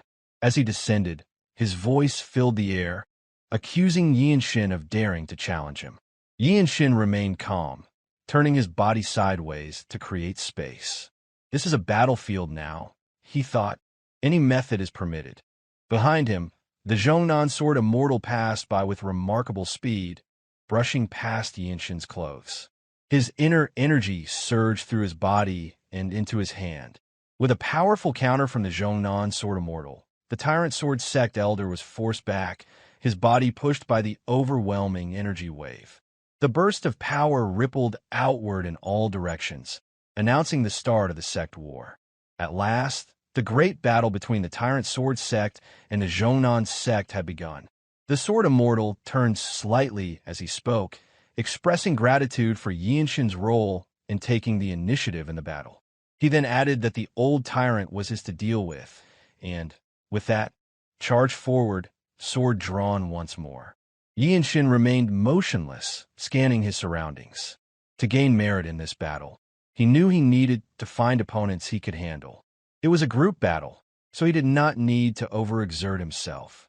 Just then, a group of Tyrant Sword Sect young masters charged at him, shouting threats as they aimed to kill him. Yeonshin realized he had already become the main target of the Tyrant Sword Sect. Without hesitation, he stomped the ground, pushing off toward the side as inner energy surged through his body. The number of enemies rushing toward him, weapons drawn, was more than a few. Yet Yeonshin remained confident in his ability to handle them. The first attacker came with a spear, its blade crackling with energy, even laced with killing intent. It was far beyond the level of the praying Mantis sect martial artists. Yeonshin deflected the spear with the scabbard of his sword, never giving his opponent a moment to think. Immersed in the chaos of the battlefield, he did not see his enemies as people, only as obstacles. He swung his sword with the radiant winged sword style, infused with the true energy of the Jeong dynamic technique. A radiant trace of light followed, leaving a mark on the man's neck. Without pausing, Yeonshin charged forward, a gust of dust swirling around him as his sword flashed, cutting down another foe. With two already defeated, Yeonshin pressed on, his senses heightened as he surveyed the battlefield. The techniques he had learned from battling the praying Mantis sect proved invaluable in a group fight. Two more swift strokes of his sword severed two more young martial masters, bringing his tally to 4. But now, he found himself surrounded. The disciples of the Tyrant Sword Sect had coordinated their attacks, finally facing him as a united front. Yeonshin's upper meridian burned with intense heat as he calculated the movements of his opponents. His mind was sharp, and his inner energy surged as he prepared to act. Two combined sword strikes came at him. He dodged the first with agility and blocked the second, calculating the best trajectory for his response. With a single stroke of his blade, the radiant light of the sun followed, cleaving through the two martial artists. With 6 fallen, Yeonshin's transformation into the Radiant Demon Squad's lightning genius was nearly complete, as he gathered new martial arts techniques with every strike. As his gaze swept ahead, Yeonshin realized he was now under attack from behind. But before the assailant could strike, a sword slashed through the air, severing the attacker's neck. It was Wonchong covering his back. The two exchanged a brief, knowing look. In the next moment, Yeonshin's eyes lit up. He pushed the Jeong dynamic technique to its utmost limit and danced with his sword. Two martial artists, one in white and the other in blue, moved in perfect harmony, cutting down one Tyrant Sword Sect martial artist after another. The desolate swords in their hands, ever growing with their martial arts mastery, never ceased drawing blood. The first battle had been won by the Jeong sect. Many believed that seizing the initiative had been a decisive factor in their success. Yeonshin had since become somewhat of a celebrity upon Jeongnan Mountain. Martial artists of the Jeongnan sect treated him with courtesy and goodwill, recognizing his valor. As he strolled with Elder Yeonshin, she conveyed her gratitude to the young warrior. However, Yeonshin, unfamiliar with flowery praise, dismissed it as flattery. Elder Yeo mentioned the growing interest in him among the sect's members, noting that many were eager to speak with him. At one point, a disciple offered him fruit wine that had been hidden away from both master and senior uncles, inviting him to share a drink. On another occasion, a different disciple commented on the apparent backlog of martial duels, suggesting a missed opportunity to challenge him sooner. Yet another proudly declared that the junior sisters from the Poetry Rhythm Pavilion had shown interest in Yeonshin, but insisted that their sparring match would come first. Having grown up in isolation, Yeonshin found it difficult to respond to such warmth and attention. As he continued his walk with Elder Yeoh, she brought up the topic of the Jeong family's destruction. She offered to reveal the truth to him immediately if he wished, mentioning that his second brother already knew the full story. There had been reasons behind Yoongsan's decision not to disclose it and Elder Yeoh's own hesitation. She suggested it would be better to wait until after the upcoming battle. Yeonshin considered her concern unnecessary, believing the truth would not shock him. Nonetheless, he agreed to wait, choosing to follow Elder Yeoh's advice. 3 days later, the Tyrant Sword Sect appeared once more upon the Gwangjong plain, their swords sharpened and their murderous intent palpable. Even among those known for villainy, the air around them carried a grim silence that said more than words. The Jeongnan Sword Immortal assessed the situation with a grave tone. The enemy had mobilized the entirety of their Elder Council. Understanding their strength all too well, Myohwa voiced her belief that a victory here would bring an end to the conflict. The Sword Immortal tasked her with protecting the disciples, to which she responded with quiet composure, and her face alight with determination. Approaching Yeonshin, Myohwa conveyed her wish for his martial success. Their eyes met, a silent acknowledgement of the battle ahead. Yeonshin offered a calm reply, turning his gaze with the hope that the Cloud Sword Dragon would remain unharmed. It was then that the Sword Immortal issued a stern reminder regarding the 8 fierce Rakshasa sword, the grandfather of Wu Hyok, whom Yeonshin had slain. Yeonshin inquired whether this man was the same elder from the Tyrant's sect they had previously encountered. The Sword Immortal confirmed this and explained further. Before he could defeat him fully, the leader of the Elder Council had intervened. Though the Elder's stance had collapsed quickly, he had remained focused on Yeonshin even while receiving fatal blows. Both Yeonshin and Myohwa listened closely as the warning continued. The Rakshasa sword held seniority even above the Tyrant's sect's leader. Yet in battle, he moved as if an extension of his command, often regarded as his right hand. Resolute, Yeonshin fixed his eyes forward. Determination to earn further merit burned within him as he expressed gratitude for the warning. With a firm expression, the leader of the Jeongnan sect raised his sword. At his signal, the second great battle began. Unlike the first, there was no vanguard battle. The Tyrant Sword Sect charged forward with swift, unrelenting force, their movements marked by deadly momentum. In perfect harmony, the disciples of the Jeongnan sect advanced to meet them, swords drawn and spirits united. Among the fray, a figure from the Poetry Rhythm Pavilion took command, instructing her fellow members to gather and form a sword formation to support one side of the battlefield. As the two forces, Jeongnan sect and the Tyrant Sword sect, collided, the vast plain grew dense with murderous intent.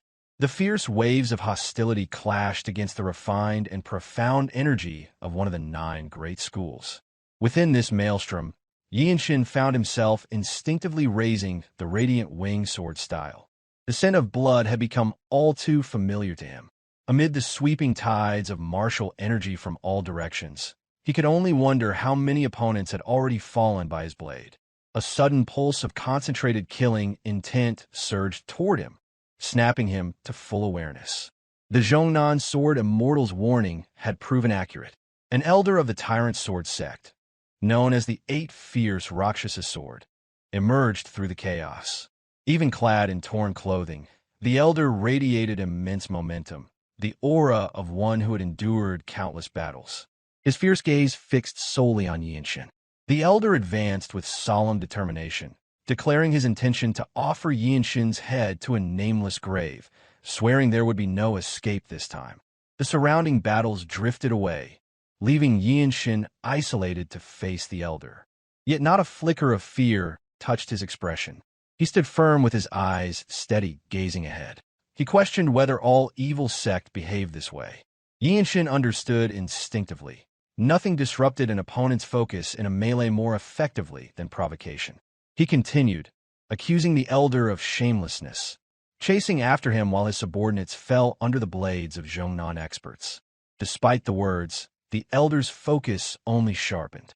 Like a lion circling its prey, he moved in with slow, deliberate steps, seemingly intoxicated by his own martial strength. The elder's sword swung with immense force. Yeonshin poured every ounce of internal energy into his defense. The resulting clash of metal rang out thunderously. Though the blade never touched the ground, the impact cracked the earth beneath. Unrelenting, the elder unleashed a barrage of stance techniques followed by a powerful palm strike, each executed with the mastery of a seasoned elder of a major sect. Yeonshin countered with a rotating force from the Eternal Blossom Fist. Confidence gleamed on the elder's face as he moved in, fully assured of his victory over the younger fighter. Their palms collided, generating an explosive shockwave of martial energy. Yeonshin staggered back, driven several steps away from the sheer force of the strike. Pain welled in his chest. Biting his lip, he recognized the reality. After a single exchange, his internal energy had already faded. At his current level, challenging a master of this caliber was beyond reach. Eyes flashing with urgency, he activated the Jeong dynamic technique. A faint glow stirred in his middle dantian, and the true energy surged forth.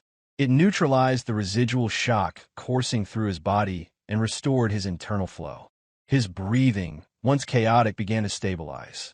The 8 fierce Rakshasa sword's expression shifted.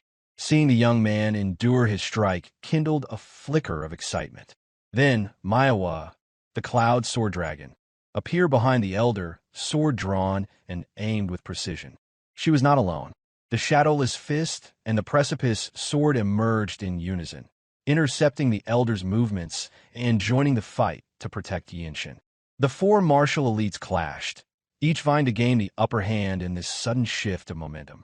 Meanwhile, Yeonshin remained still, his upper dantian fully activated. With perfect clarity, he studied and recorded every motion the elder made. Rage lingered in the old man's heart from his grandson's death, and the interference from Jeong warriors further agitated his technique, making his patterns easier to read. Yeonshin carefully observed everything.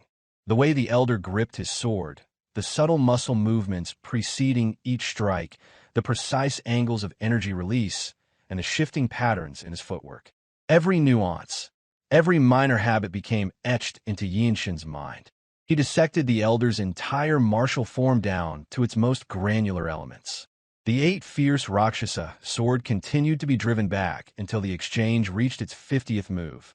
Myohwa soared high into the air, her blade poised to strike.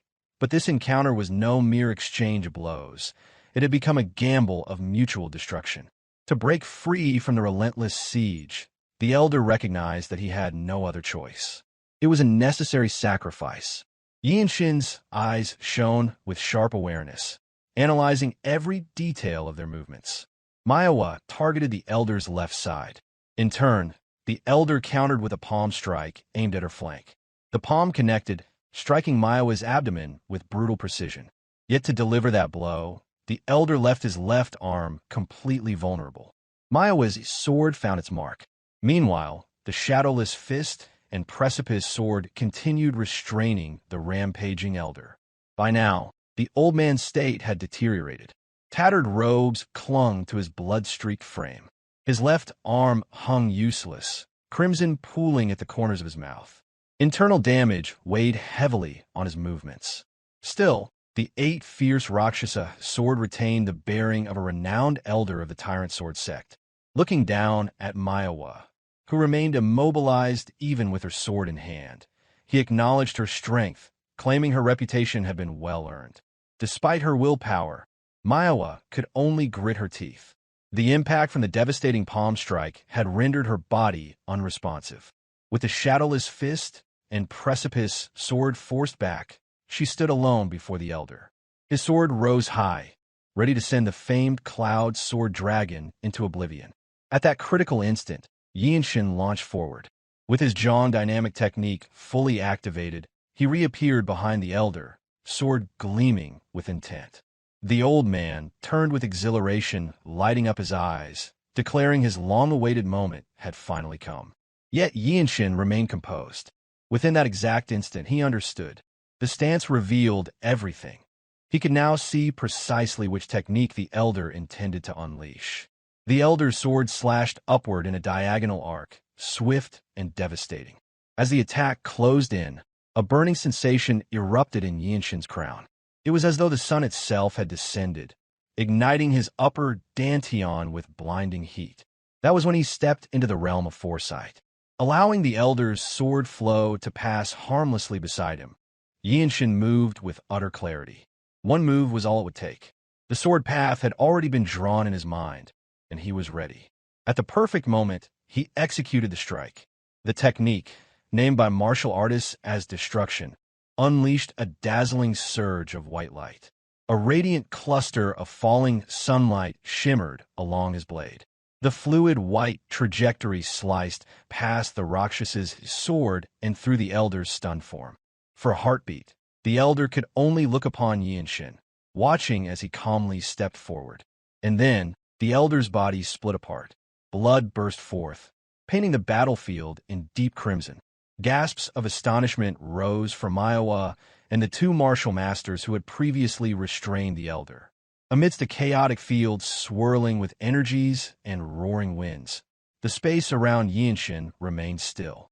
With a hollow thud, the body of the 8 fierce Rakshasa sword collapsed to the ground.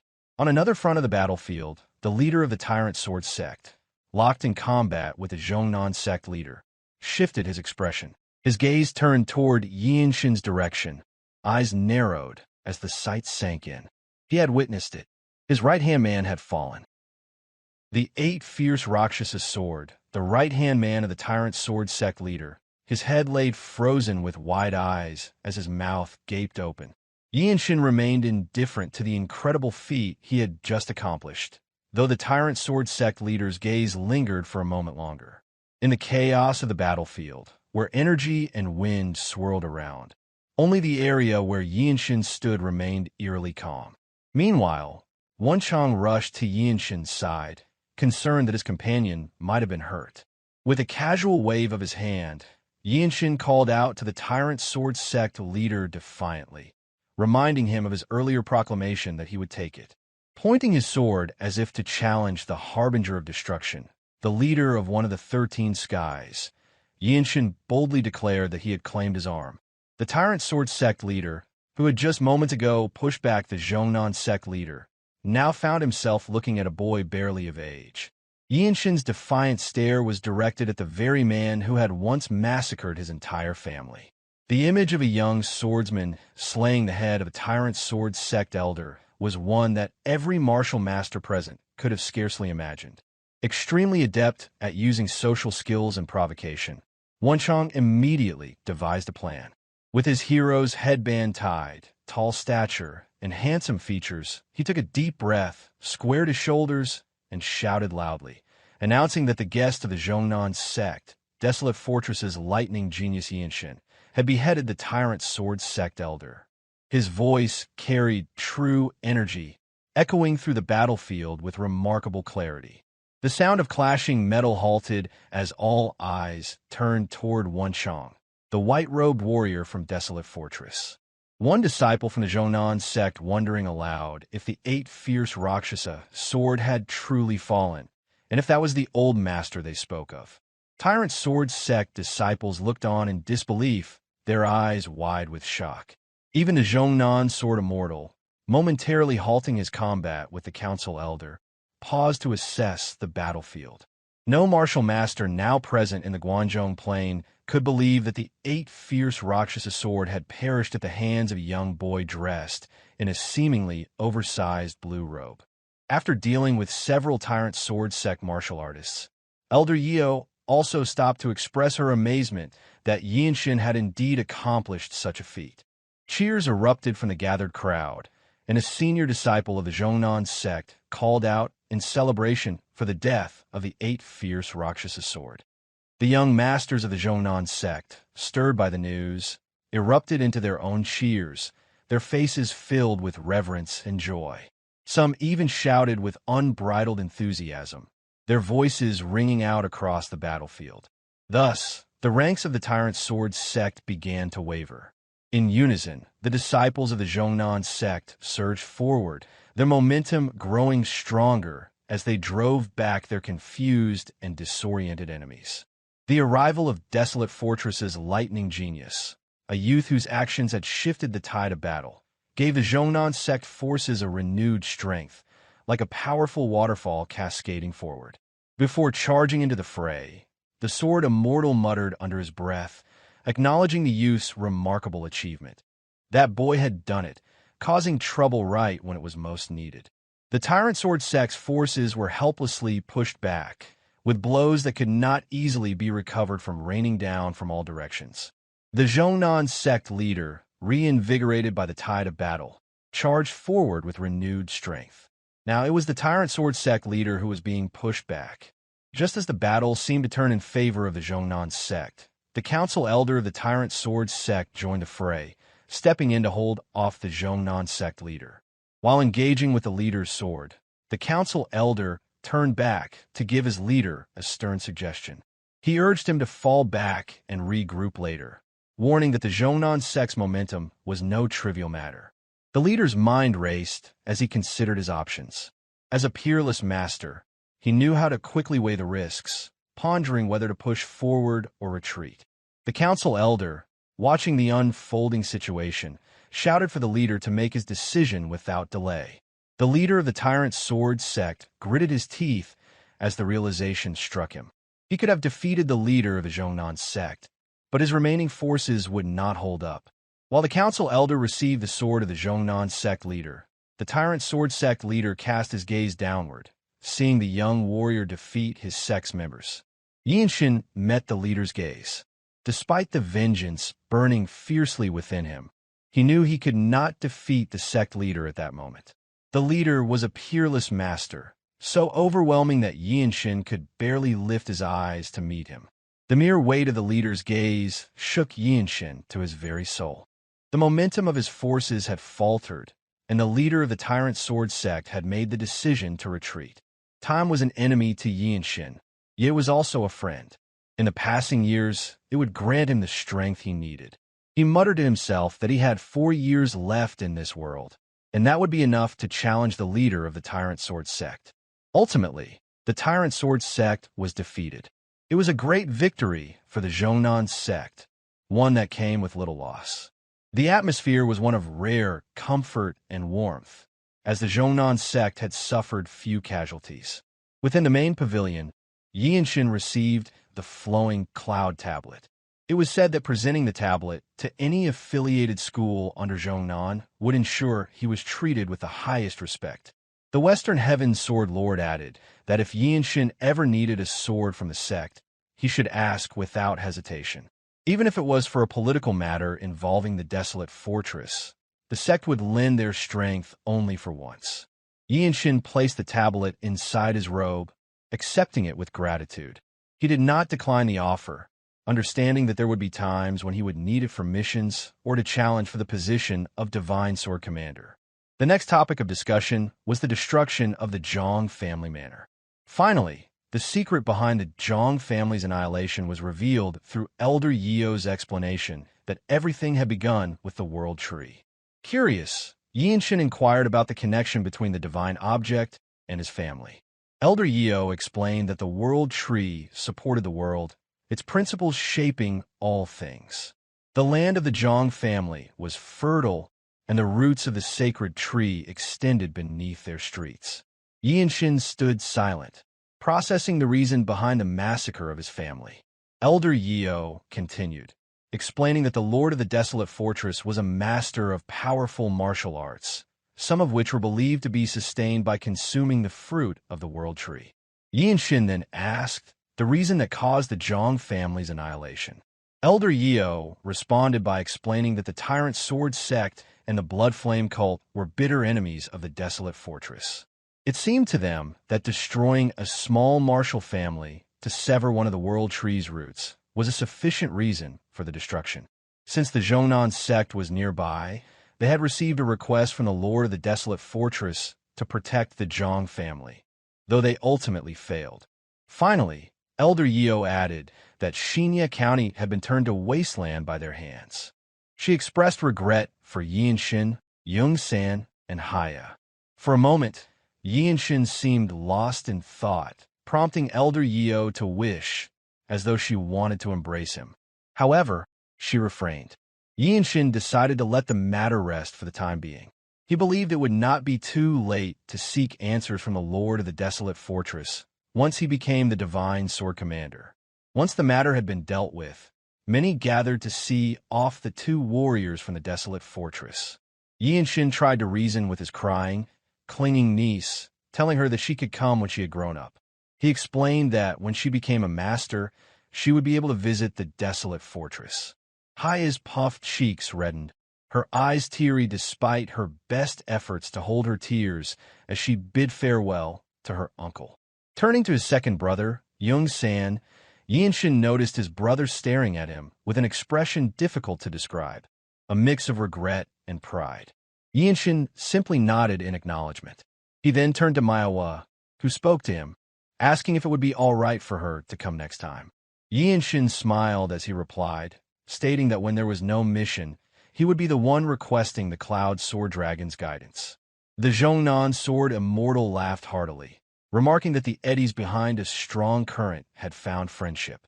It was a sight to behold, especially for an old man who should be thinking about retirement. His words were truly heartwarming. Yeonshin shook his head and responded, jokingly suggesting that the Sword Immortal seemed as though he would live another 100 years.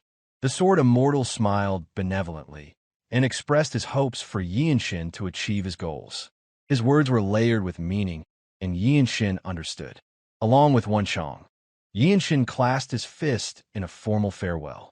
Yeonshin walked off, masking his sadness at parting with his niece once more, wearing a nonchalant and solemn expression. He did not glance back. Meanwhile, Wonchong turned back to wave at the young disciple from the Jeongnan sect, or perhaps trying to steal a glance at the Cloud Sword Dragon. After half a day's journey, the two warriors arrived at a village and took rest at a tavern. The place was crowded with wandering warriors who boasted about their martial prowess or discussed rumors they had heard. Among them, one man spoke loudly, claiming that the Myohwa sect had secretly received help from the Desolate Fortress. He continued, stating that the 9 schools and the Desolate sect were now like setting suns, with only the Jeongnan sect, who had defeated the Tyrant Sword sect, left to act boldly in Shaanxi. At that moment, a young master spoke up. He explained that, as someone new to the Murim, the speaker needed to understand that one could only live long in the Murim by keeping their mouth shut. This young master, who seemed to come from a martial family, had the appearance of someone who could throw his weight around but spoke with dignified authority. 2 martial women, swords at their sides, seemed to be his companions, nodding faintly with smiles. The wandering warrior at the opposite table, who had been speaking loudly, abruptly stood up and retorted. He demanded to know who the young master was calling a newcomer, and asked if he was wrong in his statement, adding that the Murim could not even catch one thieving demon. The young master simply let out a sigh, deciding not to engage further. Another man at his opposite joined the conversation, running his mouth about the Azure Eyes Sword Demon. He claimed that one of the eyes of the Azure Eyes Sword Demon, which the Radiant Demon Squad boasted about, had flown off. The first man laughed, adding that the Azure Eyes Sword Demon had once been a top blue robe master from the Desolate Fortress. He now claimed that it was all just empty fame, and he asked if anyone disagreed with his assessment. He scanned the room, as if seeking agreement. It was at that moment that an incredible speed was demonstrated. A chopstick, propelled by an unseen force, split the air and embedded itself silently in the table in front of the man. The young warrior stopped sipping his drink, and his 2 companions turned to look in the direction of the attack. The energy behind the strike was so powerful that the tip of the chopstick trembled. All eyes turned to the source of the attack, where a youth in a blue robe sat calmly. Chilling intent flickered in Yeonshin's eyes as he asked, with a controlled voice, for the man to tell him more about the story of the Azure Eyes Sword Demon. The tavern, which had been filled with the noise of sword-carrying patrons, fell silent in an instant. Yeonshin, who had subtly extended his hand, moved the shoulder hem of Yeonshin's robe. The embroidered character Desolate, stitched in black thread on the blue fabric, became visible. The wandering warrior who had been talking out of turn stumbled over his words upon recognizing the inscription. His stammering revealed that the two young men were from the Desolate Fortress. The table that Yeonshin had struck earlier shattered with the force of his energy lay in pieces. The other tavern-goers quickly retreated, either remaining frozen in their spots or staying in their tables. The wandering young master looked Yeonshin up and down. His demeanor, previously casual as he chatted with the two women beside him, shifted to one of slight confusion, though interest clearly flickered in his eyes as he observed the newcomer. Yeonshin walked further into the tavern, heading toward the wandering warrior who had dared speak so recklessly. A smug grin tugged at Yeonshin's lips as he followed close behind. The tavern's occupants parted, not daring to block the way of warriors from the Desolate Fortress. The wandering warrior, now stammering under his breath, could only stand motionless. With Yeonshin's display of strength, none within the tavern could challenge him. Finally, with his gaze turned away, the wandering warrior admitted his fault without daring to meet Yeonshin's eyes. He explained that he had never meant to insult the Desolate Fortress. After an exhausting journey from Jeongnan Mountain, Yeonshin was visibly tired as he stopped to rest in the tavern only to meet an unexpected news. With a swift motion, Yeonshin's left hand moved over the hilt of his desolate sword as he spoke coldly. He had no interest in the wandering warrior's excuses. His hand remained on the hilt of his sword as he looked the warrior dead in the eyes. His gaze, infused with the energy of the Jeong dynamic technique, radiated intensity as he demanded to know what had happened to the Azure Eye's sword demon's eye. The wandering warrior, now acutely aware of the immense pressure bearing down on him, immediately surrendered. With his trembling voice, he confessed that it was Thieving Ghost, and that the Bloodflame sect was believed to be behind him. He explained that a few blood swordsmasters and an apostle of the Bloodflame sect had clashed with the Radiant Demon Squad. During the fight, while protecting a commoner family, the Azure Eye's sword demon had met an unfortunate injury. Yeonshin stood still, processing the words as thoughts of his senior, the blue-robed Chung Myung, filled his mind. Known as the Azure Eye's sword demon, Chung Myung had been a kind senior figure within the Radiant Demon Squad. Yet, Yeonshin's gaze remained unwavering, fixed on the wandering warrior. The man, feeling the intense weight of Yeonshin's stare, began to tremble, his fear mounting with each passing moment. Under the crushing pressure, the wandering warrior fell to his knees, offering a hurried apology for his earlier mockery of the Desolate Fortress warriors. Yeonshin looked down at him, his demeanor now more composed. He had matured as a martial artist, and it showed in the calm control he exuded. Bowing deeply, the wandering warrior pleaded for his life, his voice laced with desperation as if he faced a death sentence. Without further words, Yeonshin accepted the man's apology and instructed him to pay for the table that had been broken in the commotion. Surprised, the wandering warrior expressed his gratitude for Yeonshin's mercy. Meanwhile, the wandering young master, observing the situation, smiled knowingly, as though the matter had unfolded precisely as he had anticipated. The murmurs among the tavern's patrons began anew. One remarked that someone of such youth, yet immense martial power, could easily grow arrogant. Another noted that a master from a renowned sect was bound to carry an air of dignity. With all eyes on him, Yeonshin remained unfazed by the whispers. His demeanor suggested that he viewed the matter as a display of mercy from a strong individual, not to be mistaken for weakness. The energy waves he had exhibited, enough to gauge the martial strength of others, even with something as simple as chopsticks, only reinforced that impression. The young master stood from his chair and approached Yeonshin, asking if by chance he was the lightning genius. After a brief nod of confirmation, the young master continued, expressing his belief that, following White Chilin Namgung Wasin, Yeonshin would become the next shining light of the Desolate Fortress. He added that it was a pleasure to meet him and introduced himself as Jeong from the Jeong family of Shangxi. They exchanged greetings, with Yeonshin nonchalantly stating his own introduction as a member of the Radiant Demon Squad of the Desolate Fortress, Jeong Yeonshin. Continuing with his flowery praise, Jeong remarked that Yeonshin was a rising star from the Desolate Fortress.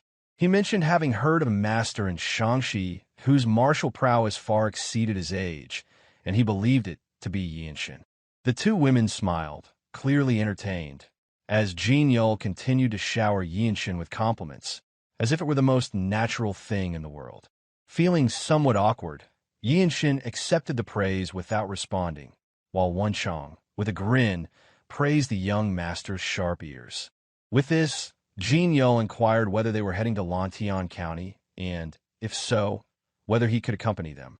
Yeonshin turned to the young master with a sharp gaze at the question. Sensing the change in the atmosphere, Jeong quickly added that while he knew it might seem presumptuous, he wished to form connections with the masters of the Desolate Fortress. With a piercing look, Yeonshin questioned him in return, asking if he knew their destination and whether he was aware of the details of the situation. Unfazed and still smiling, Jeong explained that after the battle between Jeongnan and the Tyrant Sword Sect, the Radiant Demon Squad and Myohwa Sect had become hot topics in Xian's martial world. He said that everyone was watching, even those from smaller families like his own, so it was impossible not to know about such significant events in the martial world. Yeonshin's gaze remained fixed on Jeong as he carefully considered the young master's intentions. With his upper meridian open, it sometimes helped him gauge the truth behind words. Throughout their exchange, there was something unsettling about Jeong's smile, but Yeonshin chose not to voice his thoughts and simply nodded in response. Yeonshin suggested they depart after finishing their meal. The atmosphere in the room lightened, and Jeong expressed his gratitude for Yeonshin's acceptance. With Xian being one of the foremost cities in the Central Plains, meant that Lantian County, situated at the eastern edge of the metropolis, required quite a long journey from the inn near Zhongnan Mountain. As they traveled, Wonchong animatedly recounted how the battle between Zhongnan and the Tyrant Sword Sect had unfolded. He proudly recalled shouting that the Desolate Sect's lightning genius Jeong Yeonshin had beheaded the Tyrant Sword Sect elder. With a smug expression, Wonchong continued, claiming that his roar that day had been as powerful as Shaolin's lion's roar, causing all the martial artists from Zhongnan Sect and Tyrant Sword Sect to turn their heads in unison. The two women laughed heartily at the story, and Wonchong boasted about how impressive it had been.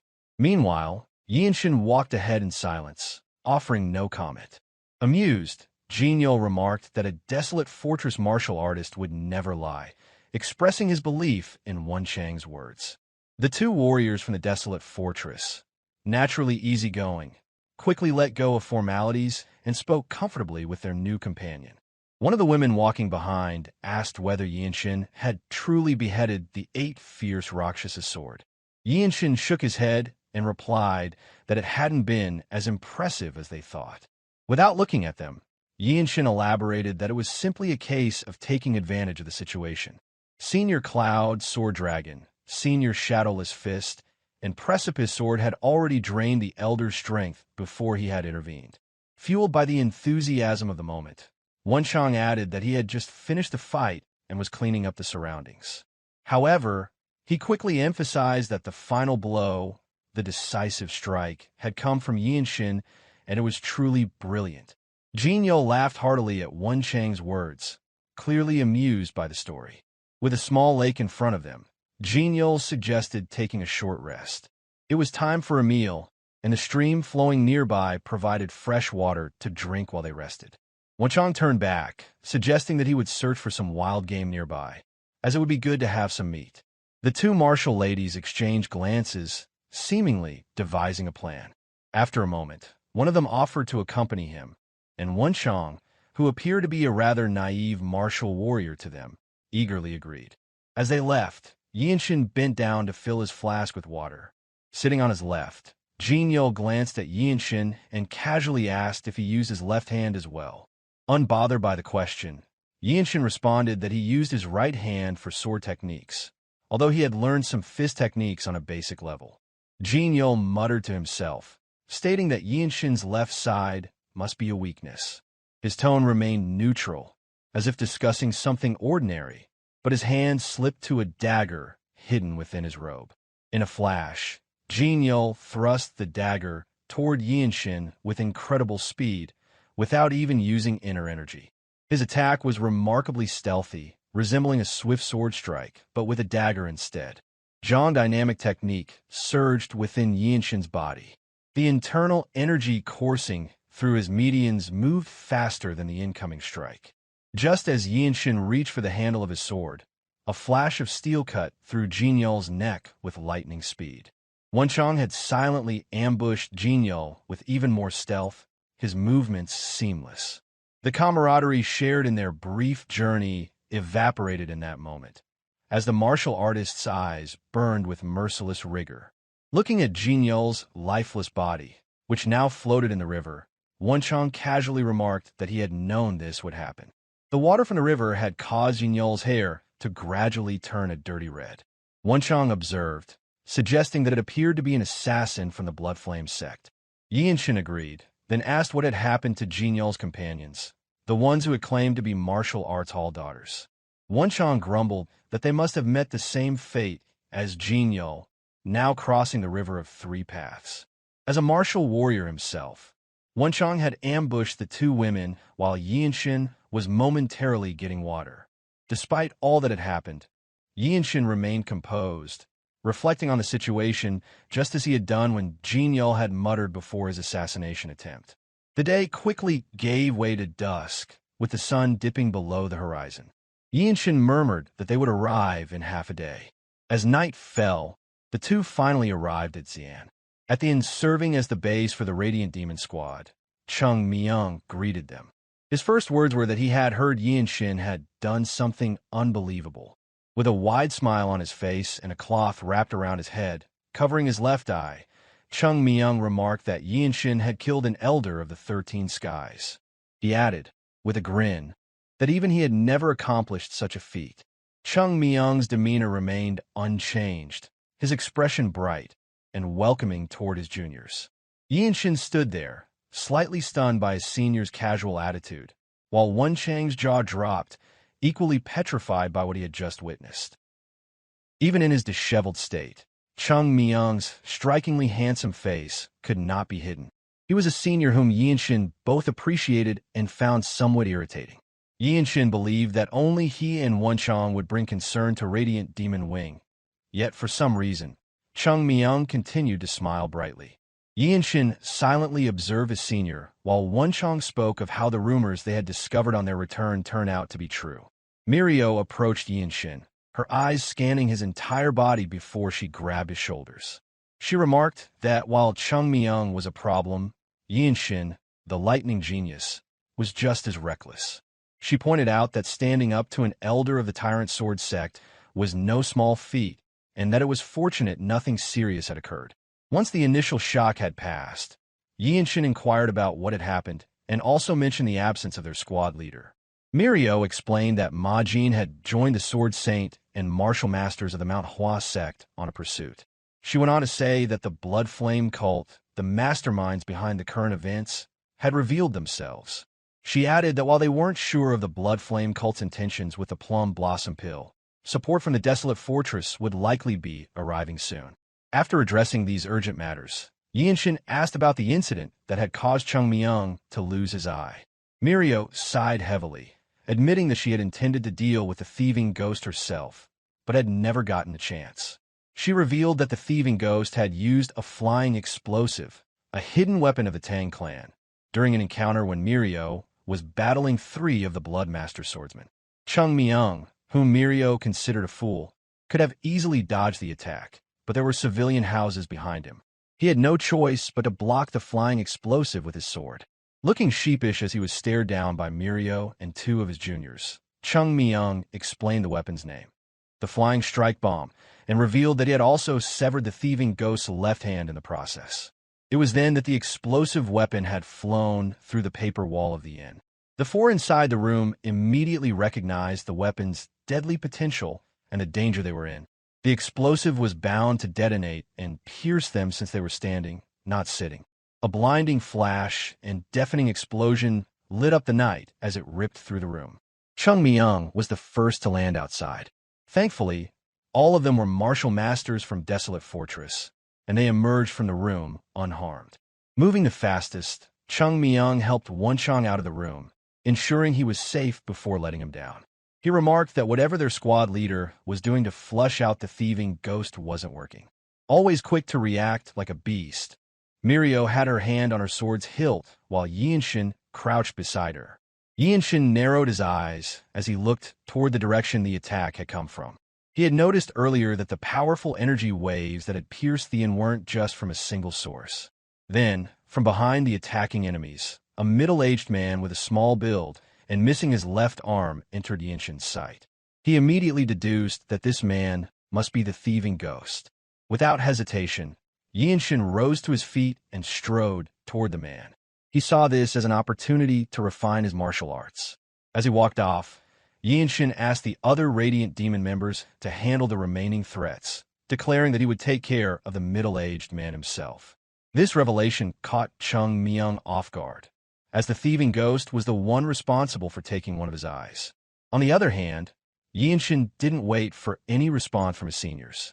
He simply continued his steps, closing the distance until he stood a few paces away from the Thieving Ghost, while his hand resting on the handle of his desolate sword.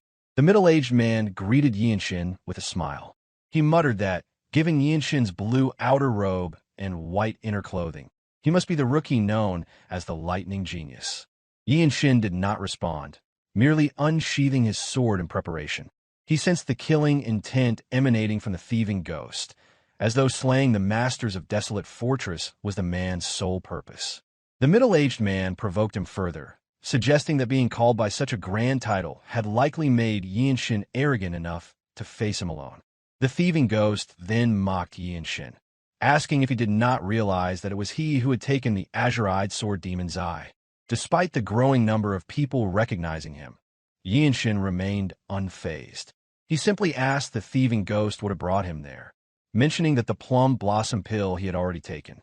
The Thieving Ghost raised his arm, declaring that he had come to take everything. With inner energy radiating from his hand, he stated that he wanted the head of the one Yeonshin couldn't call senior brother, the azure-eyed sword demon. Since there was no martial hierarchy in Desolate Fortress, the Thieving Ghost made this declaration this way. Maintaining his composure, Yeonshin asked why the Thieving Ghost would risk incurring the wrath of Myohwa's Sword Saint and the Radiant Demon squad leader for such an act. The Thieving Ghost raised his left shoulder, his arm still wrapped in a bandage, fresh blood seeping through. As a martial artist who had perfected the art of stealing, the Thieving Ghost's arm was just as important as his martial skills. He remarked that Yeonshin clearly did not understand the true significance of a martial artist's hand. Yeonshin's gaze remained sharp as the Thieving Ghost took a step forward. The Thieving Ghost spoke again, his tone dismissive. He acknowledged that he had indulged Yeonshin because he had shown some promise, but now he considered him no different from all the other fools. Yeonshin focused his mind on the Jeong dynamic technique he had mastered, channeling his inner energy into his sword as he began to chant the Radiant Wing sword style. His true energy flowed from his hand into the blade, as if the sun itself was bleeding into the air. Without hesitation, Yeonshin struck upward with the desolate sword. A faint stream of light followed the trajectory of the sword. The Thieving Ghost body technique was as elusive as his title suggested. The sword strike missed, marking the first time Yeonshin's technique had failed since its creation. The Thieving Ghost's movement was fluid and swift as he turned and rushed in. In an instant, he appeared beside Yeonshin, his hand stretching out like a snake, accompanied by a wave of energy that seemed intent on seizing Yeonshin's sword-holding hand. It was the Thieving Ghost's signature move, the grappling hold. However, Yeonshin had already captured the technique in his mind. The entire focus of the technique was to subdue the opponent's arm and leave them defenseless. Even as he analyzed his enemy's martial technique, Yeonshin formed a perfect defense. A whirlwind of wind surrounded his body as he moved, the spiral force of his movements destroying any chance of being caught from behind. The Eternal Blossom Fist, harmonized with Chung Myung's teachings, added to the defensive power. The Thieving Ghost's eyes narrowed as he stepped back, but Yeonshin simply floated backward as if he were a leaf drifting in the wind when their true energy clashed. As Yeonshin landed gracefully on the ground, the Thieving Ghost muttered in surprise, observing that the movement technique resembled that of the Elf clan. However, he quickly corrected himself, stating that it wasn't quite the same. He noted that it was a martial art that hand people couldn't follow, resembling their form, but ultimately, it was a new martial art. Yeonshin jabbed back, remarking that the Thieving Ghost spoke too much. Unfazed, the Thieving Ghost continued his provocation. He called Yeonshin a child of the Jeong Clan and taunted him, suggesting that Yeonshin had buried his family members in the back mountain. Yeonshin listened silently as Thieving Ghost continued to ask if he had ever wondered what had become of that land. This prompted further elaboration from the Thieving Ghost, who explained that Yeonshin had greatly antagonized the Bloodflame sect. He questioned whether Yeonshin truly believed they would leave his hometown untouched. The Thieving Ghost revealed that they had dug up the mountain and burned all the corpses. A brief jolt of realization stirred in Yeonshin's mind. The Bloodflame sect was a fearsome force, known for responding decisively to potential threats. Not only did they send assassins, but they also dug into the past, uncovering every detail. Yeonshin realized that they had discovered his origins. He was from the Jeong family, which had been annihilated in Hyea County. As memories resurfaced, Yeonshin adjusted his grip on his sword. He recalled the servant who had called him for breakfast every morning, his eldest brother and his wife strolling in the yard, and, finally, his father, whom Yeonshin had always viewed as merely his mother's companion, taking his last breath and, in his final moment, acknowledging Yeonshin as his third son. Despite the provocations, Yeonshin remained unfazed. He raised his true energy once more, and as the fate-defying scripture operated, the intensity of the energy waves fluctuated. The Thieving Ghost's lips twisted into a smile as he taunted Yeonshin, boasting that a youngster like him could never kill him. He claimed he would bury Yeonshin alongside the azure-eyed sword demon's head. Yeonshin did not falter. His senses heightened as he faced this life-or-death battle. His mind pondered the nature of martial artists and when they might experience despair. The first instance, he thought, would be when their sect's master, senior-junior brothers, or they themselves faced death. The second would be when they became unable to practice martial arts. But what would cause martial artists, obsessed with their craft, to receive a shock comparable to these? As the Thieving Ghost launched his martial arts once more, Yeonshin's train of thought continued. He knew that merely cutting off the Thieving Ghost's limbs wouldn't be enough to stop him. The Thieving Ghost's extraordinary body technique unfolded again. The hand that claimed to steal everything in the world unleashed the advanced principles of the grappling hold. Yeonshin lowered his sword, every movement of the Thieving Ghost embedding itself into his mind. With a single step, Yeonshin stretched out his left hand. It was a perfect mimicry of the opponent's grappling hold. The shadow of Yeonshin's hand created a strange afterimage. The Thieving Ghost's smirk vanished the moment he saw the boy before him using the stance of his technique. But he did not stop his charge, thinking it was simply a hasty imitation.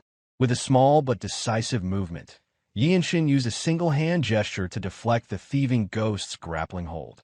The trajectory of Yeonshin's move clearly surpassed ordinary martial arts. It was a move from an entirely higher dimension. Fury flared in the Thieving Ghost's eyes as he spat, furious at the audacity of Yeonshin using his own technique against him. They attempted to grasp each other's hands with their respective hand techniques. Yeonshin's innate talent, the Heaven's Mistake, shone through as he deciphered the Thieving Ghost's martial arts and used it against him. In mere moments, they exchanged blows. Though Yeonshin was slower to start, he finished early. His hand, moving with precision, grabbed the Thieving Ghost's wrist first. At the same time, the supernatural strength of the Jeong family technique took effect. The crushing grip sealed the Thieving Ghost's movements completely. No acupoint strikes were even necessary. Cold sweat beaded on the Thieving Ghost's face as he muttered to himself. unable to comprehend how Yeonshin had known his technique. He seemed unable to think of a way to escape. It was hard to believe that he had been so at ease just moments ago. Unfazed, Yeonshin returned the provocation indifferently, stating that this martial art seemed better done his way and that the Thieving Ghost technique wasn't that advanced. The Thieving Ghost's face turned almost panic-stricken. His expression seemingly died with terror. After all, he had witnessed the sight of his unique martial art being instantly stolen and flourishing in the hands of his enemy. Yeonshin stared at his foe with indifferent eyes, savoring the moment when the Thieving Ghost's mind filled with despair. Although Yeonshin was still an infant in the broader martial world, he knew well that this was the way to throw demonic martial artists into despair. To martial artists, their techniques were their lives, built over countless years of dedication. All Yeonshin needed to do was deny that and reveal their own martial art in a superior form right before their eyes. Yeonshin moved closer to the Thieving Ghost, continuing his provocation. With casual ease, he asked if he should teach him the incantation. The Thieving Ghost's face contorted in surprise. Other than flinching, he could do nothing before the young martial artist. This time, Yeonshin smiled, as if he enjoyed the despair he had caused, denying any hope of escape for the Thieving Ghost. The middle-aged man seemed to realize the gravity of the situation as his face slowly changed, from longing to complete despair. Yeonshin had stolen and destroyed his life.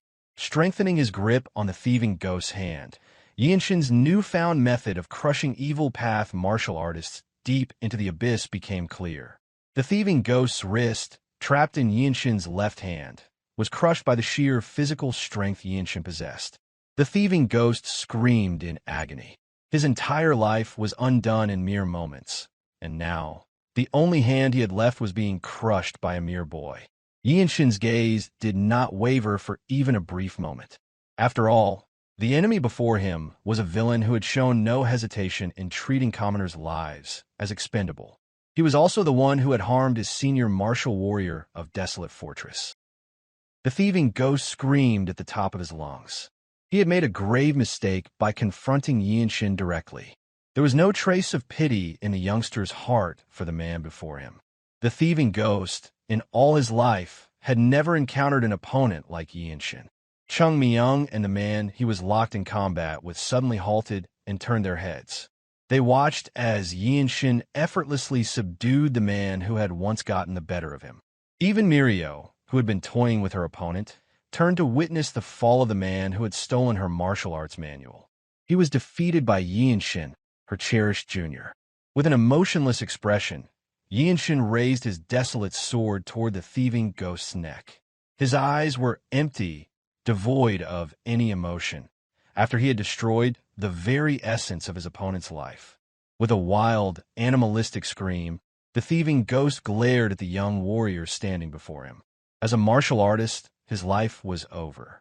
All his accomplishments, built over a lifetime, had been undone by a mere child, a fledgling in the world of martial arts. Without hesitation, Yeonshin swung his sword. The sensation of severing his enemy's neck was sharp and clear, yet he thought nothing more of it, as though he had simply dealt with a back-alley thug.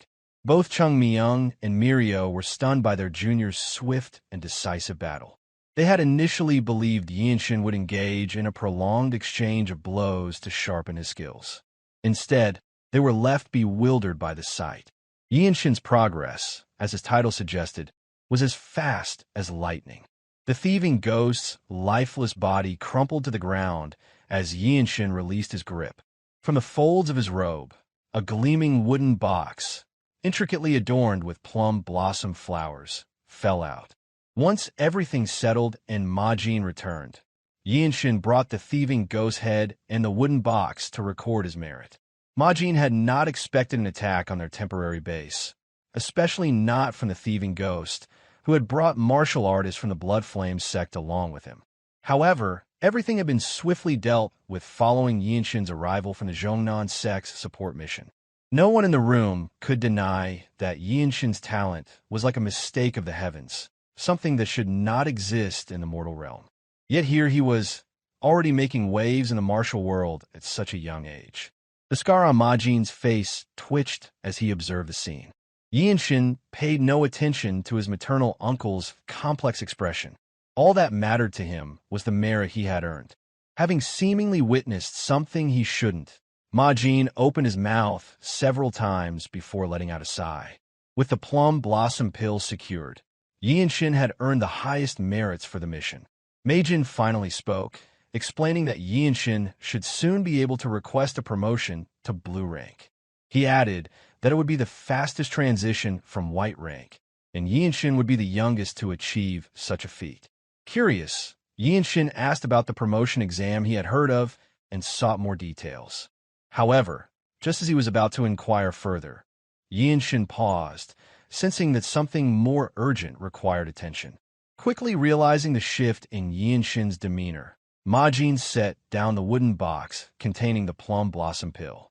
Majin then gestured for Yeonshin to follow and revealed that the Myohwa sect had been attacked.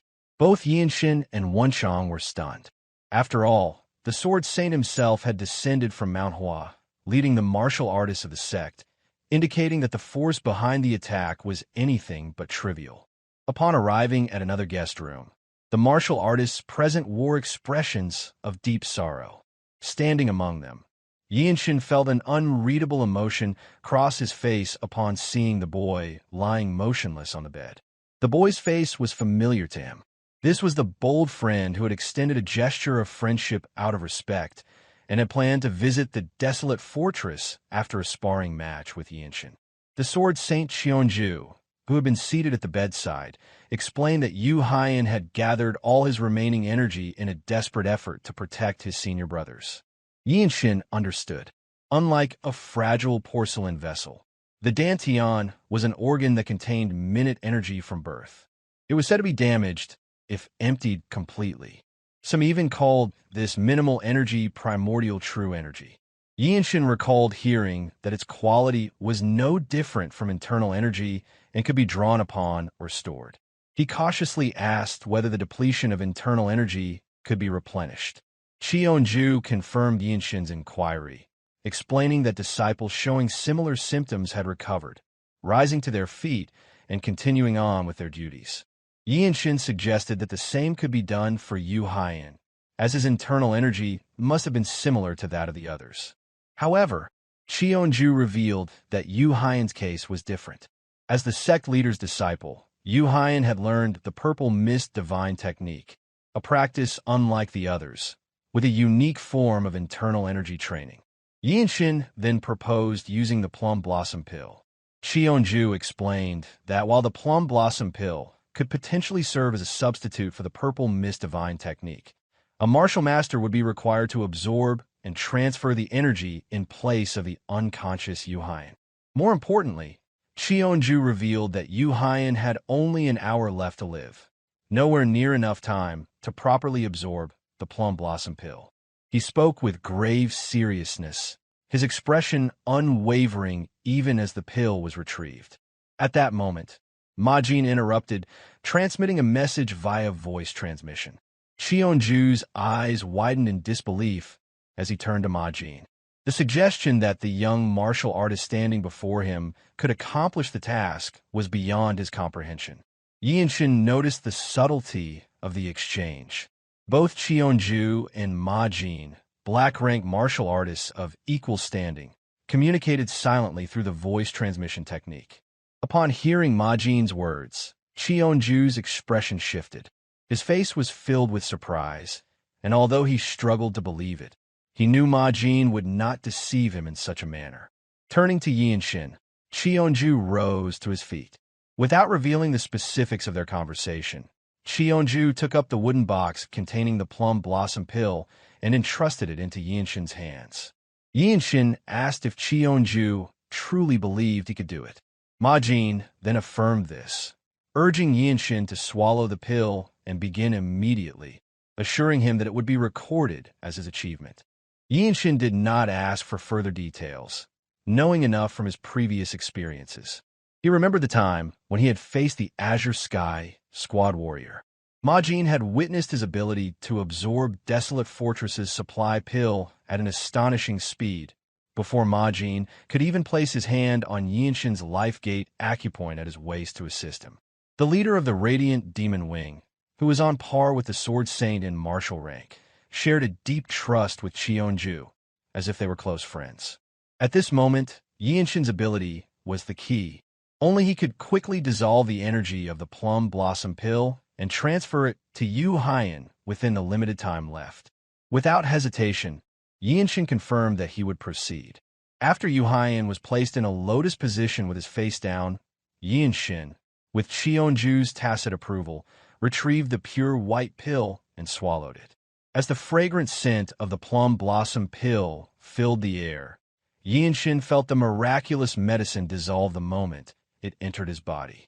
The brief thought that crossed his mind quickly faded, and he immediately moved his true energy from the Stone Gate acupoint, where the middle dantian resided.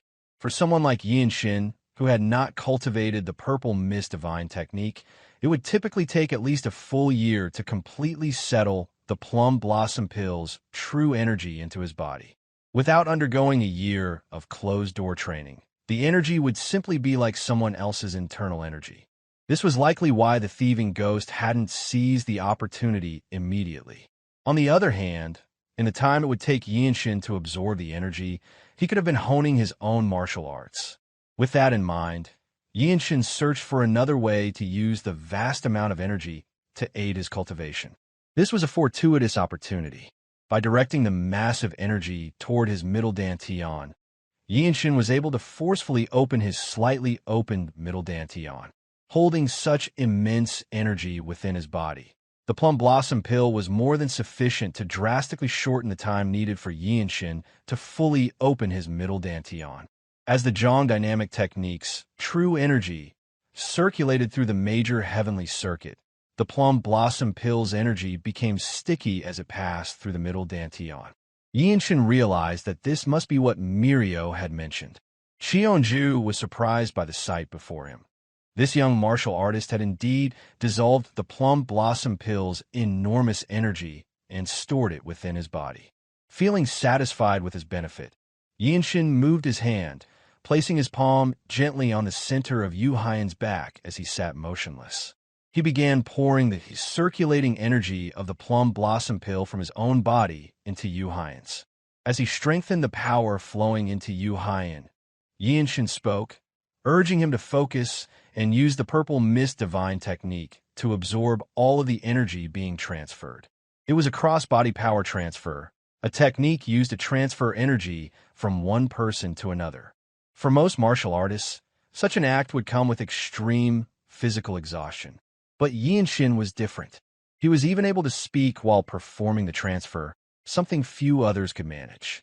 The Myohwa Sect disciples watched in astonishment. Yeonshin's energy transfer never faltered for a moment. This unwavering consistency was characteristic of the Jeong dynamic technique, which refined internal energy by moving it through the body, and of Yeonshin's innate control over internal energy. After benefiting from the energy himself, Yeonshin's transfer was seamless, ensuring that no energy was wasted. When the transfer was complete, he withdrew his palm, and there was no sign that he had been exhausted by the effort. Finally, Yu Hyan's hollowed eyes opened. Yeonshin rose to his feet as Cheonju approached Yu Hyan to check if he was conscious. Yu Hyan answered affirmatively. Cheonju held Yu Hyan's wrist to check his pulse, his eyes widening in disbelief as he felt it. The pulse seemed so strong that it might tear his skin. His surprise deepened as he realized that Yeonshin had completely dissolved the Plum Blossom Pill's energy and transferred it into Yu Hyan's body without the slightest loss. As a supreme master like the Myohwa Sword Saint, Cheonju could instantly recognize such an accomplishment. He stood speechless for a moment, only managing to take several breaths before letting out a low sound. The fact that Yeonshin had transferred such powerful energy without keeping any for himself was hard to believe. Filled with admiration, Cheonju spoke, explaining how truly noble Yeonshin's actions had been. Yeonshin glanced back at him, suggesting that he understood it as a matter of trust. The emotion on Cheonju's face was undeniable, and it wouldn't fade easily. As Hyea began circulating his inner energy, his complexion improved, and he looked at Yeonshin with the same admiration. Without hiding his reverence, Cheonju spoke again, telling Yeonshin that he had saved Myohwa's future. Having treated the Myohwa sect with such heroic bearing, Yeonshin rightfully deserved compensation. The Myohwa sect disciples looked on in surprise at how their sword saint treated Yeonshin. On the other hand, Majin felt a sense of pride for his nephew. For Yeonshin, however, the formal condescension from the Myohwa sword saint felt awkward. It wasn't until Yeonshin became the Divine Sword Corps commander that he had been expected to pass on cumbersome energy, because there had been no time to properly absorb any of it. Cheonju continued, assuring Yeonshin that he wasn't offering material reward for his actions, but was instead offering his heartfelt gratitude. He mentioned that Hyea had said he would visit the Desolate Fortress, and Cheonju would send this with him. Yeonshin responded with a respectful clasp of his fists, acknowledging the gesture. With nothing more to discuss, Yeonshin turned back to Majin, asking if the mission was now complete. Majin let out a sigh, contemplating the achievements of this mere boy before him. It was perplexing. To confirm, Majin answered Yeonshin's question with a resounding affirmation. He added that everything had been done, all achievements claimed by Yeonshin. The young warrior had merely placed chopsticks on a rice bowl, yet in doing so, he had inadvertently concluded all the events. The party led by Majin soon returned to Desolate Fortress for a period of rest and recovery. Yeonshin sat in a lotus position in a personal training room to refine and solidify the martial arts techniques he had recently developed. The peaceful environment within the fortress was rare in the vast martial world. It hadn't even been a full season, and yet Yeonshin had already acknowledged to wear a blue robe over his usual white one, a custom signifying acknowledgement from his senior, Chung Myung. Initially, Yeonshin had planned to request martial arts from the Lord of Desolate Fortress as soon as he returned. The request was a reward granted to him by the Lord after his victory in a spar with Ma Seon, the young heir of the Ma family. However, things had shifted. Yeonshin had already created the Radiant Sword style, although he still needed to find a way to infuse more true energy into the flow of the sword art. In addition to this, he also wanted to figure out how to take a second step on his Radiant Wing step. Lastly, Yeonshin couldn't stop to make progress with the Eternal Blossom Fist technique. With the Radiant Sword style and Radiant Wing step now in his possession, skills that had once seemed unimaginable to acquire, Yeonshin understood there was still much work to be done. Uncertain about which martial art would be most useful next, he decided to wait before making any requests. As time passed, Yeonshin became increasingly frustrated. Despite spending considerable time in the martial arts archives, he found no new inspirations to improve his skills. Majin's words resurfaced in his mind. When he had encouraged Yeonshin to spend more time in the martial arena, explaining that the land used by the 17 great squads of Desolate Fortress's Divine Sword Corps was vast and offered numerous opportunities for growth. The techniques of the Radiant Demon Squad and the Azure Sky Squad, such as the Radiant Demon Technique and Azure Sky Sword, were distinctly different. Each of the 17 martial squads, comparable to independent Sect, represented a collective of martial arts innovation established by the Imperial Court, breaking the long-standing rule of non-interference in the martial world. Majin had elaborated that Desolate Fortress served as a place for members to gather and improve together, much like rivers flowing into the ocean. It was a reminder to Yeonshin and the newly appointed White Rank warriors not to become narrow-minded, but instead to meet and spar with fellow martial artists in order to refine their skills. With this advice in mind, Yeonshin decided to pick up his sword and leave. He departed from his quarters in the Radiant Demon Squad's lodging and walked through the hall toward the martial arena, where masters from the 17 squads were known to gather. On his way, Yeonshin overheard the buzz of conversation among the seniors. Some spoke among themselves, commenting on his remarkable achievements and referring to him as the lightning genius. Others directly asked if the rumors were true, that Yeonshin had beheaded the 8 fierce Rakshas's sword. It was widely known that the elder's strength far surpassed that of a typical blue-ranked martial artist, further fueling the rumors. The response to Yeonshin's remarkable achievements was nothing short of tremendous. However, for Yeonshin, severing the head of the tyrant sword sect felt easier than handling the constant attention and discussion he became the subject of within Desolate Fortress. On top of that, it was widely known that Yeonshin had lent his aid to martial masters from both Jeong Clan and Myohwa. As a result, they began to see the potential for taking him on a mission to Shaanxi, knowing he had already forged connections with 2 of the 9 great schools. However, Yeonshin was not particularly fond of the pride and admiration that came with this newfound fame. Time was precious to him, and he had no interest in basking in glory. With a focused determination, he made his way toward the stairs that led to the training ground.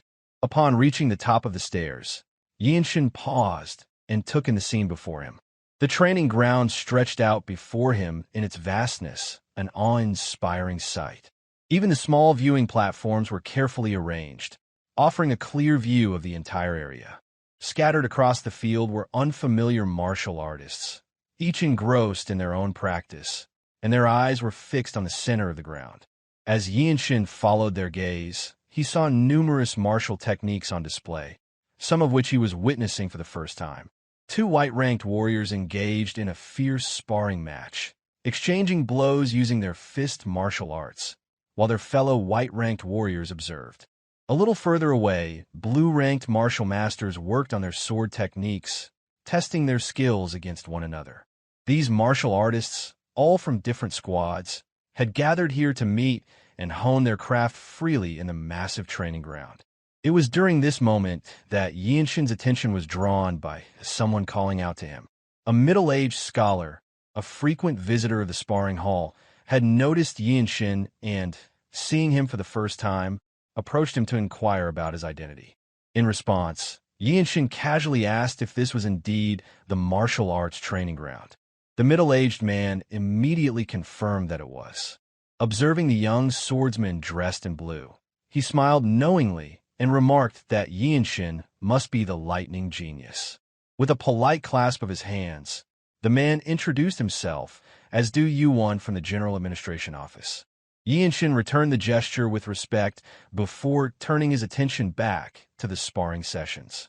At that moment, the Ma family's bloodline within him wasn't widely known, and Yeonshin's cool, detached demeanor was not a sign of arrogance.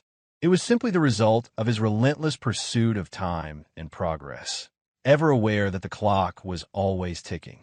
However, D1 moved closer and spoke again. His expression was filled with goodwill, and he mentioned that he had heard much about the Radiant Demon Squad's lightning genius. News of Desolate Fortress reached the General Administration Office, where the officers tracked all notable achievements. He added that Yeonshin's accomplishments were truly remarkable. Du Yuan then leaned in and revealed a secret to Yeonshin. Intrigued, Yeonshin focused on him as the administrator shared his insights. He explained that if Yeonshin completed even a small mission, the merit he would earn would be enough to push him forward into a rank promotion exam that will officially elevate him to the status of a blue-ranked martial master. This revelation was the first time Yeonshin showed visible emotion. He let out a short, genuine exclamation.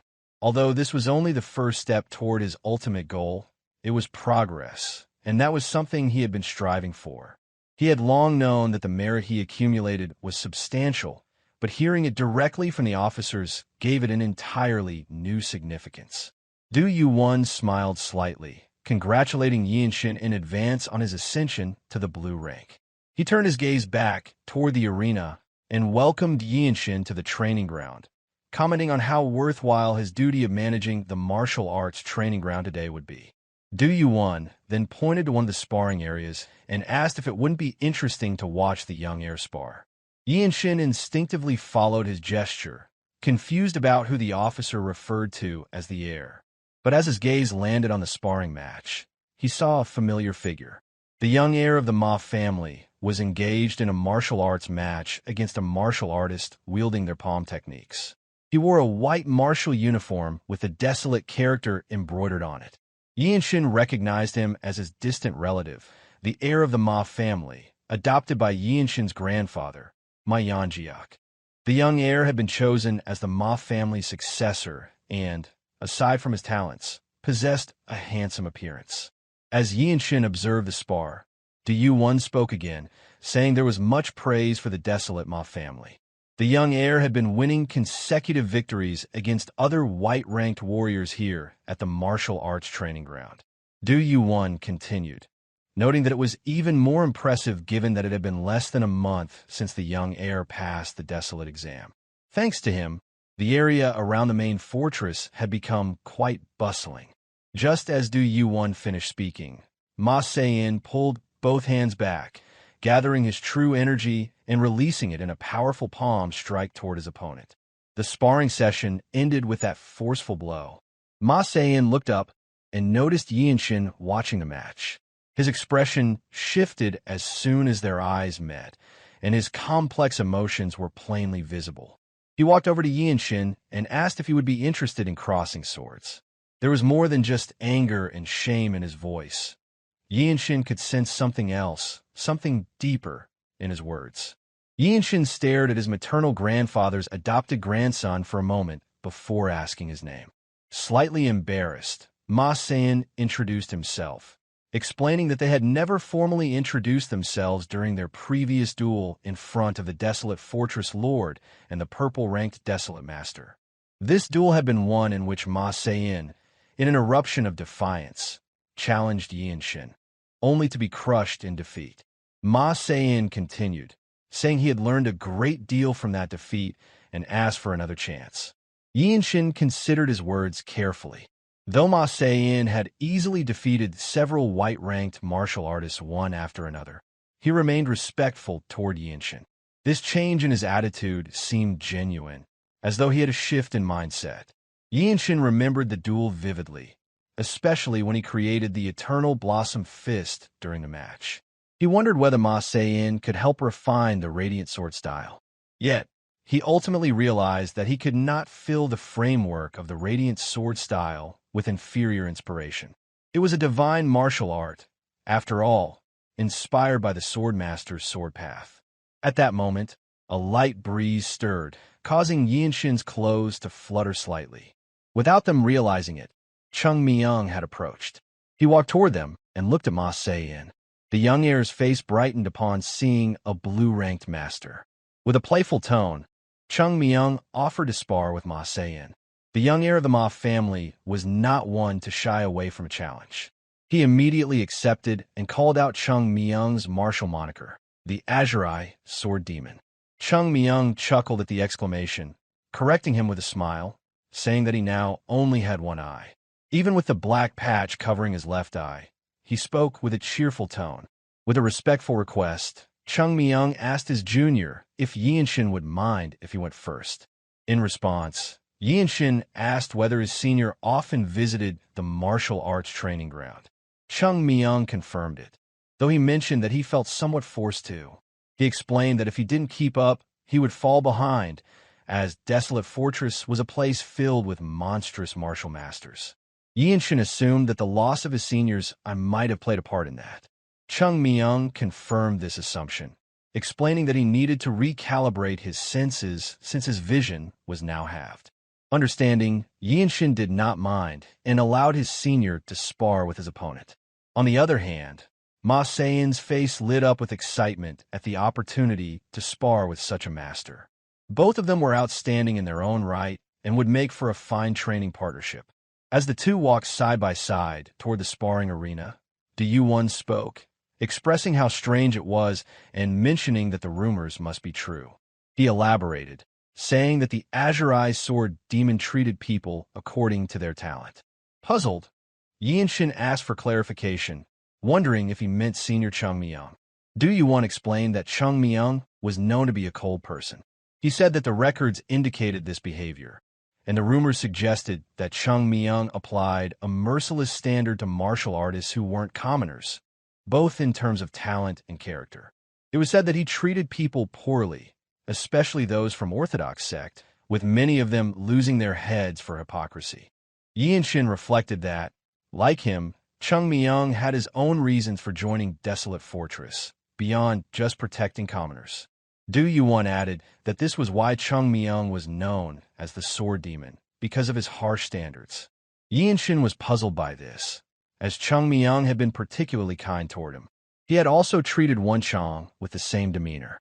With a thoughtful expression, Yeonshin muttered that he had not noticed such harshness.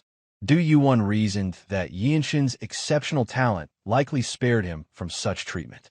He elaborated that most other blue-ranked masters tried to avoid Chung Myung when they could, let alone the white-ranked warriors. It was then that Du Yuan clicked his tongue as he observed the swift end of the sparring match between Chung Myung and Ma Seyin. The blue-ranked master's palm struck Ma Seyin's solar plexus with precision and speed, without even looking. The strike was a flawless and rapid palm technique that Chung Myung appeared to demonstrate as a teaching tool for Ma Seyin.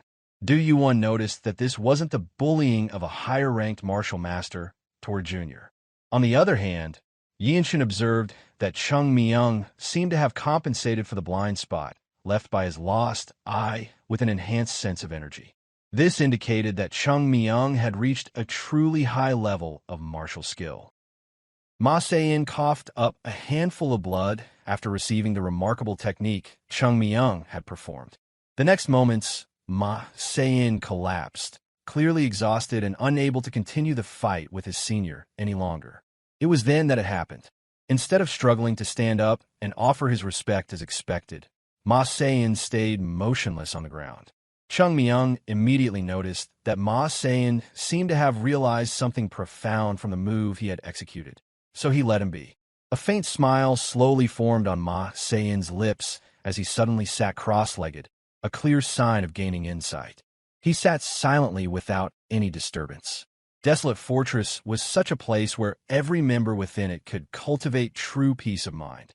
With the Desolate Fortress Lord residing safely in her chamber, it was considered the safest place in the entire martial world. Yeonshin watched Ma Seyin meditate, feeling a rare and humbling sensation that he himself seldom experienced even at Jeong family manor. Surrounded by the ever-watchful Ma family guards and skilled martial masters nearby, Ma Seyin quietly cultivated his insight in perfect peace. He had finally caught the meaning behind what Chung Myung had tried to convey with his palm technique. It was then that the senior in the flowing blue robe took a step back toward Yeonshin and spoke with calm certainty, expressing that Ma Seyin was far from being just some empty-headed fool. Despite having lost an eye, Chung Myung's demeanor toward Yeonshin remained kind and generous without any sign of bitterness. It was then that the true nature and spirit of the Desolate Fortress sank in deeply. Chung Myung had lost an eye, yet his martial prowess had barely diminished at all. On the other hand, Ma Seyin, who had seemed merely an arrogant young master before, had changed drastically in such a short time, his character becoming humble and making him much easier to gain enlightenment. This is what it truly means to be part of the Desolate Fortress. A tight-knit group of martial masters banded together as the Imperial Sword, sworn to protect commoners in the wild and dangerous martial world. The camaraderie shared among its members was forged through countless life and death experiences. When Yeonshin returned to the Radiant Demon Squad Pavilion, Majin suddenly approached him to speak about something important. Majin revealed that the Desolate Fortress Lord wished to commemorate Yeonshin's coming of age in a special way. Yeonshin asked if the Desolate Fortress would oversee his coming of age ceremony. When Majin nodded silently, Yeonshin's brows furrowed in thought. The coming-of-age ceremony was the first of 4 important ceremonies of life, performed according to the imperial family rituals. The Great Ming Empire's scholars traditionally held this ceremony at the age of 20, but martial artists were different. The harsher the local Murim environment where they settled, the earlier they tended to hold coming-of-age ceremonies. The standard age varied from place to place. An early coming-of-age ceremony was meant to quickly establish one's presence as an adult, since no one ever knew when death might come unexpectedly. However, it wasn't Yeonshin's concern. For him, life itself was his footprints, so he simply asked when the next mission would come.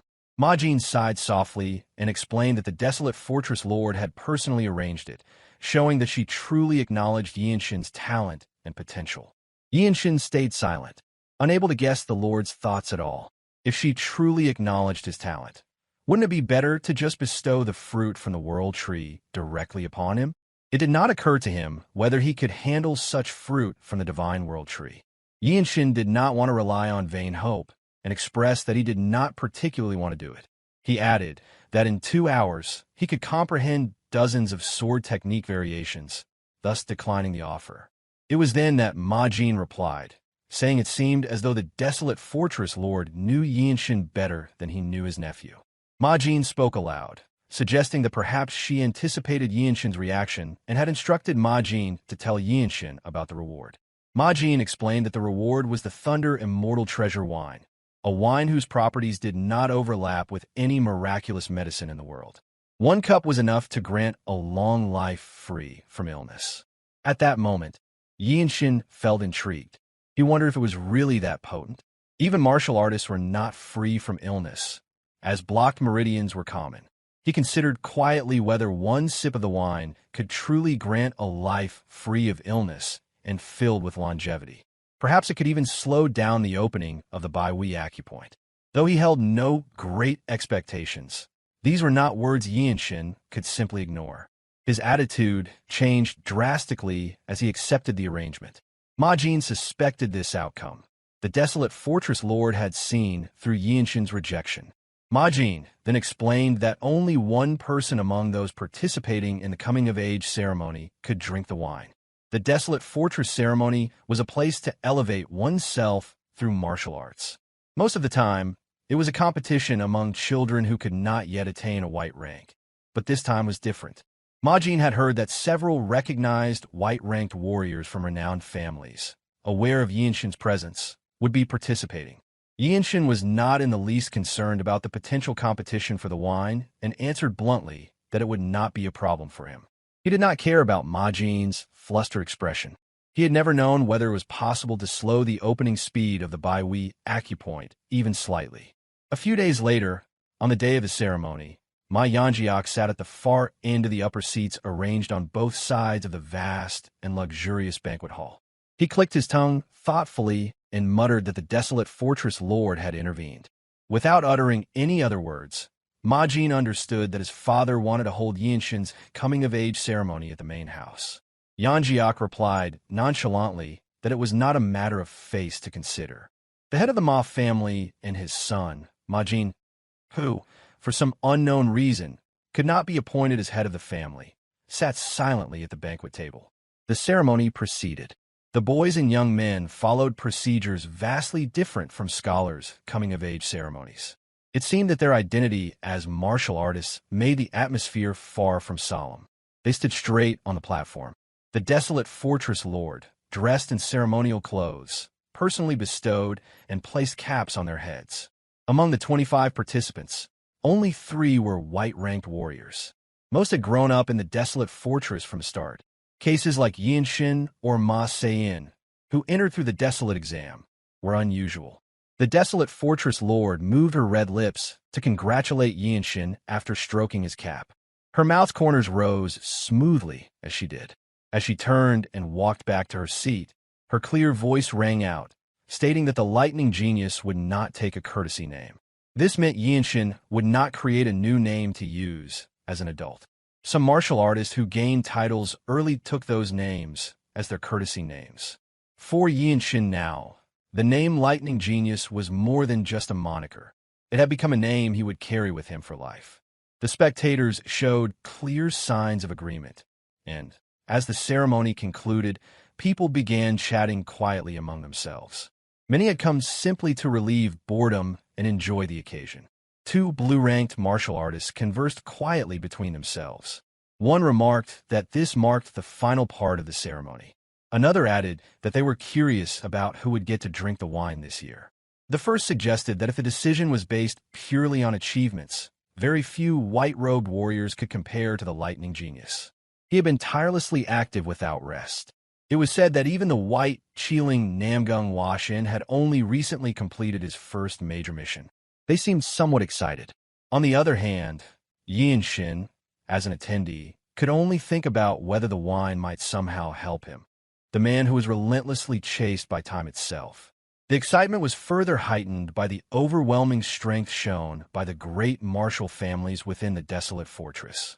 The potential heirs from the Ma and Shin families had far exceeded everyone's expectations.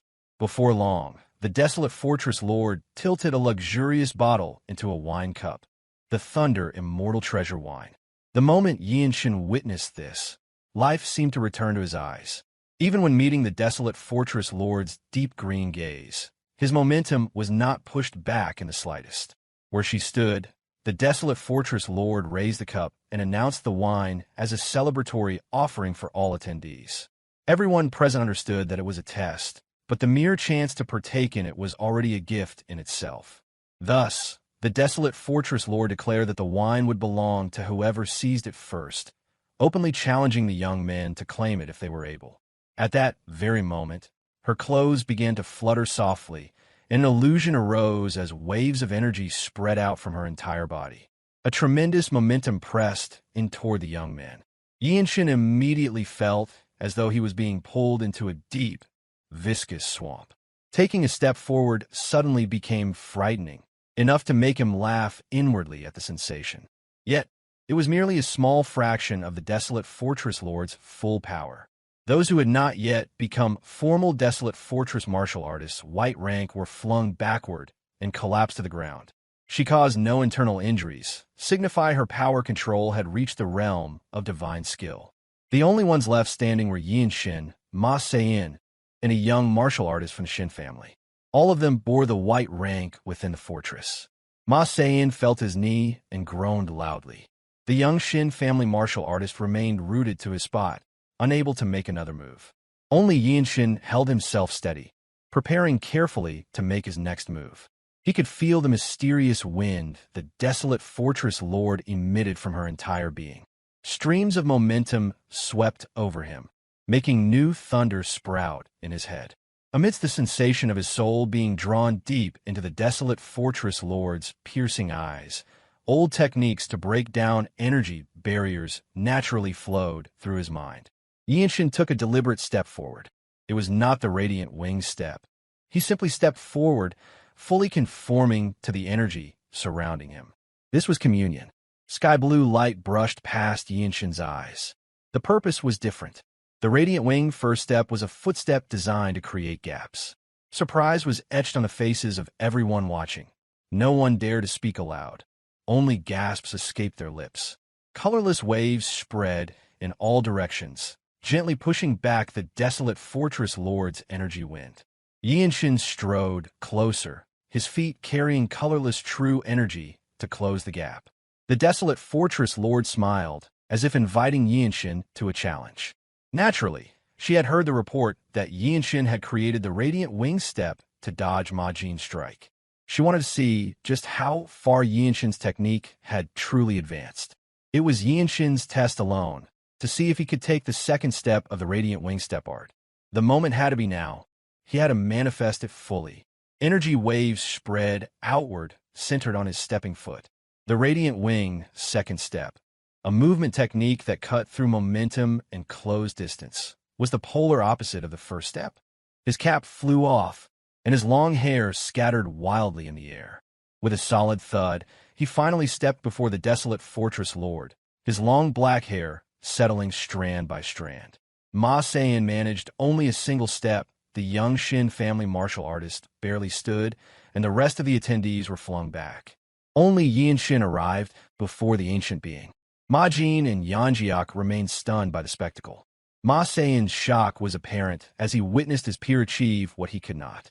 It was unclear whether the Desolate Fortress Lord had created the situation to push Yeonshin, her form instructing a subordinate, or if Yeonshin simply created another martial technique because the moment demanded it. The Desolate Fortress Lord slightly raised the corners of her mouth as she spoke, telling Yeonshin that he may savor the wine. Barely showing any enthusiasm, Yeonshin took the cup with quiet decorum. Then it happened. Ma Se-in shouted, calling Yeonshin the one destined to be supreme. He spoke of how all martial artists dreamt like him. It was a praise of Yeonshin's supreme talent. Yeonshin was confused by his words from the Ma family's heir. He turned his head slightly to listen more closely. The Desolate Fortress Lord allowed it to play out, sensing no malice from the young man. Ma Seyin declared he had decided to uphold his grandfather's will. He told Yeonshin not to establish his own sect, lineage, or found any alliance. Instead, with the backing of the Ma family, Yeonshin would rise to an even higher level. With eyes bloodshot red, Ma Seyin loudly urged Yeonshin to aim for the position of Ma family's head. Yeonshin was dumbfounded. This was a public place, and even the right words should be tempered here. With nonchalance, he asked what Ma Seyin meant. Ma Seyin challenged him to set a date and duel him again. The timing of the request might have been improper, but Ma Seyin's words held no malice. He wanted to battle Yeonshin in a fair contest for the future leadership of the Ma family. He asked Yeonshin to defeat him and officially take his place. None of the spectators at the ceremony uttered a word. It was a family matter. Despite bearing the Jeong name, Yeonshin was a direct descendant of the Ma family. His mother was Yeonjiok's daughter and Ma Jin's sister. Ma Seyin was Yeonjiok's adopted grandson. It remained a mystery whether Ma Seyin's words reflected his own will or Yeonjiok's coercion. The Desolate Fortress Lord knew Yeonjiok was far from his peak martial prowess and failed to see Yeonshin's constitution fully. Still, it was up to Yeonshin whether to inform his grandfather, which was why the Ma family imposed restrictions on supporting Yeonshin. The young man in question, the future Lotus Manifestation, the future Divine Sword Corp, the lightning genius Yeonshin, was a youth chased by time itself. Only a few knew the truth of his constitution. His immediate goal was to become a purple-ranked martial master, worthy to receive the fruit of the world tree. Ma Seyin elaborated, explaining that their grandfather wished to make Yeonshin the desolate Ma family heir. He requested that Yeonshin not refuse. Ma Seyin was aware that Yeonshin found this unsatisfactory, but he clarified that there was a reason for it. The position of group leader, master of a martial world family, held precedence over everything else. Taking a long breath, Ma Seyin concluded that this was the law of the martial world. A position commanding 100 swords was more valuable than the Thunder Immortal Treasure Wine. Yeonshin regarded his collateral relative with a look that suggested disbelief, as though considering him insane. He had no desire to accept this fate, for his ambitions were different. Perhaps he might have agreed earlier if he could have secured the world tree's fruit through the influence of a single family. But that was not possible. Furthermore, being bound to a family would restrict his freedom. Yeonshin understood this intuitively. More than that, he was unwilling to beg for his life from others without offering a price in return. It was then that Yeonshin spoke, asking if this was truly the law of the martial world, as Ma Seyin had described. Slowly, Yeonshin stretched out his hand, lifting the wine cup with his fingers. He declared that it was the cup he had seized with his own hand. Yeonjiok had already understood before Yeonshin voiced it aloud. He was surprised by his grandson's stubbornness, so unaware of the burden his grandson shouldered. Yeonshin reiterated that this was the martial world, one where everything must be seized by oneself. His words rang clear as he brought the cup to his lips. The hall fell silent, and in that silence, only the sound of the Thunder Immortal Treasure wine flowing down Yeonshin's throat could be heard. It was his answer to the Ma family. He neither desired nor wished to belong to it. For Yeonshin, being a warrior of the Desolate Fortress, roaming the martial world alone, was enough. It was his destiny to take what was his, to be worthy of the divine fruit, or to die trying. He sought to stand at the peak of the martial world, commanding the divine sword corps, fighting for the common people's survival. Yeonshin's expression showed a hint of annoyance as he sensed true energy filling his middle dantian, yet his upper meridian remained unchanged. It reminded him that he needed to distance himself from futile hopes. Then, with a gesture of thanks, Yeonshin clasped his hands, acknowledging the people who had gathered to witness the coming-of-age ceremony. His gesture embodied the humble etiquette of a bold youth. Faces in the crowd began to show satisfaction, and comments were made. One person remarked aloud his realization that Yeonshin carried the blood of the Ma family. Another commented on how the spirit of a renowned family never truly abandoned its descendants. Someone else remarked that standing alone, without relying on family, was the hallmark of a great master. Another suggested that Yeonshin would eventually establish his own sect. After the ceremony, Yeonshin descended from the platform. He had been looking down at Ma Sein, who knelt on one knee. Ma Sein asked how Yeonshin could refuse to become the heir of the renowned Desolate Ma family. Ma Sein's face was clouded with futility. His thick eyebrows sagged as he wore a blank expression. Yeonshin could somewhat understand the young man's feelings, the one who had first discarded his pride. Though the decision would determine Ma Sein's fate, Yeonshin brushed it off with a single drink. He spoke of the martial world while drinking the Thunder Immortal Treasure wine that he had obtained himself. It was a symbol of his satisfaction as a Desolate Fortress martial artist, roaming the world alone.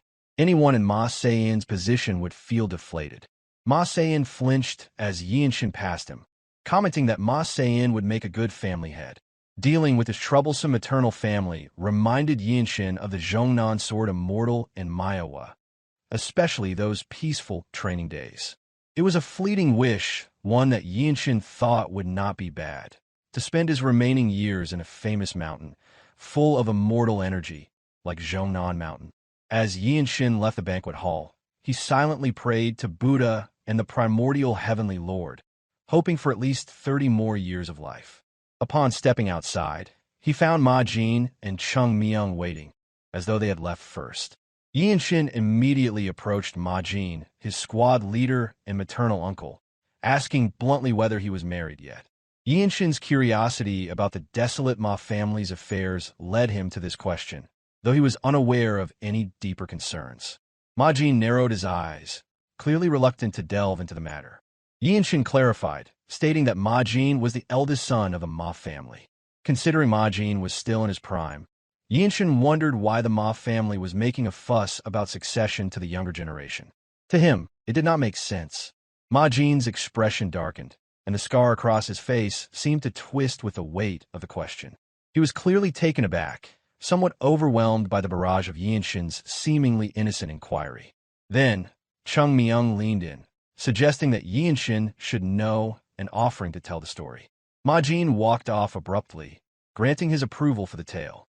Chung Myung waited until the squad leader had moved far enough away before beginning the story, leaving Yeonshin confused by the unfolding events. For a moment, Chung Myung paused, considering where to start. Concerned with something else, Yeonshin observed his middle dantian, aware that every breath was precious time. Finally, Chung Myung began, telling Yeonshin that when the squad leader was still at the blue rank, he had returned from a mission holding Mirio's hand. Yeonshin interrupted, asking if the child mentioned was the same person Yeonshin considered his sister, Baek Mirio. Chung Myung smiled casually and confirmed it. He added that Mirio had been a little girl at the time, gesturing at her height with a motion of his hand at his waist. Chung Myung mentioned the rumors circulating about Mirio, saying that she would become the main force of the Desolate Fortress. It was said she had been brought from a secretly transmitted sect. Chung Myung clarified that this, however, was not the real issue. The mission had taken place in Xinjiang, a battlefield where remnants of the annihilated demonic cult ran wild. Yeonshin reflexively asked whether it was truly the demonic cult, knowing it as the place that had been mutually destroyed along with the Kunlun sect, once considered one of the 9 schools. Chung Myung confirmed, saying it was indeed a dangerous place in many ways.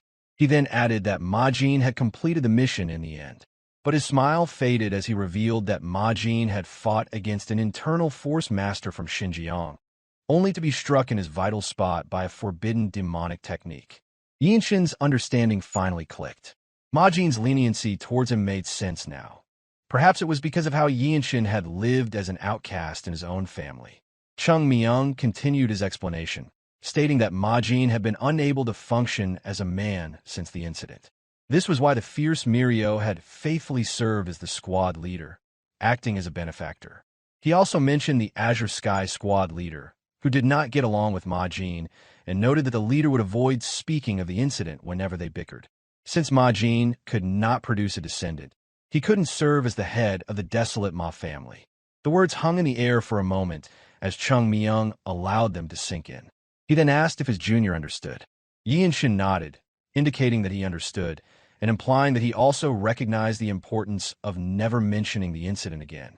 Once the matter was settled, Yeonshin went to Majin's office at the Radiant Demon Squad Pavilion to inquire about the next mission. Majin did not linger on the topic of the incident.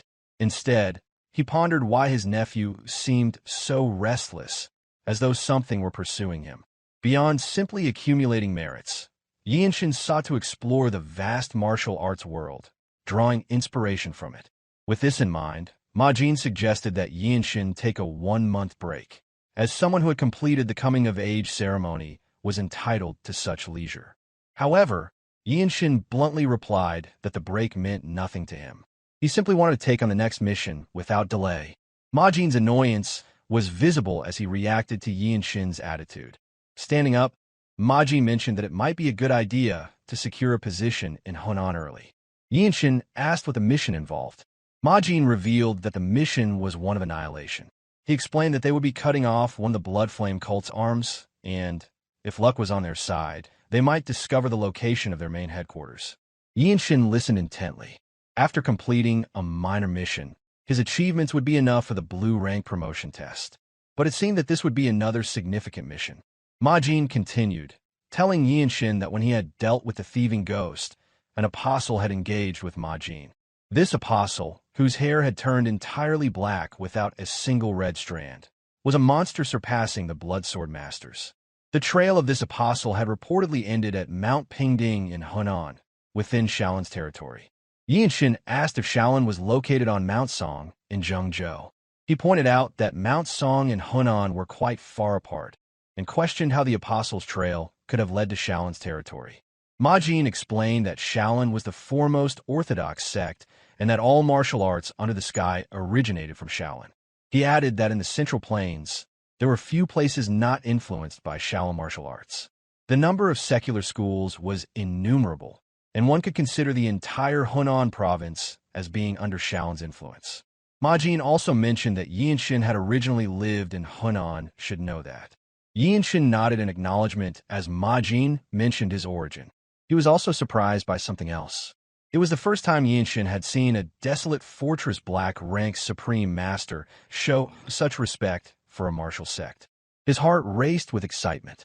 He began to wonder what kind of inspiration Shaolin's martial arts might bestow upon him, considering it was the birthplace of Central Plains martial arts. When asked about the personnel for the mission, Majin revealed that both the Radiant Demon First Team and Second Team would accompany him, with Majin himself leading them. After completing the Plum Blossom Pill mission in Shaanxi, Majin formed the Radiant Demon First Team. Yeonshin, Wenchong, Chung Myung, and Mirio were grouped together. The Radiant Demon Squad had been reorganized into teams to make coordination easier. Concerned, Yeonshin mentioned that he understood why he was included in the team, and then asked if the rest of the first team needed a break. Majin smiled at the question and explained that they were all alike, either seeking achievements or roaming the martial world for the adventurous journey. Yeonshin understood that the former referred to himself and Mirio, while the latter described Wenchong and Chung Myung. With the matter settled, Yeonshin clasped his hands and spoke his affirmation to take his leave. After leaving Majin, who had finished organizing the formation, Yeonshin exited the office. Outside, crimson shadows filled the sky. Without stopping by the training ground, he headed straight for his room. One thing was clear in his mind: just one more mission, and he would advance to blue rank. When the day came, the two teams of the Radiant Demon Squad departed on horseback. The wind fiercely brushed Yeonshin's cheeks as he galloped, the pace quickening with each passing moment.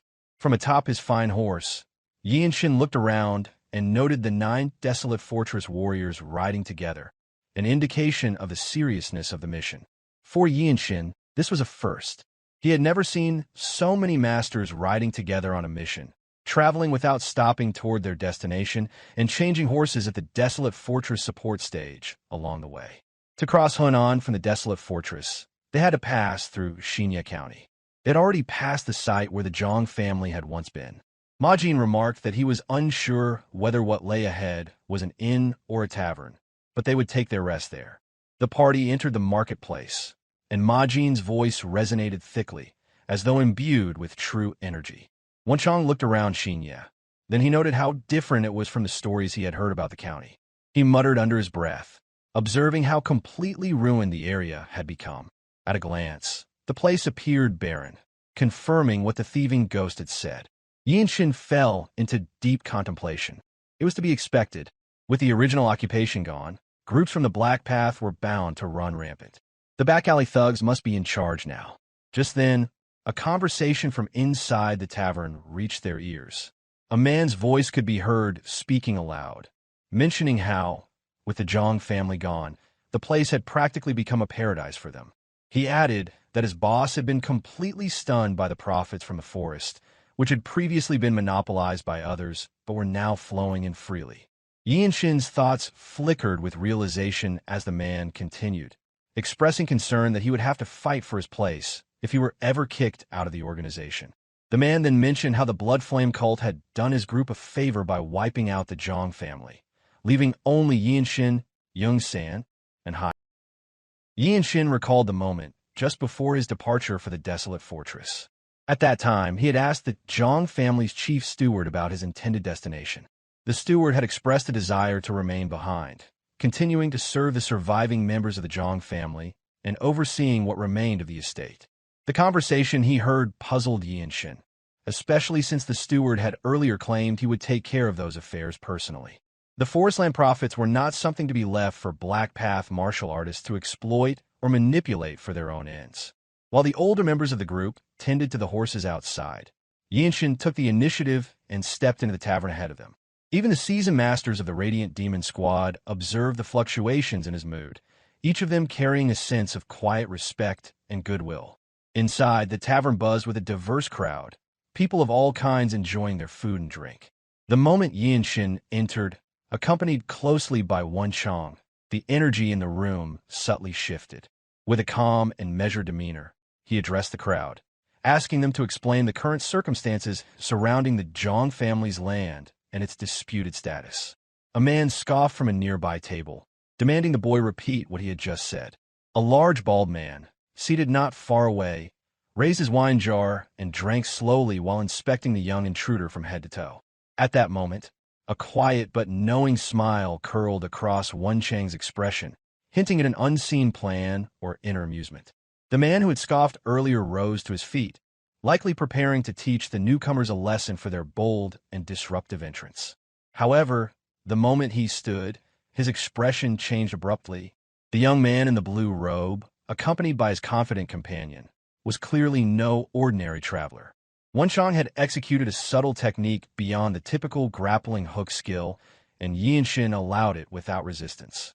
The move shifted Yeonshin's robe, revealing a character on his shoulder, Desolate. The man's words faltered immediately. Whispers began to ripple through the tavern. Recognition spread among the Black Path martial artists present. Yet, they struggled to accept that an envoy from the Desolate Fortress had traveled this far into Hyea. Suspicion quickly followed. A youth dressed in a blue robe, claiming to be from the Desolate Fortress, was unthinkable. To the skeptical crowd, Yeonshin and Wonchong looked more like Black Path martial artists disguising themselves as representatives of the fortress. The bald man, assumed to be the group's leader, turned his gaze toward Yeonshin. A slow smile spread across his face. He dismissed the idea that someone so young could be a master from the Desolate Fortress. Rising to his feet, he wiped wine from his mouth and assumed the stance of a seasoned Black Path martial artist. These men had once been mere street thugs who had learned basic martial arts and descended into the darker path. They had failed to rise within the evil sects, but had embraced their identity as Black Path martial artists nonetheless. Suddenly, the bald brute gripped an axe embedded in the table and hurled it at Yeonshin without hesitation. The man had clearly trained in martial arts that complemented his innate strength. His drunken eyes gleamed with savage intent and raw hostility. Yeonshin reacted with astonishing speed. His sword flashed in a blur, meeting the axe midair and reducing it to splinters in an instant. The force channeled through the Desolate sword swept out in a concentrated gust, scattering the fragments violently across the tavern floor. Unshaken, Yeonshin remained composed. He had reached a level of mastery where he could imbue every technique with purposeful energy as naturally as breathing. The bald man froze in place, eyes wide and jaw slack. all aggression drained from him in an instant. At that moment, the remaining masters from the Radiant Demon Squad stepped inside, with Majin at the front. He mused aloud about the noise, asking what sort of trouble had erupted. They formed up behind their youngest blue-ranked member. Silent and menacing, they directed their gazes toward every Black Path martial artist in the room. Their pressure from their presence was weighing heavily on them. At that moment, Yeonshin came to a stark realization. His martial arts resided in an entirely different realm compared to the crude techniques of local martial artists. When measured against the Tyrant Sword Sect's 8 fierce Rakshasa sword, the thugs before him felt as inconsequential as insects. Terror gripped the Black Path martial artists as they took in the scene. The Desolate Fortress, the 9 great schools, and the 13 heavens represented forces that soared far above what they could ever hope to reach. Power beyond comprehension. Yeonshin then spoke with a calm, yet cutting tone, wondering aloud whether attacking with an axe was their version of a greeting. The bald man stumbled, unable to utter a reply, his mouth working silently in futility. Advancing with steady steps, Yeonshin lowered his sword, closing the distance between them. With every pace, the bald man's fear deepened. Panic overtook him as he waved his arms in surrender, any will to resist crumbling before the unmistakable presence of advancing Thunder's energy force. He begged Yeonshin to wait, claiming it had all been a misunderstanding, pleading desperately for mercy. Unlike the praying Mantis sect, which had once faced Yeonshin within their own stronghold, this bald man stood alone. His earlier strike had clearly been launched with the intent to kill, an act that bore consequences. Yeonshin paid no mind to the others in the room. His attention remained on the bald man, recognizing in him the aura of someone who had taken innocent lives, commoners with no means of defense. The pale light radiating from his sword blade reflected against the man's face, etched with despair. Without force or hesitation, Yeonshin's sword flowed through the air. The strike emerged as effortlessly as a breath, its clarity as brutal as it was beautiful. Blood scattered in the aftermath, the Crimson Arc urging a response from the remaining Black Path martial artists. Though Yeonshin held no concern for them, he had never intended to let the bald giant leave alive. The members of the Radiant Demon Squad stood silently, unmoved by the violence, allowing their youngest to handle the situation as he saw fit. Even if every Black Path martial artist in that tavern had united in battle, they would not have stood a chance against Yeonshin. The shift in the men's expressions confirmed this, dread overtaking them the instant their self-appointed leader's head struck the floor. With a voice as cold and measured as before, Yeonshin repeated his question. He demanded that they disclose everything they knew concerning the Jeong family manor. No one dared oppose him. The response was swift and unified. All present acknowledged the unassailable force before them. Before long, they knelt before the youth who had walked into their den without fear. They spoke in full, explaining what they knew, their eyes cast downward, unable to meet the crushing presence that loomed behind Yeonshin, his ever-watchful companions. As the story sank in, Yeonshin tightened his grip around the desolate sword's hilt. The loss of his father during the Jeong family's annihilation stirred little emotion in him. What shook him were the deaths of the innocent commoners who had served the family with loyalty. Their lives had been extinguished without cause. The Black Path men described the chaos that followed the incident, bloodshed erupting through the marketplace. Amid the turmoil, the Jeong family's chief steward had formed a trade group, managing to grow it with skill and precision, almost succeeding in escaping the reaches of Hyea. However, the lands and assets belonging to the estate had formed the backbone of that fledgling enterprise. Naturally, such resources had drawn the attention of Black Path martial artists. In time, a faction known as the Hyea White Martial Group emerged. They gained power by bribing the local magistrate and eventually orchestrated a raid on the trade group, shattering it completely. Rage surged within Wonchong. He slammed his fist into the table, not with inner force, but purely out of frustration. His fury was not hidden as he spat insults at the Black Path martial artists, condemning them as vile and corrupt. Wonchong had always carried himself with a passionate spirit, particularly when the innocent were harmed. Their disruption of civilian life ignited something deep in him. Were it not for the profound respect he held for Yeonshin, a bond akin to that of brothers, he might have torn them into pieces with his bare hands. Meanwhile, Yeonshin sat in silence, absorbed in thought. The revelation that the local magistrate had been deeply involved unsettled him. He knew he could purge the Black Path martial artists plaguing Hyea on his own, and in his mind he had already decided to do so. It was then that Chung Myung approached and gestured for Yeonshin's attention. As one of Yeonshin's seniors, Chung Myung made an offer. If assistance was needed, he and the others would act. Since the matter concerned family land, he believed a single day would suffice to resolve it. Behind Yeonshin, his senior comrades stood tall, silently showing support as though offering a reassuring pat on his back. For the masters of the Radiant Demon Squad, such a task held little weight. Owing to his composed demeanor and formidable martial prowess, Yeonshin had already gained their trust after only 2 missions. The young lightning genius had quickly become someone they respected. Though he understood their posture and their intent, Yeonshin declined with gratitude. He did not wish to trouble them unnecessarily. His words conveyed appreciation, acknowledging their sentiment. Such was the spirit of the Radiant Demon Squad at present. Their regard for Yeonshin was that of affection for a younger brother. Before setting off alone, while the others remained behind to rest, Yeonshin turned to Ma Jin with a direct question.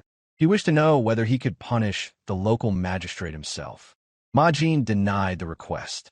According to him, only after reaching black rank would Yeonshin be permitted to pass judgment. In lieu of immediate action, Ma Jin assured him that the matter would be investigated personally once they returned. It was then Ma Jin mentioned the name of a particular group, the Hyea White Martial Faction, a known Black Path force.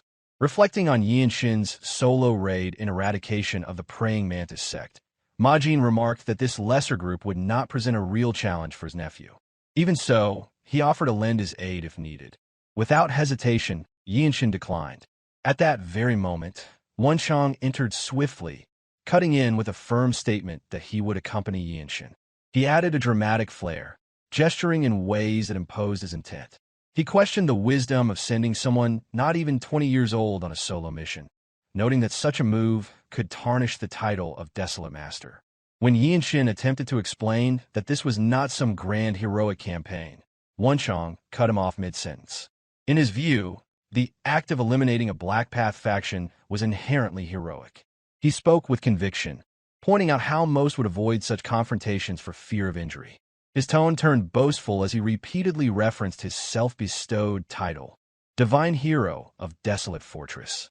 Lately, Yeonshin had come to understand that Wonchang's flamboyance existed mostly within the walls of the Desolate Fortress. Outside of it, his comrades seemed genuinely worthy of tales. Yet, this admiration did not take deep root within Yeonshin.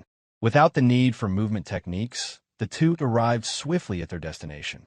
The Hyea White Martial Faction's compound lay ahead. Its antique gate stood closed, appearing to have once belonged to a minor noble's estate. Wonchong made a passing comment on how unfortunate it would be to destroy such a finely constructed gate. Despite his remark, his desolate sword was already drawn. He stepped once and spun like a gust of northern wind. A sharp metallic note rang through the air as force refined upon the blade. His strike, heavy with killing intent, cleaved the gate with ease. True energy burst forth as the main gate exploded open. Wooden splinters flew outward, scattered by the swirling wind force that erupted from the technique. Yeonshin remained still, his posture calm, yet commanding. It gave an impression of severity, though his intent was merely to bring swift resolution, for the sake of the common people. Wonchong entered first, a smug grin spreading across his face. He looked every bit the man casually strolling into a den of thugs with full confidence. Within the courtyard beyond the shattered gate, martial artists stood armed with various weapons. They had prepared themselves in advance. With their full number gathered, they appeared undaunted by the presence of Desolate Fortress warriors. Glancing back at Yeonshin with a laid-back expression, Wonchong commented on how the faction had likely caught wind of the confrontation at the tavern. A large, imposing figure stepped forward, exuding arrogance. He mocked the scene before him, scoffing at the sight of only 2 young men daring to storm their stronghold. His words dripped with menace as he declared they would be turned into fertilizer for the forest. Yeonshin stared ahead without a trace of fear in his gaze. He had once brought down the entire Praying Mantis sect on his own. He had been strong then, he was stronger now. As he assumed his sword stance, and a memory surfaced in his mind. Chung Myung had once explained that only major factions truly hesitated to provoke the Desolate Fortress. Smaller and medium-sized sects often lacked that awareness. Ignorant of the world beyond their reach, they seldom understood the balance of martial strength. Such ignorance prevented them from grasping both their own limits and the capabilities of their adversaries. In that moment, Yeonshin unsheathed his sword. The phrase Chung Myung had used, the ignorant ones, echoed in his mind, describing precisely the type of opponents now gathering before him. The Hyea white martial faction responded with arrogance. At their leader's command, all of them surged forward at once. Yeonshin met the wave of martial artists without hesitation. Blades of every kind aimed for him. Yet he pressed on, unrelenting in his advance. These were the same kind of men who had terrorized commoners without remorse, abusing strength to rob the powerless. Now, their executioner stood before them, a silent young warrior cloaked in the blue robe of Desolate Fortress.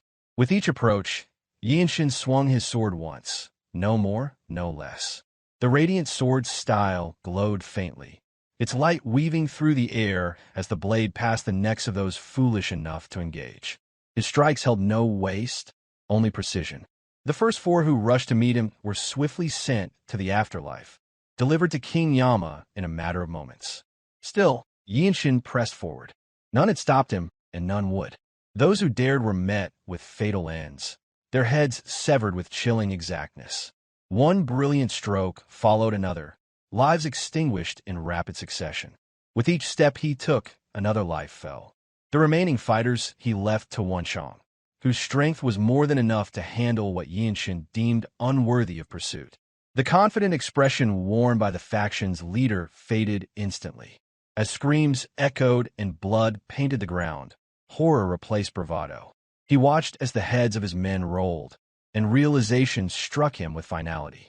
Yeonshin's eyes locked onto a single figure, the leader of the Hyea white martial faction. The man looked surprisingly young, but that did not matter. Yeonshin advanced without hesitation, the embodiment of death itself, come to reap the lives of those who had walked the black path.